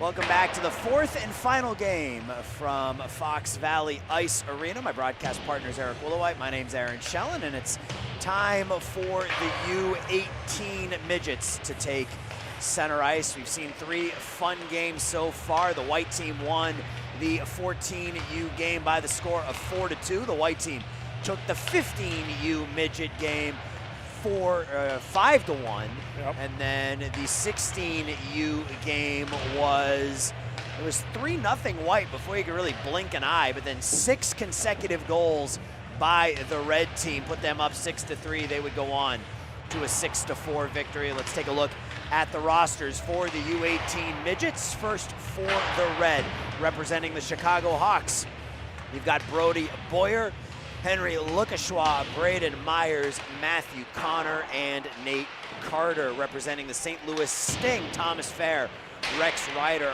Arthur Buckowitz, and Tucker Huster. Representing the Afton Americans, Lucas Kempf, Dewey Rogers, Gabe Fessler, Rudy Altman, and Caden Pullum. And representing Chesterfield, Drew Cloninger and Quinn Wolkoff. I forgot about Vinny Mahino, also representing the Afton Americans in goal. And last but not least, the Chicago Jets are represented by Rhett Mizwicki. Eric, why don't you take us through the U18 white team? All right. So on the white team for the Sabres, we have Cole Raja, Carmen Carangella. Those are your two Sabres players. For the Leafs, you have Sammy Lombardo, Brian Kittner, Anthony Carr, Tommy Zelatel, Kyle Sebastian, Jackson Ronkowski, and in goal, Luke Tipner. For the Bulldogs, Ryan Gade, Ethan Newberg, Michael Shenye, Owen Garr. For the Jets, there's a Jet also on the white team, and that's Luke Artega for the Jets. For the Vikings, Nick Seaman, Finnegan Samus, Keegan Bovee, Jacob Sulik, Max Deegan, and in goal, Nolan Sanderson for the Vikings. And I believe that tops us all off here, Aaron. It should be a fun one. I've been fortunate that I've been involved in A-High, calling some high school hockey this season. So a lot of these names, especially for the Bulldogs, I've seen a lot of these young men play at the high school level, and we're in for a fun one today. These are some talented kids here for both Team Red and Team White. If you're part of the youth hockey world, from brand new skaters to seasoned rink parents, give too many men on the mic a listen. Each week, coaches Drew Acree and Jared Balint bring real, honest, and inclusive conversations covering everything from 6U to 18U hockey. They shine a light on every corner of the game. Elite and non-elite players, new coaches, dedicated parents, and everyone working behind the scenes to grow the sport. They're not here to lecture, they're here to listen and share and support, because hockey is more fun when you get better at it. Find us on YouTube, Spotify, Apple, or wherever you get your podcasts, and grow the game with them at TooManyMenOnTheMic.com. I'm going to step aside here for a minute. I'm going to turn it over to the voice of the Chicago Steel and the Kane County Cougars, Jim Leo, to give you the player introductions.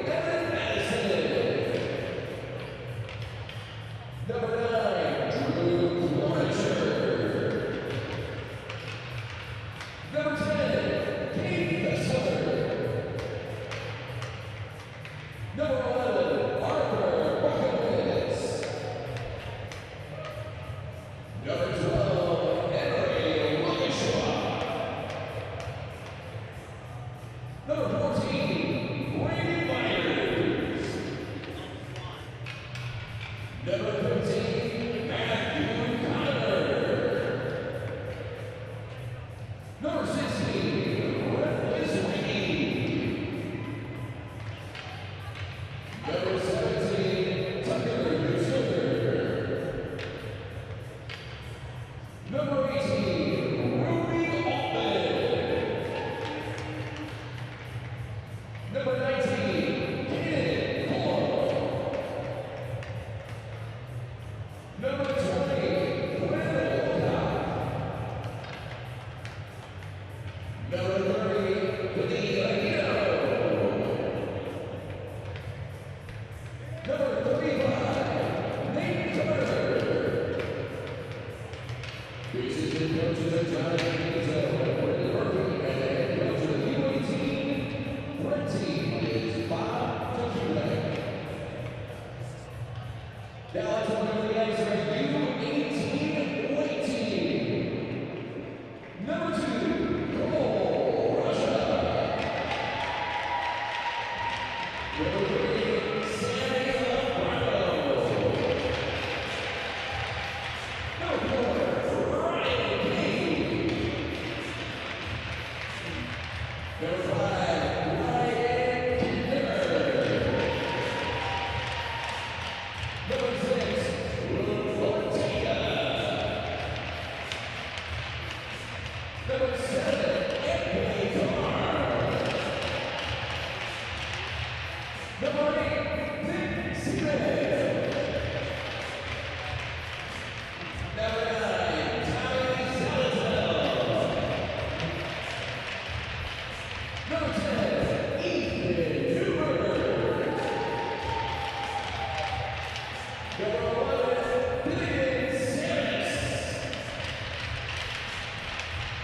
Number 12, Keegan Oldie. Number 14, Michael Shanky. Number 15, Jacob Sule. Number 16, Max Deacon. Number 17, Kyle Sebastian. Number 18, Robin Tercha. Number 19, Jackson Rockowski. Number 20, Owen Carr. Number 30, Luke Tinder. Number 45, Nolan Sanderson. This is coaches ready for the South Lake and the coach of the U18 White Team is Jerry Sher. At this time, we ask that you please rise and remove your caps as we honor our nation with the playing of our national anthem.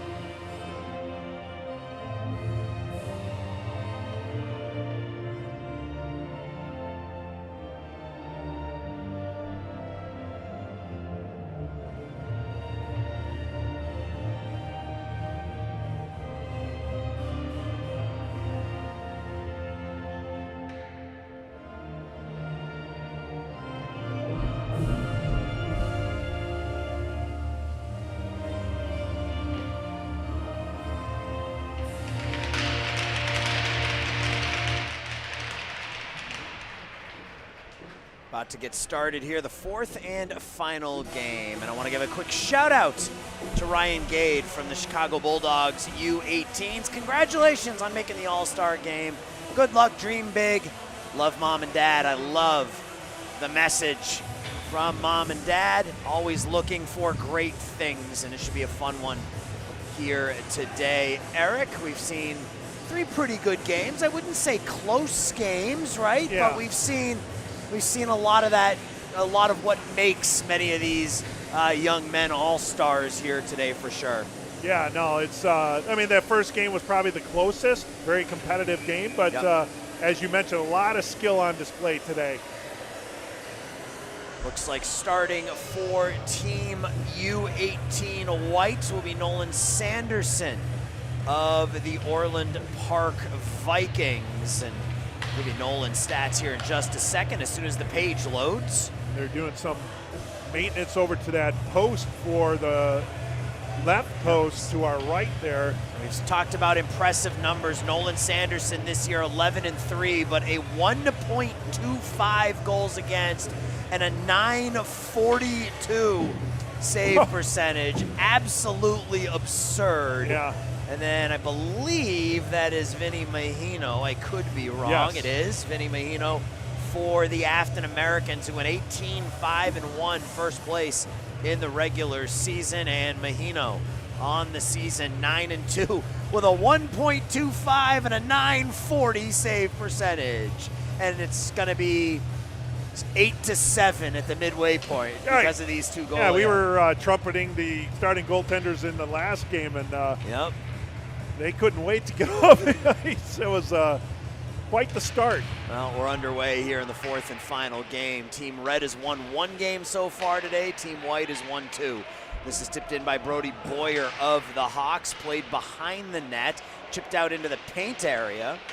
Now Lucas Schwa throws it far side, played over there by Pullum, keeps it in far point. And oh boy, you can already see the speed of this one is a little bit quicker than what we've seen in the first 3. In the defensive zone for Team White, played here by Sammy Lombardo of the Leafs. He goes along far side. 1-touch pass given away. Back out in front, Lucas Schwa runs into Boyer, and that lets Team White possess the puck. Now up ahead to Zalatel. He'll throw it into the blocker of Mahino. That puck sitting out in front of the goal, and Team Red skates it out. Thomas Fair, far circle, shot up over the head of Nolan Sanderson.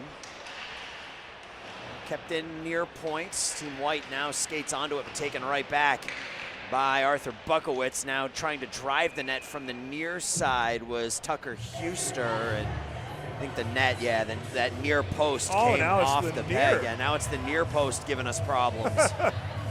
Yeah, we've had problems with that net all day long. It had been the far post, but that's the first time it's the near post. But either way, it's that troublesome net to our left. Slap shot right off the draw by Thomas Fair, deflected into the far corner. Well, one thing Aaron talked about was the speed of the game, speed of the players, but also be on the lookout for the velocity of the shots from this 18U crew. Now Team Red in their own zone. Bukowitz stick handles, loses it to Nick Seaman from the Vikings. Nick now across the blue line, gets cut off by his opposite number, Evan Madison, for the Hawks. But now in the corner, Team White. This is Ethan Newberg from the Bulldogs, and I was giving you some of Ethan's numbers earlier today. His high school numbers were just absolutely absurd, and he did more of the same here in Central States as well. That is a fantastic hockey player, number 10 in white. And we've already had our first stick casualty of the game, Aaron. Had one in every game. Yeah. This is Michael Chenier of the Bulldogs. Chenier gets pinned up against the wall by Rex Ryder, and now Team Red up the near wall. As you mentioned, the sticks are ready for the season to end. They certainly are. They've seen a lot of wear and tear. Yeah. And we got a hit in the corner as Ryan Gade hits Ryder in the corner. Behind the net, Weebler. Gavin Weebler on the backhand, cycles it deep. Quinn Wolkoff has it here, flips it to the near point, kept in by Ryder. Back to get it, there's Rhett Mizwicki, now pushed around. Team White, Luke Artega Up the wall, but not out. Team Red keeps walking right in, ripping it wide of the far post. Now Wolkoff again back to the point, and that'll come out to the neutral zone where Rex Ryder will play it. Ryder of Team St. Louis Sting.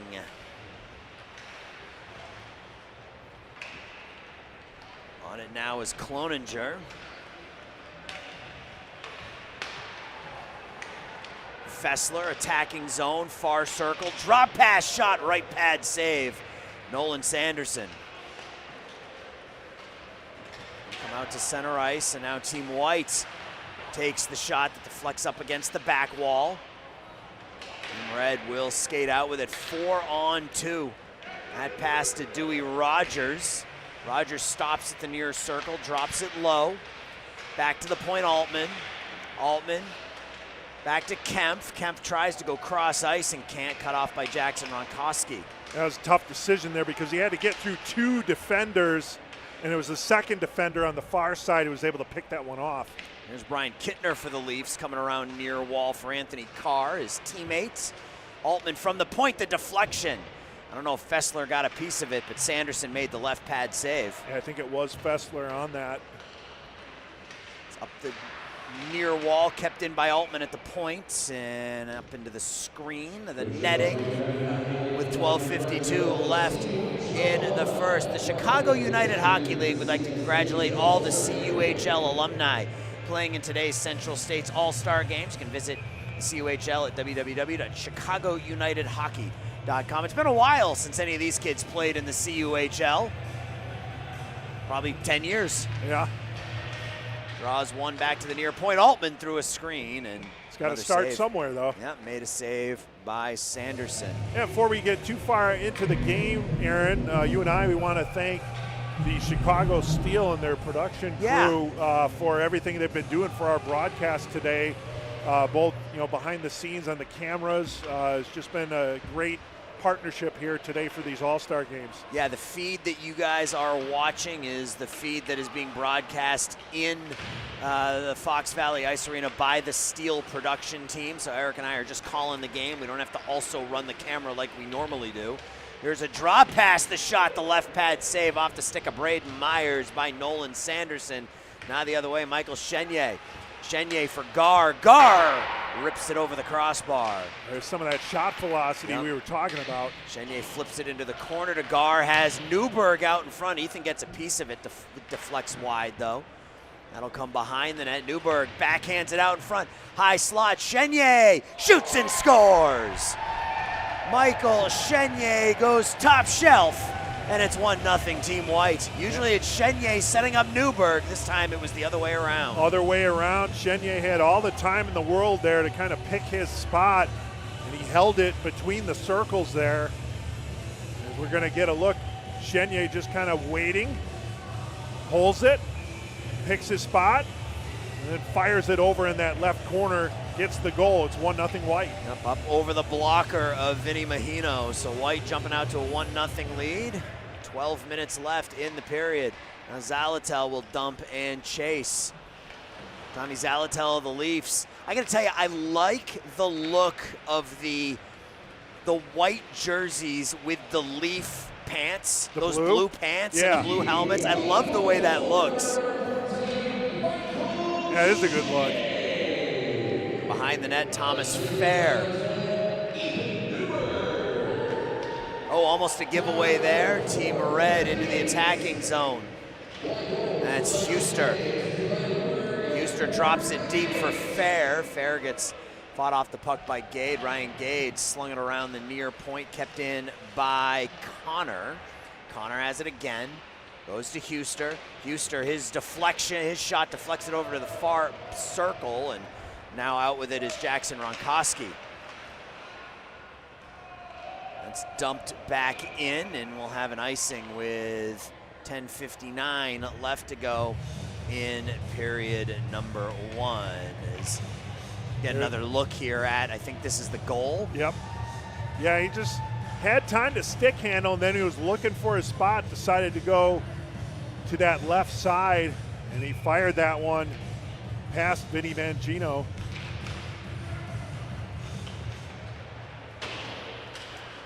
cleared all the way down. Racing for the puck here is Wolkoff. Loses the puck in the corner. Now Team White skates it out. Keegan Bovey. Bovey into the body of the Team Red netminder, Vinny Mahino, and he'll hold for a face-off. Mahino holds on. Face-off to his left. Michael Chenier on the year, 10 goals, 19 assists, 24 points in 29 games for the Bulldogs, and he gets the goal scoring started here in this one. Now Weebler the other way for Team Red. His shot goes wide. Man, that math doesn't add up. 24 points? 28 points in 24 games. Oh, okay. I thought you said 24 points. I was like, wait. I mean, I might have. I mean, it's entirely possible that I can't do math after being here for 8 hours. Yeah. I've had some long, well, you too. Yeah. We've had some long days here down the stretch of the Central State season. It's been a lot of fun, but they've just been long days. Yeah. Here's Cloninger's shot. That goes wide of the far post. Well, you're doing 4, 5, 6 games a day, sometimes 8. Or 11, yeah, as the save is made by Sanderson. He'll leave it. Yeah, those first days, those Saturdays for the Central States playoffs, as we get a 2-on-1 developing here. Cross ice pass for Kyle Sebastian. The bad angle shot in and out of the glove. Mahino, who will hold up. Yeah, those first days, those Saturdays, those were 15, 16-hour days for us. Yeah, those are marathon days. You got to get through those semifinal games to get to the championships. I mean, the way I get through it is I break it down into chunks. Yeah. So if I have 10 games to do, like every 3 games, it's like, all right, I'm a third of the way, because we were joking around, right? We were sending each other text messages with percentages and stuff throughout the day. You know, they're long days, but you can get through them without much trouble. We're still standing, Aaron. We certainly are. Here's Lucas Kempf. He'll take the shot that rips wide. Altman pinches near point, but the puck comes out to center ice, where Fessler will take it for Team Red. Fessler avoids the forecheck, flips it up on the backhand to Altman. Rudy Altman into the attacking zone. He'll toss it into the corner, played here by Nick Seaman for the Vikings. He'll come out to center ice and played here by Cole Raja. Offensive zone, Team Whites. Seaman tries to drop it on the forehand and loses it to Dewey Rogers. Rogers to Kempf. Kempf to Fessler. Fessler tries to cut back, loses the puck. Now Seaman tips it to himself, attacking zone, near circle, tries to go through the legs and can't. Now has it behind the net. It's pushed around near side. Ortega keeps it in at the point, throws it wide of the near post. Sebastian knocks it wide, and now Ortega will have to come back and play it for Team White. Ortega flips it wide of the blocker of Mahino. Spinning away from the hit is Caden Pullum. Altman far side, and that's just banged off of Brody Boyer. That couldn't have felt too good. No. Chenier down low to Newberg. Newberg gets hit from behind and then gets hit again by Pullman. Team Red up the far wall, kept in by Team White. That's into the body of Pullum. And now out with it is Team Red. Here comes Myers. Braden Myers tries to throw it in between the circles, gets it back. Poke checked in the corner, up the near half wall. Huster keeps it in.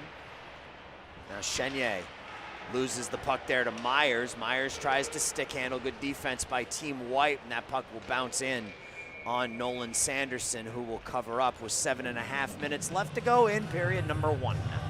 Yeah, not a bad idea by Team Red, just kind of throw it towards the net there. They just weren't able to get anything into the center of the ice there. Everything was getting pushed to the perimeter. Good job defensively by Team White. Draw to Sanderson's left. It's won by Team White. This is Luke Ortega of the Jets off the glass. That'll come out to center ice. Newberg tips it to Gar. Gar, Chenier, Newberg. Gar takes the shot. The left pad save made by Mahino. Good rebound control. Now Team White out with it. Thomas Fair one-on-one. Fair driving the net. Shovels it through the paint. Ortega now flips it forward. That'll come to the neutral zone. Tip back in for Team Red, fair. Will throw it deep as Arthur Buckowitz will go after it. He and Tommy Zalatel in against the back wall. Come back to the near point, fair. Clears it up the wall. Caught the officials, the lineman skates. That'll come over to the far side where Jackson Ronkowski will take over. Ronkowski just throws it down to the Team Red defensive zone. Now Buckowitz will dump and go for a change. Give away in the neutral zone.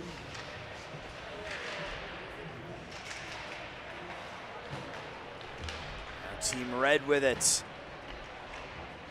Shot, and it looked like it may have hit a stick on the way through, so it came in like a knuckleball. Now Ryder from the point. That puck loose in the paint, and it deflects just wide of the far post. Not sure if Wolkoff got a piece of that one. He might have, and fortunate bounce there for Team White. And Zalatel's shot goes up into the screen behind the goal. 5:50 left to go here in game number 3. The Chicago Blues Hockey Club would like to congratulate the Central States All-Stars. You can visit them Good at www. That's why I did it. Yeah. At ChicagoBluesHockey.com. I'm taking the cue Yeah. from Jim Leo, and when Jim goes, I go, and that's how I do things. That's strong. You can't go wrong. No. Shot right off the draw by Keegan Bovey right into the chest of Mahino, who covers up. No, you can't go wrong when you follow the lead of Jim Leo. Yeah, driving by Northwest Medicine Field there on the way to Fox Valley Arena, as those two facilities are right by each other here. I'll be there 9 times this year. There you go. Looking forward to it. I love my time over at Northwestern Medicine. A lot of great people at that ballpark, the front office. Good food, too. My broadcasting teammate, Connor Klingon, the voice of the Kane County Cougars, a good friend of mine, and yeah, looking forward to getting back. I love hockey, but I am looking, I said this to you before the game, I'm waiting for it to be 90 and sunny again. Just, looking forward to getting back to baseball. I spend my summers at Impact Field in Rosemont calling baseball for the Chicago Dogs, but spent a lot of time at Kane County, both as a broadcaster, but also as a parent before I got into broadcasting. I brought my kids there. My profile picture on all my social media accounts is me with my 2 sons at Northwestern Medicine as a fan. Yeah, that's the way to do it. It's great. Minor league ballparks are just so much fun. Yep. Don't forget, you also call games from time to time from historic Ed Glancy Field. I do, for the Illinois Tech Scarlet Hawks. I love calling games for Illinois Tech. We love having you there. I call my college baseball reps. That's my spring training. Yeah. I got to get my reps in before baseball season starts. So. Yep. Here's Kempf with it now. We got a couple dates pinned down for you in April, so looking forward to that. Nothing quite like calling a baseball game in 40-degree weather with 30-mile-an-hour winds in your face for 4 hours. And no press box. No press box. Yeah. Now outlet pass here for Team Whites. See, that way when you get to your cushy press box there at Impact Field. And I have my cushioned chair. Yeah, absolutely. Yeah. You're at that point, you're all set. It's all gravy. Absolutely. Here's Cole Raja. Will clear it in behind the net, played by Caden Pullum. Out in front, Raja not able to tuck it home. Now behind the net, Carmi Carangella right at that far point. Team Red takes possession, gets it up to Myers now. Myers, good outlet pass there for Lukashwa. Lukashwa shot off the blocker of Sanderson, and that'll come out the length of the ice, and we'll have an icing here on Team White. Pretty good up and down pace here from both teams. Get an icing here, but still 3:42 to go in the opening frame. It's a good game so far. Yep, a lot of up and down action, not a ton of whistles, which we love, especially given that it's the 4th game, right? The fewer whistles, the better. And I know our listeners and viewers are right there with us, supporting our concerns as broadcasters. That's right. Kyle Sebastian 3-on-2 dangles. Ooh. Sebastian gets knocked down from behind by Braden Myers. Is Sebastian almost able to pull the trigger. With about 3:15 left, that puck knocked up in on Nolan Sanderson. He'll play it all the way back up to his blue line, Sebastian. Now to Raja. Raja with some space in and out of the glove of Mahino. It's taken here by Fair. Fair with some space up through center ice. They'll go cross ice. Drop pass for Buckowitz. Deposited opposite corner. Kept in by Huster at the near point. The Team White able to work it out. Chenier and Gar down in front of us with Fair and Connor. It's won by Team Red. Ooh, look out. Backhanded into the seats. No netting along those sideboards here at Fox Valley Ice Arena. And thankfully that was a backhand and not a forehand into the seats. Yeah, that one whistled right by the fan. They're showing him on you the see screen that gentleman there. Yeah, right along the rail. Yep. He had his head up though, so as you should be wont to do at a hockey game. Yeah, more than really any other sport. Well, I guess baseball, you want to keep your head up too. But most baseball stadiums have the nets extending all the way down to the foul lines at this point. Thankfully they do, because, man, we've seen way too many of those dangerous foul ball shots. Pinballs around. It doesn't make it through to Nolan Sanderson. Team Red's challenged Nolan a couple of times, but he stood big. Now in the corner, Team White taken away there. High slots. Knocked down at the blue line. Connor tries the hard backhand pass. Chenier takes it. He'll indirect pass trying to hit Newberg, but that was good back check work by Team Red. Now Huster gains the blue line, throws it opposite corner where it's going to be taken by Brian Kittner. Kittner up to Chenier. Chenier has Gar. Gar back to Chenier. The save. Newberg right there on the rebound, but it's picked up by Matthew Connor. Now Ryder out in front of his own net. Rex Ryder. He'll gain. Take the shot. Easy save by Sanderson. Ryder didn't know where it was. That let Kittner pick it up. Out to center, trying to catch Ronkoski on the change, but now Team Red has it. 45 seconds left in the period. Clock ran a little bit at the last whistle, which is why our clocks don't match up right now. I stopped mine, they let theirs run. Quinn Wolkoff has it below the red line, tries to turn the net, near half wall now. Throw it deep, some miscommunication in the corner. 3-4 red jerseys below the goal line. Gavin Weebler stick handling out. Wolkoff's shot deflects wide with 17 seconds left. Kittner takes it behind his net, goes D to D, finds Anthony Carr. Carr flips it to the neutral zone. Wolkoff plays it with a high stick with 6 seconds left.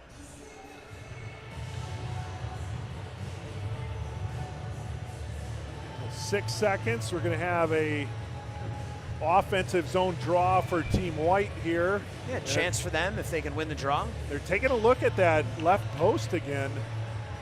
The referee was down to our right. Draw is won by Team Red. They'll flip it out to center ice. We're going to race for the puck here with 1 second left. And Team Red is able to bury it. Quinn Wolkoff scores, but no goal. Yeah. And we're going to go to the first period intermission. Team White with a 1-0 lead. This is the U18 Midget Central States All-Star Game on Stream Sports Midwest.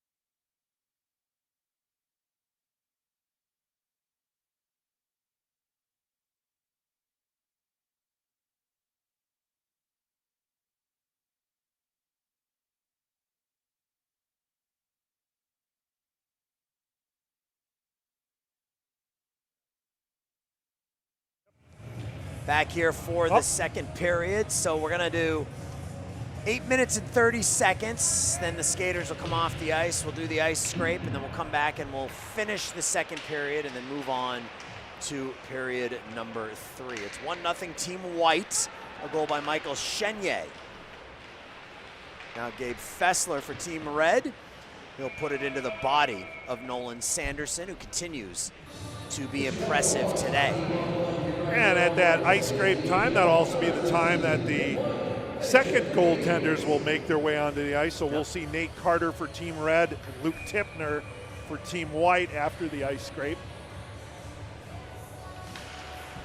Face off won by Team White and cleared the length of the ice, and that will roll wide of the crease. So I should say like those Comic-Con appearances scheduled to appear. Yes.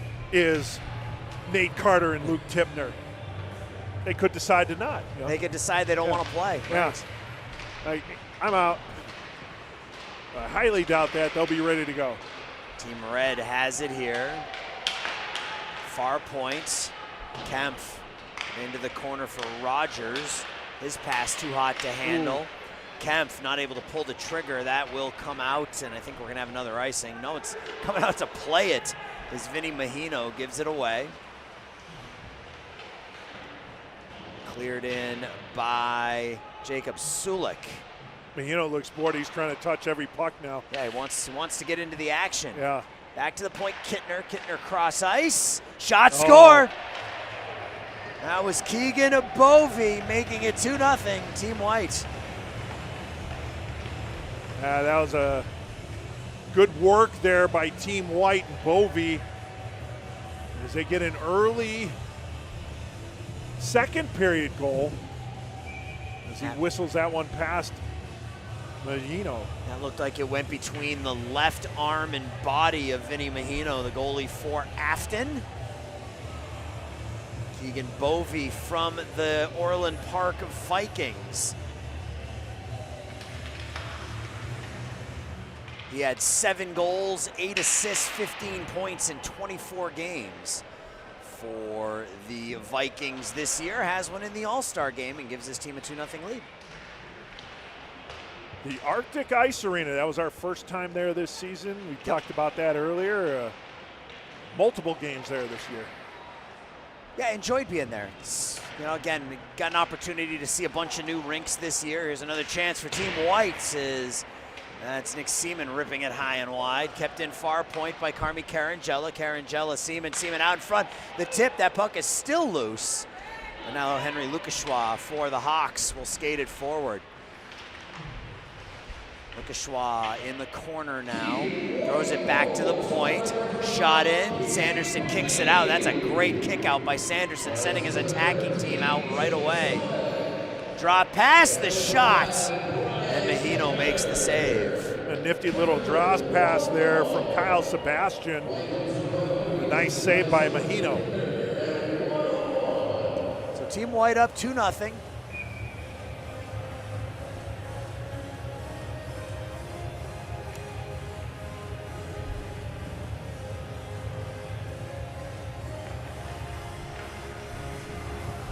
Red wins the draw.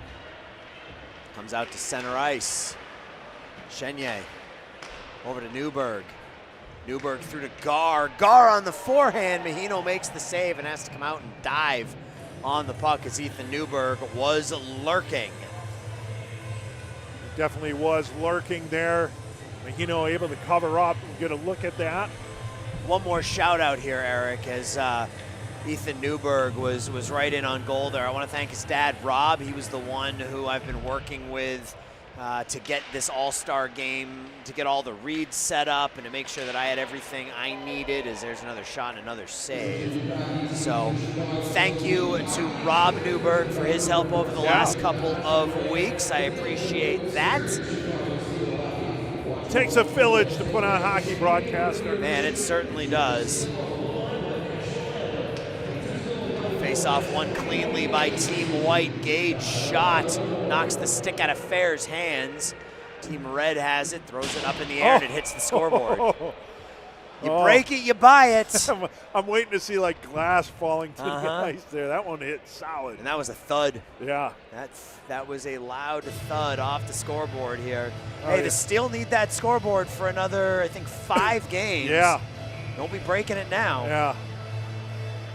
Steel, of course, moving into their new home next season. The new, what used to be Fifth Third Arena across the street from the United Center. Gorgeous new facility. Well, I guess remodeled facility. It's not really a new facility. Well, no, I mean, the 2 new rinks are. So now there's 4 rinks over in that complex, and the Steel will be playing what's called USG Arena. So, you know, again, they'll have like these type of seats. Dangling through, walking in all alone and not able to finish was Thomas Fair. Best opportunity of the game for Team Red. Now Newberg kicks it to his stick, tries to throw it forward to Chenier. Chenier has it behind the net, backhands it back out the near side. Newberg to Gar. Chenier not able to corral the puck on his stick, and it comes out to center ice. Now Gade.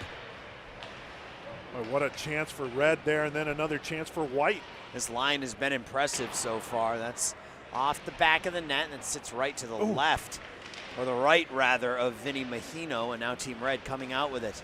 Pass a little bit behind Huster, but he'll scale it in. Stopped there by Nolan Sanderson. 4:50 left to go in the first half of second period.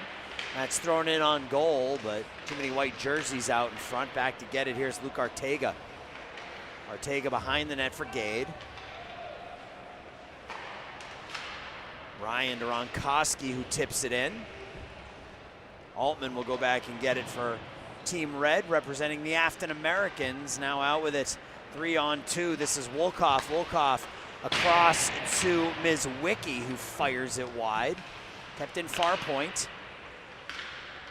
Altman's trying to tee up for the one-timer, and that's where you see some of that miscommunication.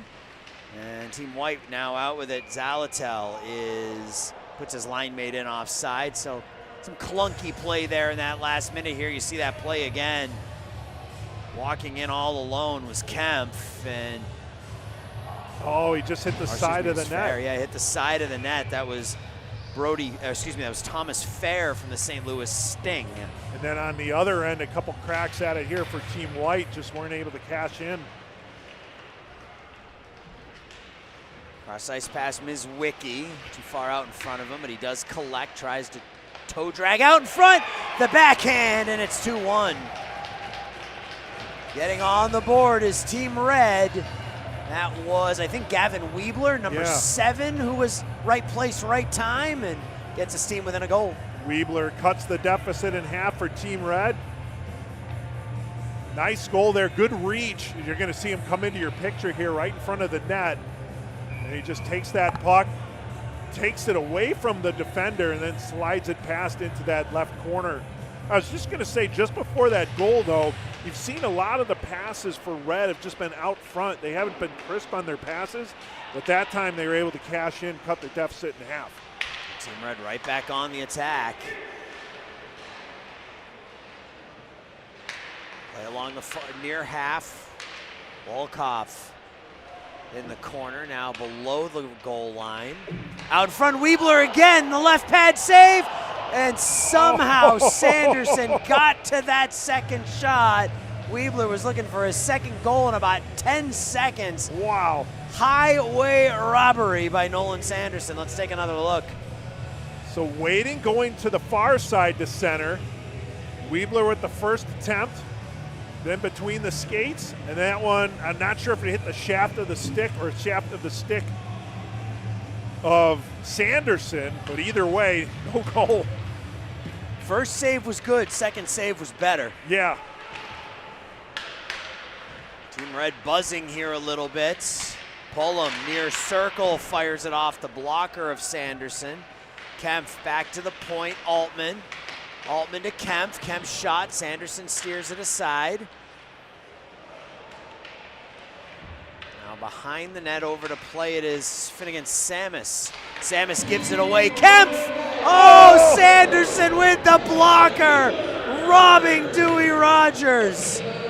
That was the save of the day of the 4 games. First save was better. Second save was better than that. Third save was the best of all. Nolan Sanderson. Puck comes to neutral ice. Team White clears it in. Caden Pullum will go back and get it for Team Red. Got a highlight reel of saves just in this period. Yeah, I'm looking forward to clipping these highlights. Yeah. Fessler. Long pass forward for Kyle Sebastian. Sebastian near circle through the legs. Backhands it from a bad angle. Save made by Mahino. Kept in there by Seaman for the moment. Gets through Lucas Schwa.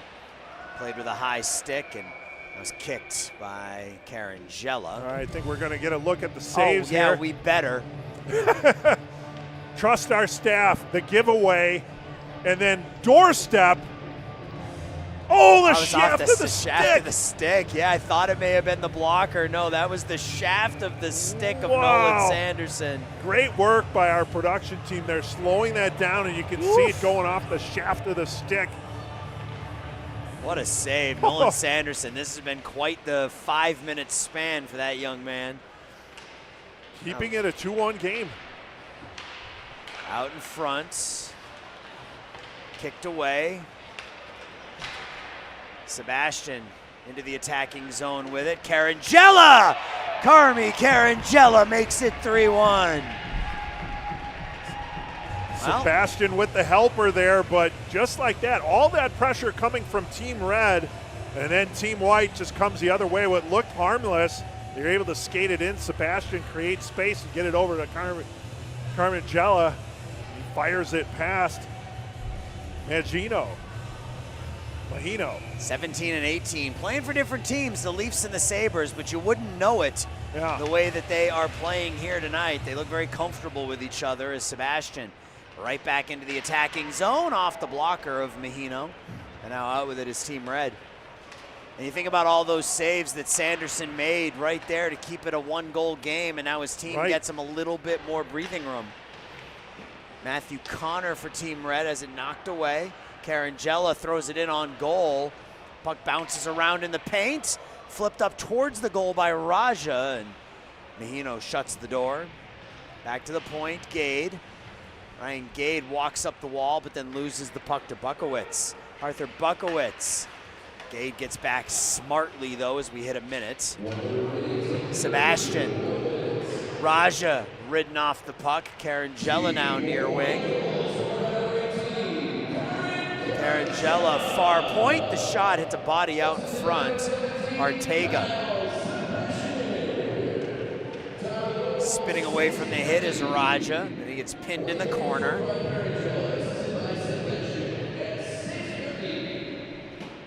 Bukowitz near half wall, throws it far side where he's got some space. 3-on-2 now for Team Red. Draw pass. Shot whistled wide by Thomas Fair. That'll come all the way out. Now a 3-on-1 the other way. Newberg goes across and not able to tap it home at the back door with Chenye. Gade. His shot goes wide. Gar down low to Chenye with under 10 seconds. Out in front, Newberg can't get a stick on it. That's off the glass. Takes a funny bounce down to 2 seconds. And the save is made by Mahino as the first half of this game comes to an end. It's been up and down, but Team White will go to the locker room halfway home with a 3-1 lead. Eric and I are going to step aside. We'll come back with the second half of period 2 and period 3 on the other side.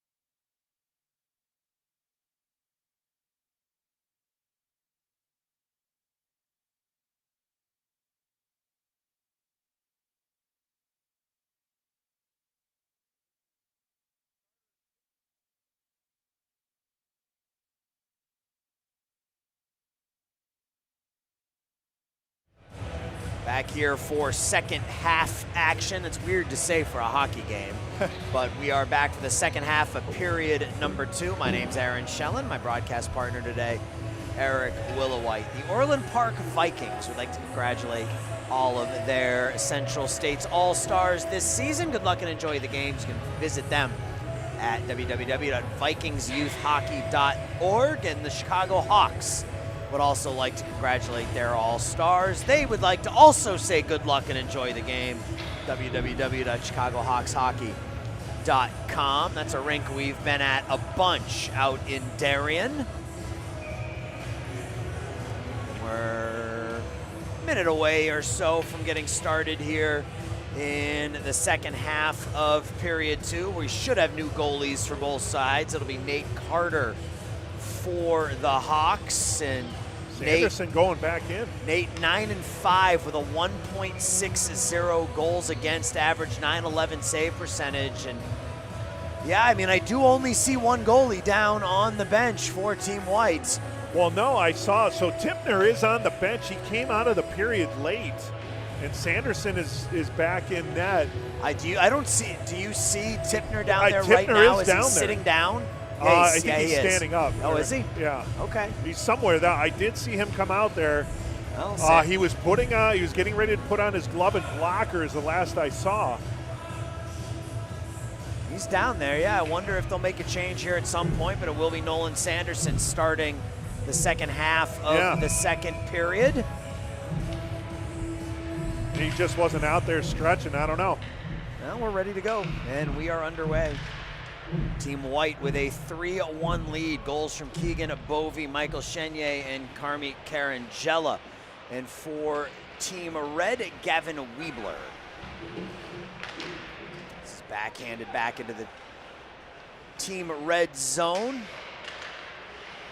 3 really incredible saves by Nolan Sanderson in that second period as well. Each one better than the next. Yeah, better than the last, absolutely. Cloninger from the point fires it in with Ms. Wiki right there on the doorstep, but Sanderson directs it away. High slot, the shot. That one caught Max Deegan, and he felt that. You could see him just react. Below the goal line, Team Red. A huge hit behind the net as Rex Ryder gets hit hard by Max Deegan. That's probably the biggest hit of the day we've seen so far. I almost felt like it was near the head area, but it's probably the shoulder. Yeah. Now in the corner, here's Chenier back to the point. Seaman the shot through. Chenier on the back doorstep, can't find it. Now back to the point again, Seaman. Seaman holds the puck on his backhand, gets held, no call. That was Let him play, Aaron. One hand on the stick, the other around the shoulder. Shot out in front, says Keegan Bovey. Hammers the one-timer, and the save made by Nate Carter.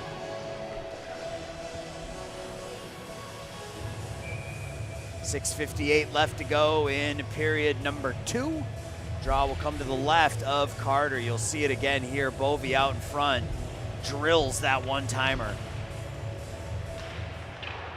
Good early test there for Nate Carter. Yep. Here comes Team Red now with some speed up the neutral zone. The shot, the blocker saved by Sanderson. And Newberg takes it for Team White. Gade takes the feed from Chenier, but it's too far out in front. Gade has to go back and get it. Now Gar will dump and chase. Stopped by Carter behind the net. Gives it away though.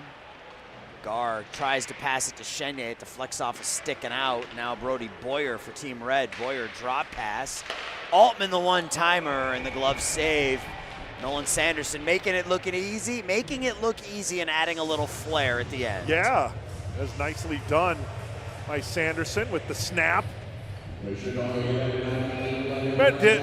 Did Ricky Henderson start that in baseball, a snap? Does that sound about right? And it sounds like something Ricky would do. Yeah, and Ricky would talk in the third person yes, he as well. would. Yeah. Ricky created that, yes.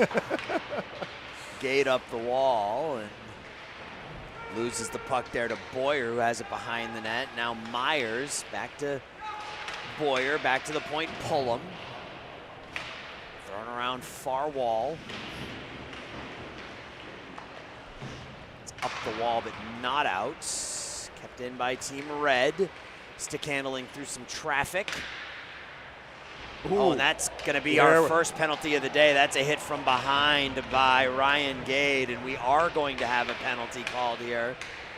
Pull him. Puck comes out of the zone, and Chennier is going to go back and touch it. And we might, not only we might have a penalty here, that might be a 2 and 10, because that hit from behind is almost always a 2 and 10, but we'll see what happens here. My guess is he'll just get the 2. Yeah, it looks like he's signaling just the 2. And the rough, the hit from behind, the first penalty of the day will go to Ryan Gade of the Bulldogs. Oh, you can say of 4 All-Star games, you were the only one summoned to the penalty box. You were the only one who did something egregious enough for the officials to go, yeah, man. They had to call it. You got to go. Yeah. So 2 minutes here, but you're right. Regular season game, that might have tacked on a 10. Draw to the right of Sanderson. Face-off is won by Team Red. A boarding penalty called on Gade. Now here's Connor with it at the far point. Lukashwa, far half wall. Lukashwa now behind the net, comes around to Fair at the near point. Back to Lukashwa near half wall, drops it for Fair. Good work there. Fair takes the shot, and that goes wide. Connor, opposite corner. Lukashwa out in front, the one-timer. Ripped wide. It's amazing how comfortable they look together, considering they're not teammates. Yeah. Right on this power play. Cross ice pass, Fair has it low. Stick handles through, now thrown out in front. Fair takes the shot, the right pad, the score. The rebound and the tuck, and Team Red gets back within a goal. It's 3-2.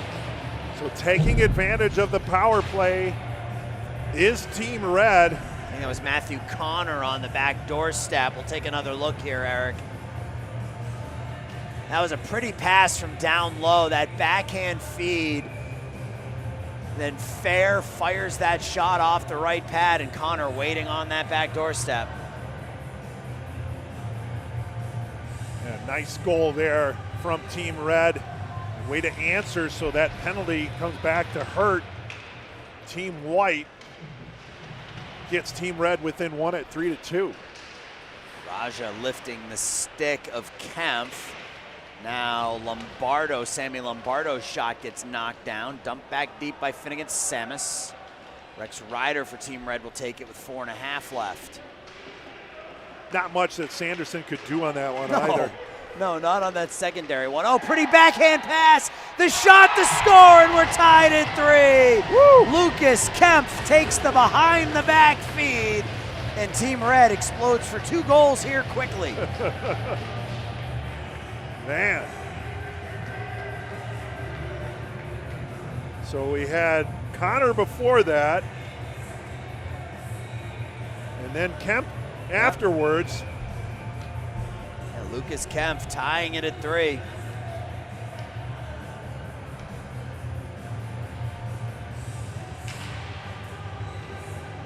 Still got 4:17 to go in this second half of the second period. Yeah, Team Red got into something in between while that ice was being scraped. They came out like a house of fire here in this second half of the second period. Now Bovey.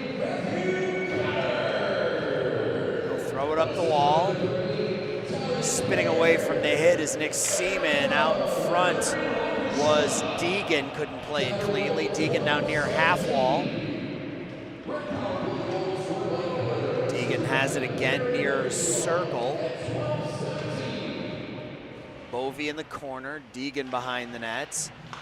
Shot there by Sulik goes wide, and that'll come all the way out. So Fair got one of the helpers on that goal from Connor. I didn't hear the second. It might have been Wolkoff on the power play goal. Behind the net. Team White trying to settle things down here a little bit. Whipping it towards the goal. Oh, what a pretty save, the shot. Did he get it? Did he get yes, it? He did. He got it. That was Keegan Bovey again, as the first couple saves were made by Nate Carter, but Carter was down and out after the second save, and Bovey picks up his second. We've had 6 goals scored in this second period. We'll watch this here again. First 2 saves made by Nate Carter. Sweeping it out in front. That was Deegan on the first 2 attempts. That one right there with the stick. But then Bovey goes top corner. Yeah, Carter did all he could on that second save, but he was just down and out at that point. That stick save on Max Deegan was every bit as impressive as what we've seen from Nolan Sanderson. Now Team Red again, trying to get it even. That comes in. Oh, Sanderson makes the save, and now potential breakout for Newberg. Ethan Newberg tries to toe drag. It's cut off by Caden Pullum. Maybe Luke Tippner knew what he was doing. You know what? I'm good. I'm good here. Yeah. you stay. I'm good. Sanderson will cover up at the near post with 2:38 left. Yeah, a barrage of offense here since this one has restarted. Yeah, we had 1 goal in that first period, and we have had 6 since. Yep. Draw to the left of Sanderson. It's won by Team Red. Back to the point, Altman. Altman rips the shot into the body of Mizwicki. Mizwicki, the hard backhand. Couple attempts at the near post, diving over. Sanderson lost his stick, and he made a diving attempt to his left, and he's shaking that left hand out a little bit. Yeah. He has just put his glove hand back on, or not the whole glove hand, just the glove. His hand was there the whole time. Wolkoff. Stick handling through was Rogers, and Sanderson covers up there. I like the interchangeable glove hand. Yes.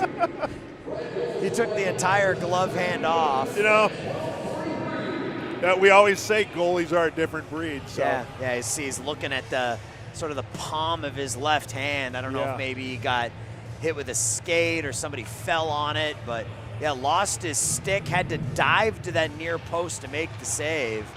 Otherwise, it'd be 4-4. Yeah, he's going to start billing Tippner now. Kept in at the point by Pullum. Drag the shot by Huster, goes up over the crossbar. Pullum keeps it in far point. Altman near point. Tries to go cross ice, deflected up in the air. Well, Team Red's not messing around here in this second stanza. They are not. Second period. Down to 90 seconds, that's up the wall and comes out. Sebastian sweeps it up the wall. Zalatel goes and gets it behind the net.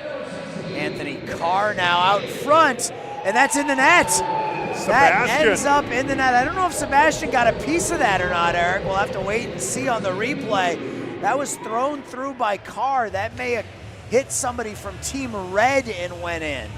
We'll see what the replay shows, but yeah, Sebastian was on that near post waiting for that pass coming through by Anthony Carr. We'll take another look here.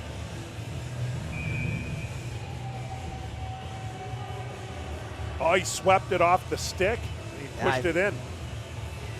So 5-3 Team White, so they've rebounded after giving up 3 goals to allow the game to be tied.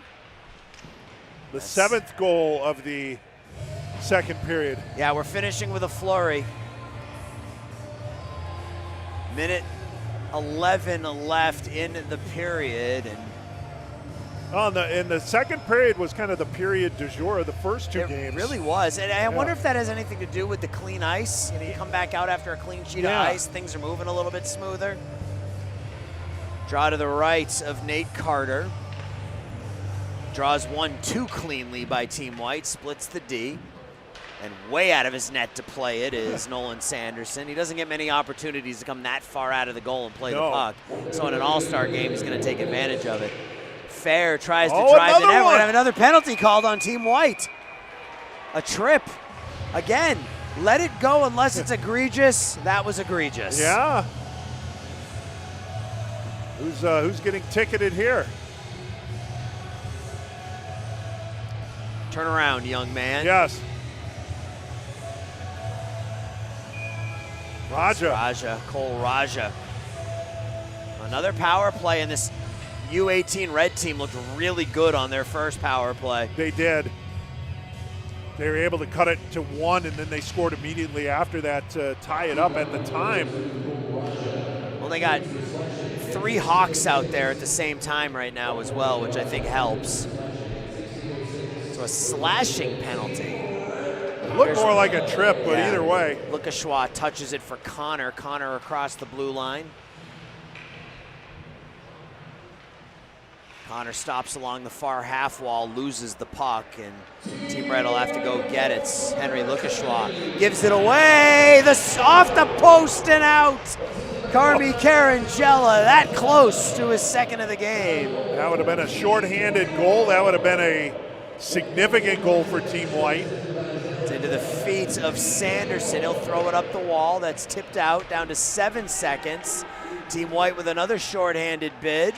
The through to Carangella, excuse me, and tapped in after the horn. But Carmi Carangella with a couple of shorthanded opportunities to close out the second period. We'll go to the third. Team White with a 2-goal lead.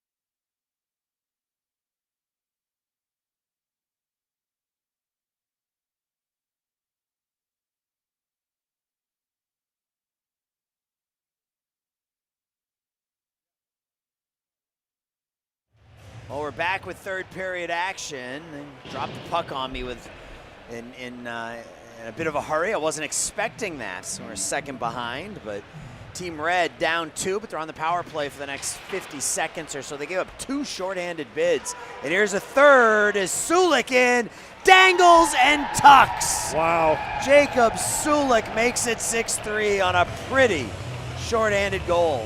Yeah, Team Red here kind of imploding on the power play. They've given up multiple shorthanded opportunities. That time Sulik cashes in on the giveaway. It was a nice move by Sulik, had the puck on his forehand, went to his backhand at the last minute, had Carter down and out, and that was an easy tuck. Still 46 seconds on the power play, so I'm sorry, so if you're Team Red, knocked getting my excited table here, over, yeah. Eric. Just throwing the length of the ice, stopped there by Nate Carter. Yeah, if they can still get a goal here, cut it within 2. I mean, we just started the third period. Well, we saw them score multiple goals in a hurry, so 3 goals certainly not insurmountable, but want to get one here as quickly as possible. Madison dumps it into the corner for Wolkoff. Wolkoff back to Cloninger at the point. Wolkoff, far circle, and it's into the body of Nolan Sanderson, who's still out there with 16:10 left in the third. Yeah, it looks like Sanderson's going to go the distance for Team White, which he's made some grade A saves throughout this game. Faceoff will come to his left. Still 17 seconds left on the power play. Draws one by Team Red.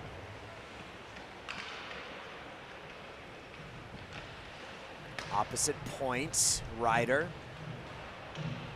switches places with Rogers. Back to Cloninger. Cloninger, Rogers with the one-timer, and Sanderson was able to see that all the way, right into his glove. Yeah, he's got a clear lane there. You can see Team Red working the puck. There's the goal by Sulik on the shorty. Yeah, Carter came way out of his crease to try to meet Sulik, but just that one move got around, and once he got around Carter, it was easy. Rogers in the corner, power plays up, thrown out in front. Sanderson makes the right pad save off the stick of Rhett Mizwicki. Rogers tries the one-touch pass over to Wolkoff, now back to the point. Shot from the point, blockered away by Sanderson. Ryder now out in front, Rogers. Sanderson makes the save, the rebound, the score. That one was Quinn Wolkoff making it 6-4, and Team Red not done yet. No, Team Red continuing to pursue there. I was going to say just before that, it looked like Sanderson just kind of regained his mojo there, but Team Red continued to pursue. And then Wolkoff taking the rebound. A second attempt and stuffed in after the initial shot coming from Dewey Rogers. It was a nice shot by Dewey Rogers, too. It was up on Sanderson, Yeah. so it was harder for him to not allow a rebound, and then the easy tap in by Quinn Wolkoff on the back door. So they don't get the power play goal, but shortly after it expires, they're able to get goal number 4 and cut the deficit to 2. Newberg after the puck has it here. Gar tries to go right back to him. Gar behind the net, tries to hit Chenier out front. That comes back to Carr. Anthony Carr takes the shot, and Nate Carter makes the save. Little tap there from Newberg on Carter. It's certainly been a little bit more wide open than what we've seen from the other 3 games. Now, those were very much a lot more conservative. Newberg tries to go cross ice for Chenier, and that doesn't work. Taken here by Boyer. Carr keeps it in. Chenier. Newberg heals the one-timer. Now Team Red out with it. Boyer through the defense. Tries to go up and short side and can't. He nutmegged the defenseman. Deflected into the near corner. Team White has it here. Carr off the glass and out. Altman knocks it down. Chenier tries to walk right through him. Newberg puts Chenier in offsides. That lets Team Red collect the puck in their own zone. Giveaway there, though, at the near point. Kept in by Carr. Chopped up in the air. Now Lukashwa behind the net. Lukashwa gets double teamed by Newberg and Chenier. Gets it back. Taken away by Chenier. Newberg will go track it down in the corner with Altman. I'll come back to the far point. Cross ice pass, Carr. Carr throws it through. I think he was just looking for a deflection there. Now I'll go over to the far side, back to the point. The shot from the point, the tip by Chenier. Oh. Tries to twist the wrists, and the save is made by Nate Carter. Wow. I thought for sure Chenier had that one ticketed. Well, I like to I'm going to be putting together highlight reels from these games so that Central States can post them on their website. There's a shot and a score by Thomas Fair, making it a 1-goal game. And Eric, I was about to say that, normally when I put these highlight reels together, it's almost all goal scores. Yeah. This one's going to have a lot of saves in it as well. Even though 11 goals have been scored now, Yeah. That was Thomas Fair right at that near post. Right place, right time. He had all the time in the world. That side was wide open as you see him tuck it in there. I need some more active celebrations, though. Thomas Fair just sticks the stick up in the air. I need to see some riding the stick. I need to see something. Yeah. Give me something, guys. Yeah, this could be your last game of the season here. I'm sure a lot of these kids are going on to play in, it's going to be offsides, playing in tournaments, state tournaments and things like that. But yeah, I want to see some celebration. Let's have some fun with it. Yeah. 6-5. Scoreboard here says 6-4. Yeah, they haven't updated that. So Fair afterward tucked the stick in the holster, so he's like he did a delayed celebration there. Does anybody do the what was it, Chichi Rodriguez? Does anybody do that with the hockey? Chichi? I don't think I've seen that. That would be a good celebration. I mean, we're dating ourselves here with the Chichi Rodriguez reference, but for those of you who don't remember Chichi, the golfer, he would make a long putt and he would treat his putter like he was Zorro. Yeah. Yeah. Not too many golfers had that kind of flair back in the day. No, absolutely not. But yes, definitely dating ourselves with the Chichi Rodriguez reference. It's all right. You see, that's just a pretty save by Carter, making that diving stop. That was right before the goal. Now back at the points, Connor throws it through a screen, and that tricks through. Yeah, broke through Sanderson, and we're tied at 6. Holy cow. There's still 12:33 to go here. Well, that's the first, I would say, questionable goal allowed by either goalie in this one. And just a shot from the point by Connor, and I don't think it was deflected, it just broke through. So second goal of the game for Matthew Connor, and it is 6-6 with 12:33 left. So he said this red team can score in a hurry. Well, there you go. It's flipped in and caught by Carter. He'll leave it for Connor, who has a pair. He's got 2. Keegan Bovey has a pair. This is crazy. And we've had 1 goal scored in the first. In 10 cents, yeah. Yeah. 4 here in the third. So if my math is correct, that's 7 in the second, right? Yeah. Or 6. Yeah. Offside, no, 7, yeah. Offsides by Team Red as Weebler goes in offsides, and Evan Mattinson, because they're teammates, he just throws his hands up in disgust going, dude, what are you doing? They both play for the Hawks. Weebler well in ahead of the play. Now Kempf. Forward to Fessler. Fessler up ahead, Weebler. Weebler loses the puck. Carangella throwing it forward for Raja doesn't work, and no icing. That's stopped by Nate Carter. Cloninger trying to get away from Sammy Lombardo of the Leafs. Carangella near circle. Carangella through the slot, deflects far side. Raja behind the net, Lombardo. Lombardo out front, Carangella stuffed at the near post by Nate Carter. Gade gets tied up by Weebler. Carangella along the near wall. Out in front, Wolkoff, he has a goal today. Has it behind the net now, flips it back into the opposite corner, Mizwicki, but it's taken by Team White.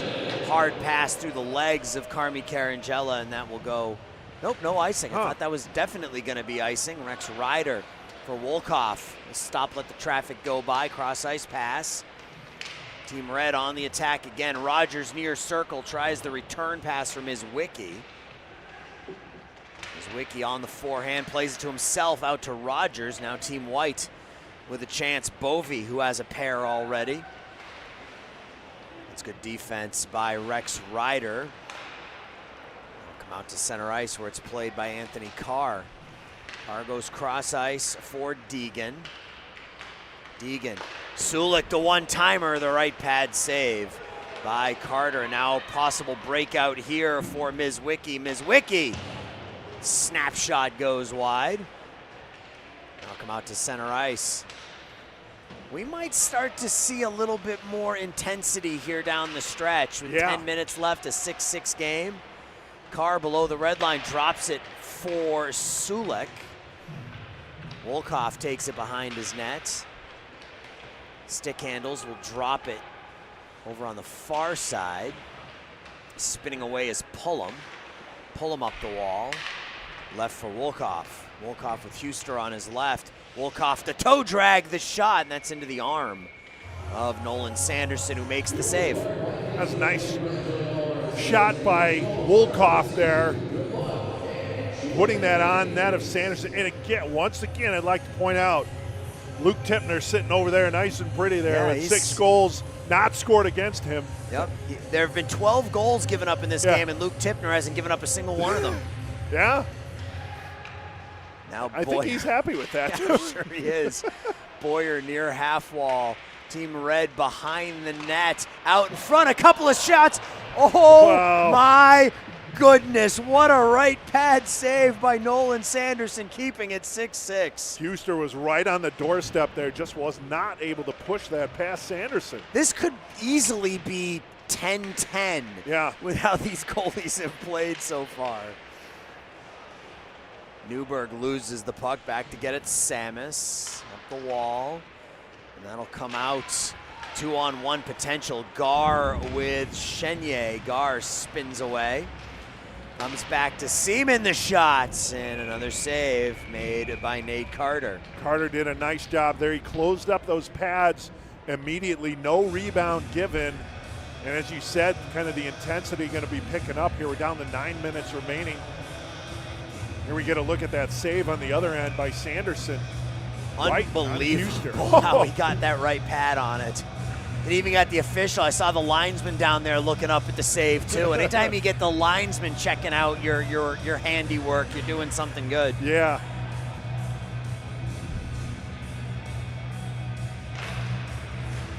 Face off won by nobody in particular. Over to get it's Owen Gar. Newberg below the goal line. Ethan Newberg stick handles, loses the puck. Gar now in the near corner. Back to the point, knocked away from Artega. Now Lukashwa flips it to himself. Lukashwa in deep, backhand pass, fair shot goes wide. And then he goes toppling over Nolan Sanderson. A nifty little play there. Yeah, it really was. Connor has to go back towards his blue line. Now he'll start forward over skates. It gives it away to Newberg. Newberg leaves the puck. Chenier. Chenier wires the shot off the blocker of Carter. Now Gade into the waiting glove of Nate Carter with 8:13 left. Carter's looked pretty solid in net since he's entered the fray here. Draw will come to his right. Do we know the overtime rules here? Hopefully it's just a shootout. Yeah. Either 3-on-3 or shootout. Carr. I can't imagine there won't be any more goals scored in this game, though, given how the first 2.5 periods have gone. Center ice. Zalatel goes D to D. Puck given away, kept in at the point. No, not kept in, as Kempf brought that out of the zone and then back in.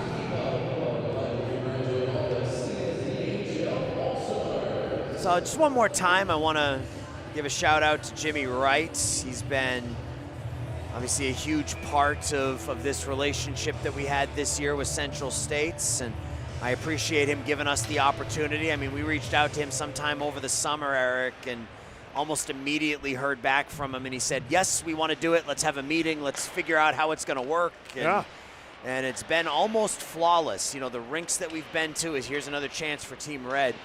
The rinks that we've been to have been fantastic, almost no issues at all when it comes to, you know, either streaming the games or making sure that we had a setup. So it was just a really good season all the way across for us here with Central States in our first season.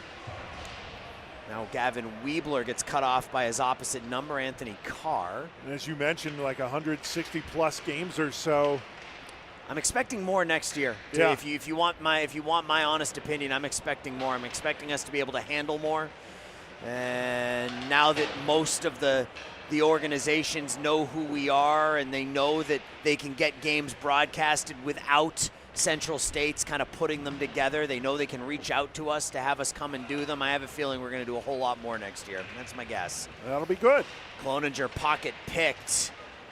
Now Rogers tries to play it forward. Cloninger back to Rogers. Now Walkoff throws it through a screen, blockered up into the net by Nolan Sanderson. Not coming back. And I definitely want to make sure that we thank our team before we get out of here. Right? We have Mike Napolitano, who's been with us for a couple of years now.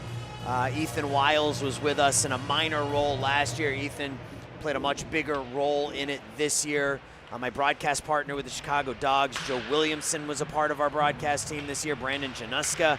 So we really expanded our team. Really, this started as you and me for about 2 or 3 years. And then about 2 years ago, we needed to expand a little bit because we couldn't handle all of the games that were being thrown our way. So we brought Mike on board, and this year it exploded even more as that's a nice right pad save. And we just, we expanded, and everyone's been great, and it's been a lot of fun.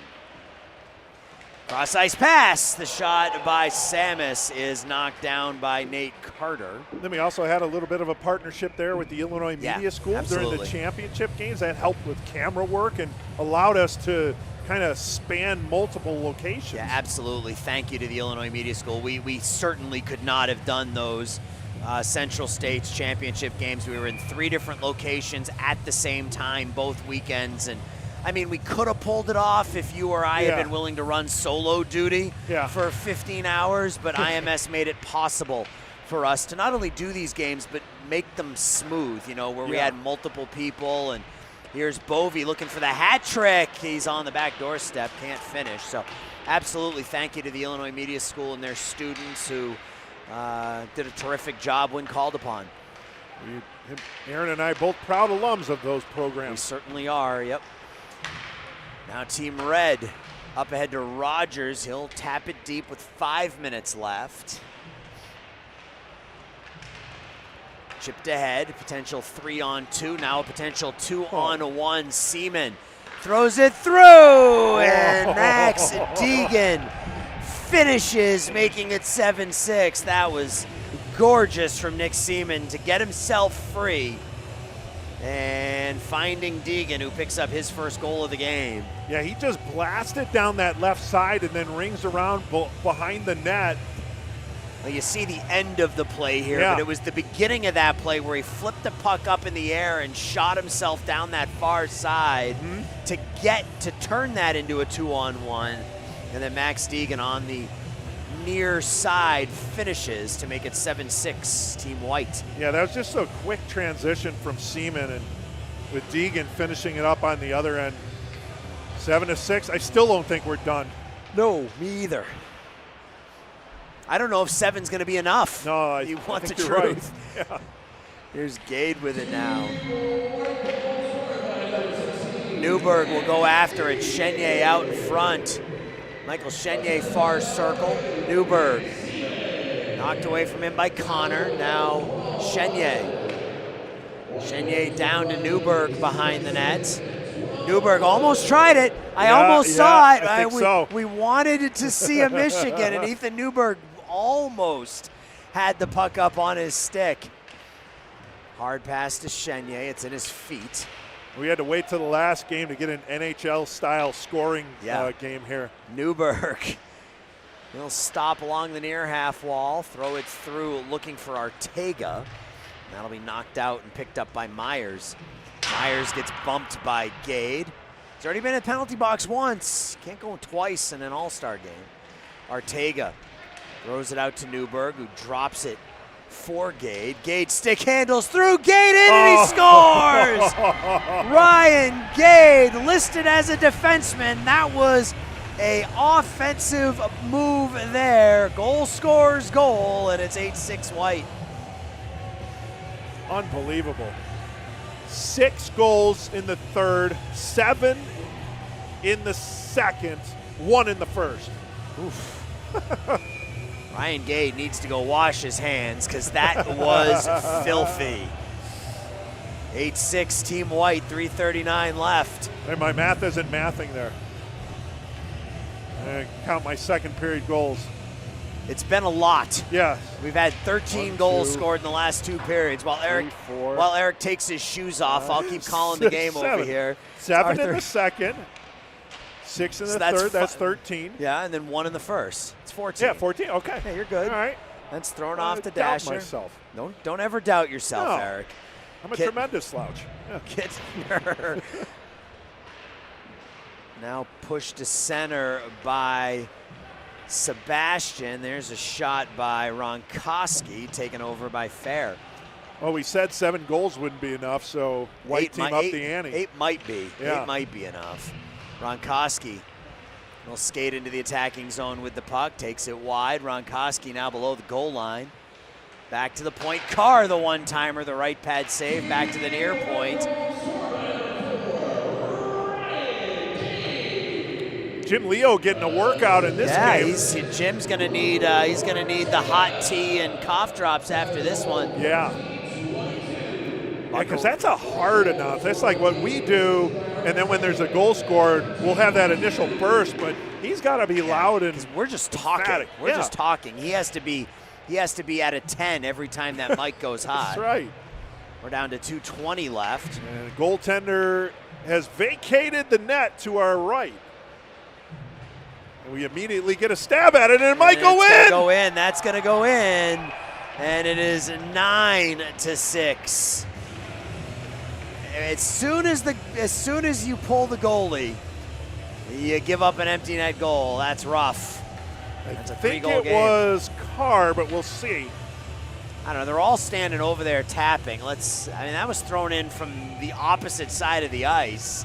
I think that may have been Carr, because Carr's a defenseman. He's been back on the blue line all night. So we're going to give it to Anthony Carr because I couldn't see the license plate. All right. We'll wait for the official score, but for now we're going to go Carr. That's goal 8. No, goal 7. Take the shoes off, Eric. Yeah. It still hasn't even updated. It still just has Ryan Gade's last goal on here as that puck comes in and covered up by Nolan Sanderson.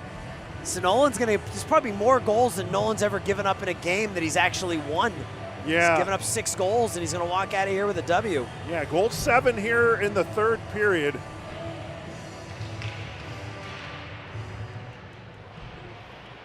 It's been a fun day. Team Red had 3 of the goals here in the 3rd. Yep. This has been a fun day. We got 4 All-Star games in and a lot of highlight reel stuff that's okay, there's the whistle. All right. That puck was out of the zone, and there were 3 white jerseys in the attacking zone before the whistle blew. And then back in the day in this game, there were like 2-3 great saves by Sanderson. So it does say number 7. It says Tommy Zalatel, but that number 7 is Anthony Carr. Right. So I think it was going to be Anthony Carr on that empty net goal. Yeah, no, there's 2 number 9s, but it was 7. Carr is 7. We got that as a late. Well, Jim Leo is saying that it was Zalatel's goal. So maybe we go with Jim Leo. Okay, I don't know. No. You know, we're gonna stick with Anthony Carr? Yeah. All right. You say so. Here's Rogers with it, has his pocket picked. Team White flips it to center. Altman does a nice job knocking it down. So we're under a minute now. Rogers tries the give and go. Maybe they each get half credit. Sure, give him half a goal. Yeah. It's backhanded cross ice. Altman will go get it. Comes back to Pullum up to Mizwicki, and that's cleared in. It'll come all the way out, and I think we will not have an icing. Yeah, swallow that whistle here. Yeah, why not? I was looking for a camera. I was expecting to see a camera behind us. Oh. But that's we okay. might not. That's fine. Yeah, well, that's all right. We don't need to. You guys have seen camera. our faces Yeah. enough. You can do artist rendering. Yeah. Yeah. We'll draw a picture and post it in front of the camera. No, we're good. Yeah. Plus, we're 4 games in right now. Yeah. We're a little weathered. Looking a little haggard, as they say. As Sanderson throws it the length of the ice, looking for the goalie goal. That was knocked down with 2-1, and that'll do it. Oh, last second shot. That breaks the unwritten rules of hockey. Last second slap shot from the point in is an knocked all-star down game by Sanderson, and Team White takes this one 9-6. So Team White wins 3 out of the 4 games today, and I got a lot to choose from when I put my highlight reel together for this one tomorrow, Eric. You do, and you even mentioned, even mixed in with this game, there were some tremendous goaltender saves. Despite it being a 9-6 game, but we saw a lot of great goaltending plays throughout 4 games, a lot of great talent. The offensive explosion here in this last game was something to behold, and we've reached the end.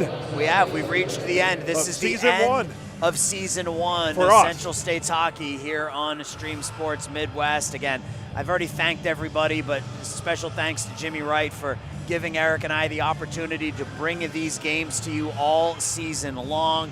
Again, I want to thank all of the team managers who got us all of our rosters and all of our pronunciations and everything we needed, and the rinks that made sure that we had our tables and our internet set up and everything we needed to put on a broadcast. I want to thank all the people that watched and tuned in and chatted with us through YouTube throughout the game. I mean, the reason we do this is so that people that aren't here can sit and watch the game. You know, we genuinely appreciate it. We appreciate the words. We had one of the players come up to us in between games and thank us for getting his name right. It's small things like that. Yeah, you know, those are the reasons we do this, in addition to obviously loving hockey. So, again, I want to thank our entire team. Mike Napolitano, Ethan Wiles, Joe Williamson, Brandon Januska, all the students over at IMS. For Eric Willowhite, my name's Aaron Shellen. One more time in 25-26, this has been Central States Hockey on Stream Sports Midwest. We'll talk to you sometime in October. Have a great summer, everybody. Take care.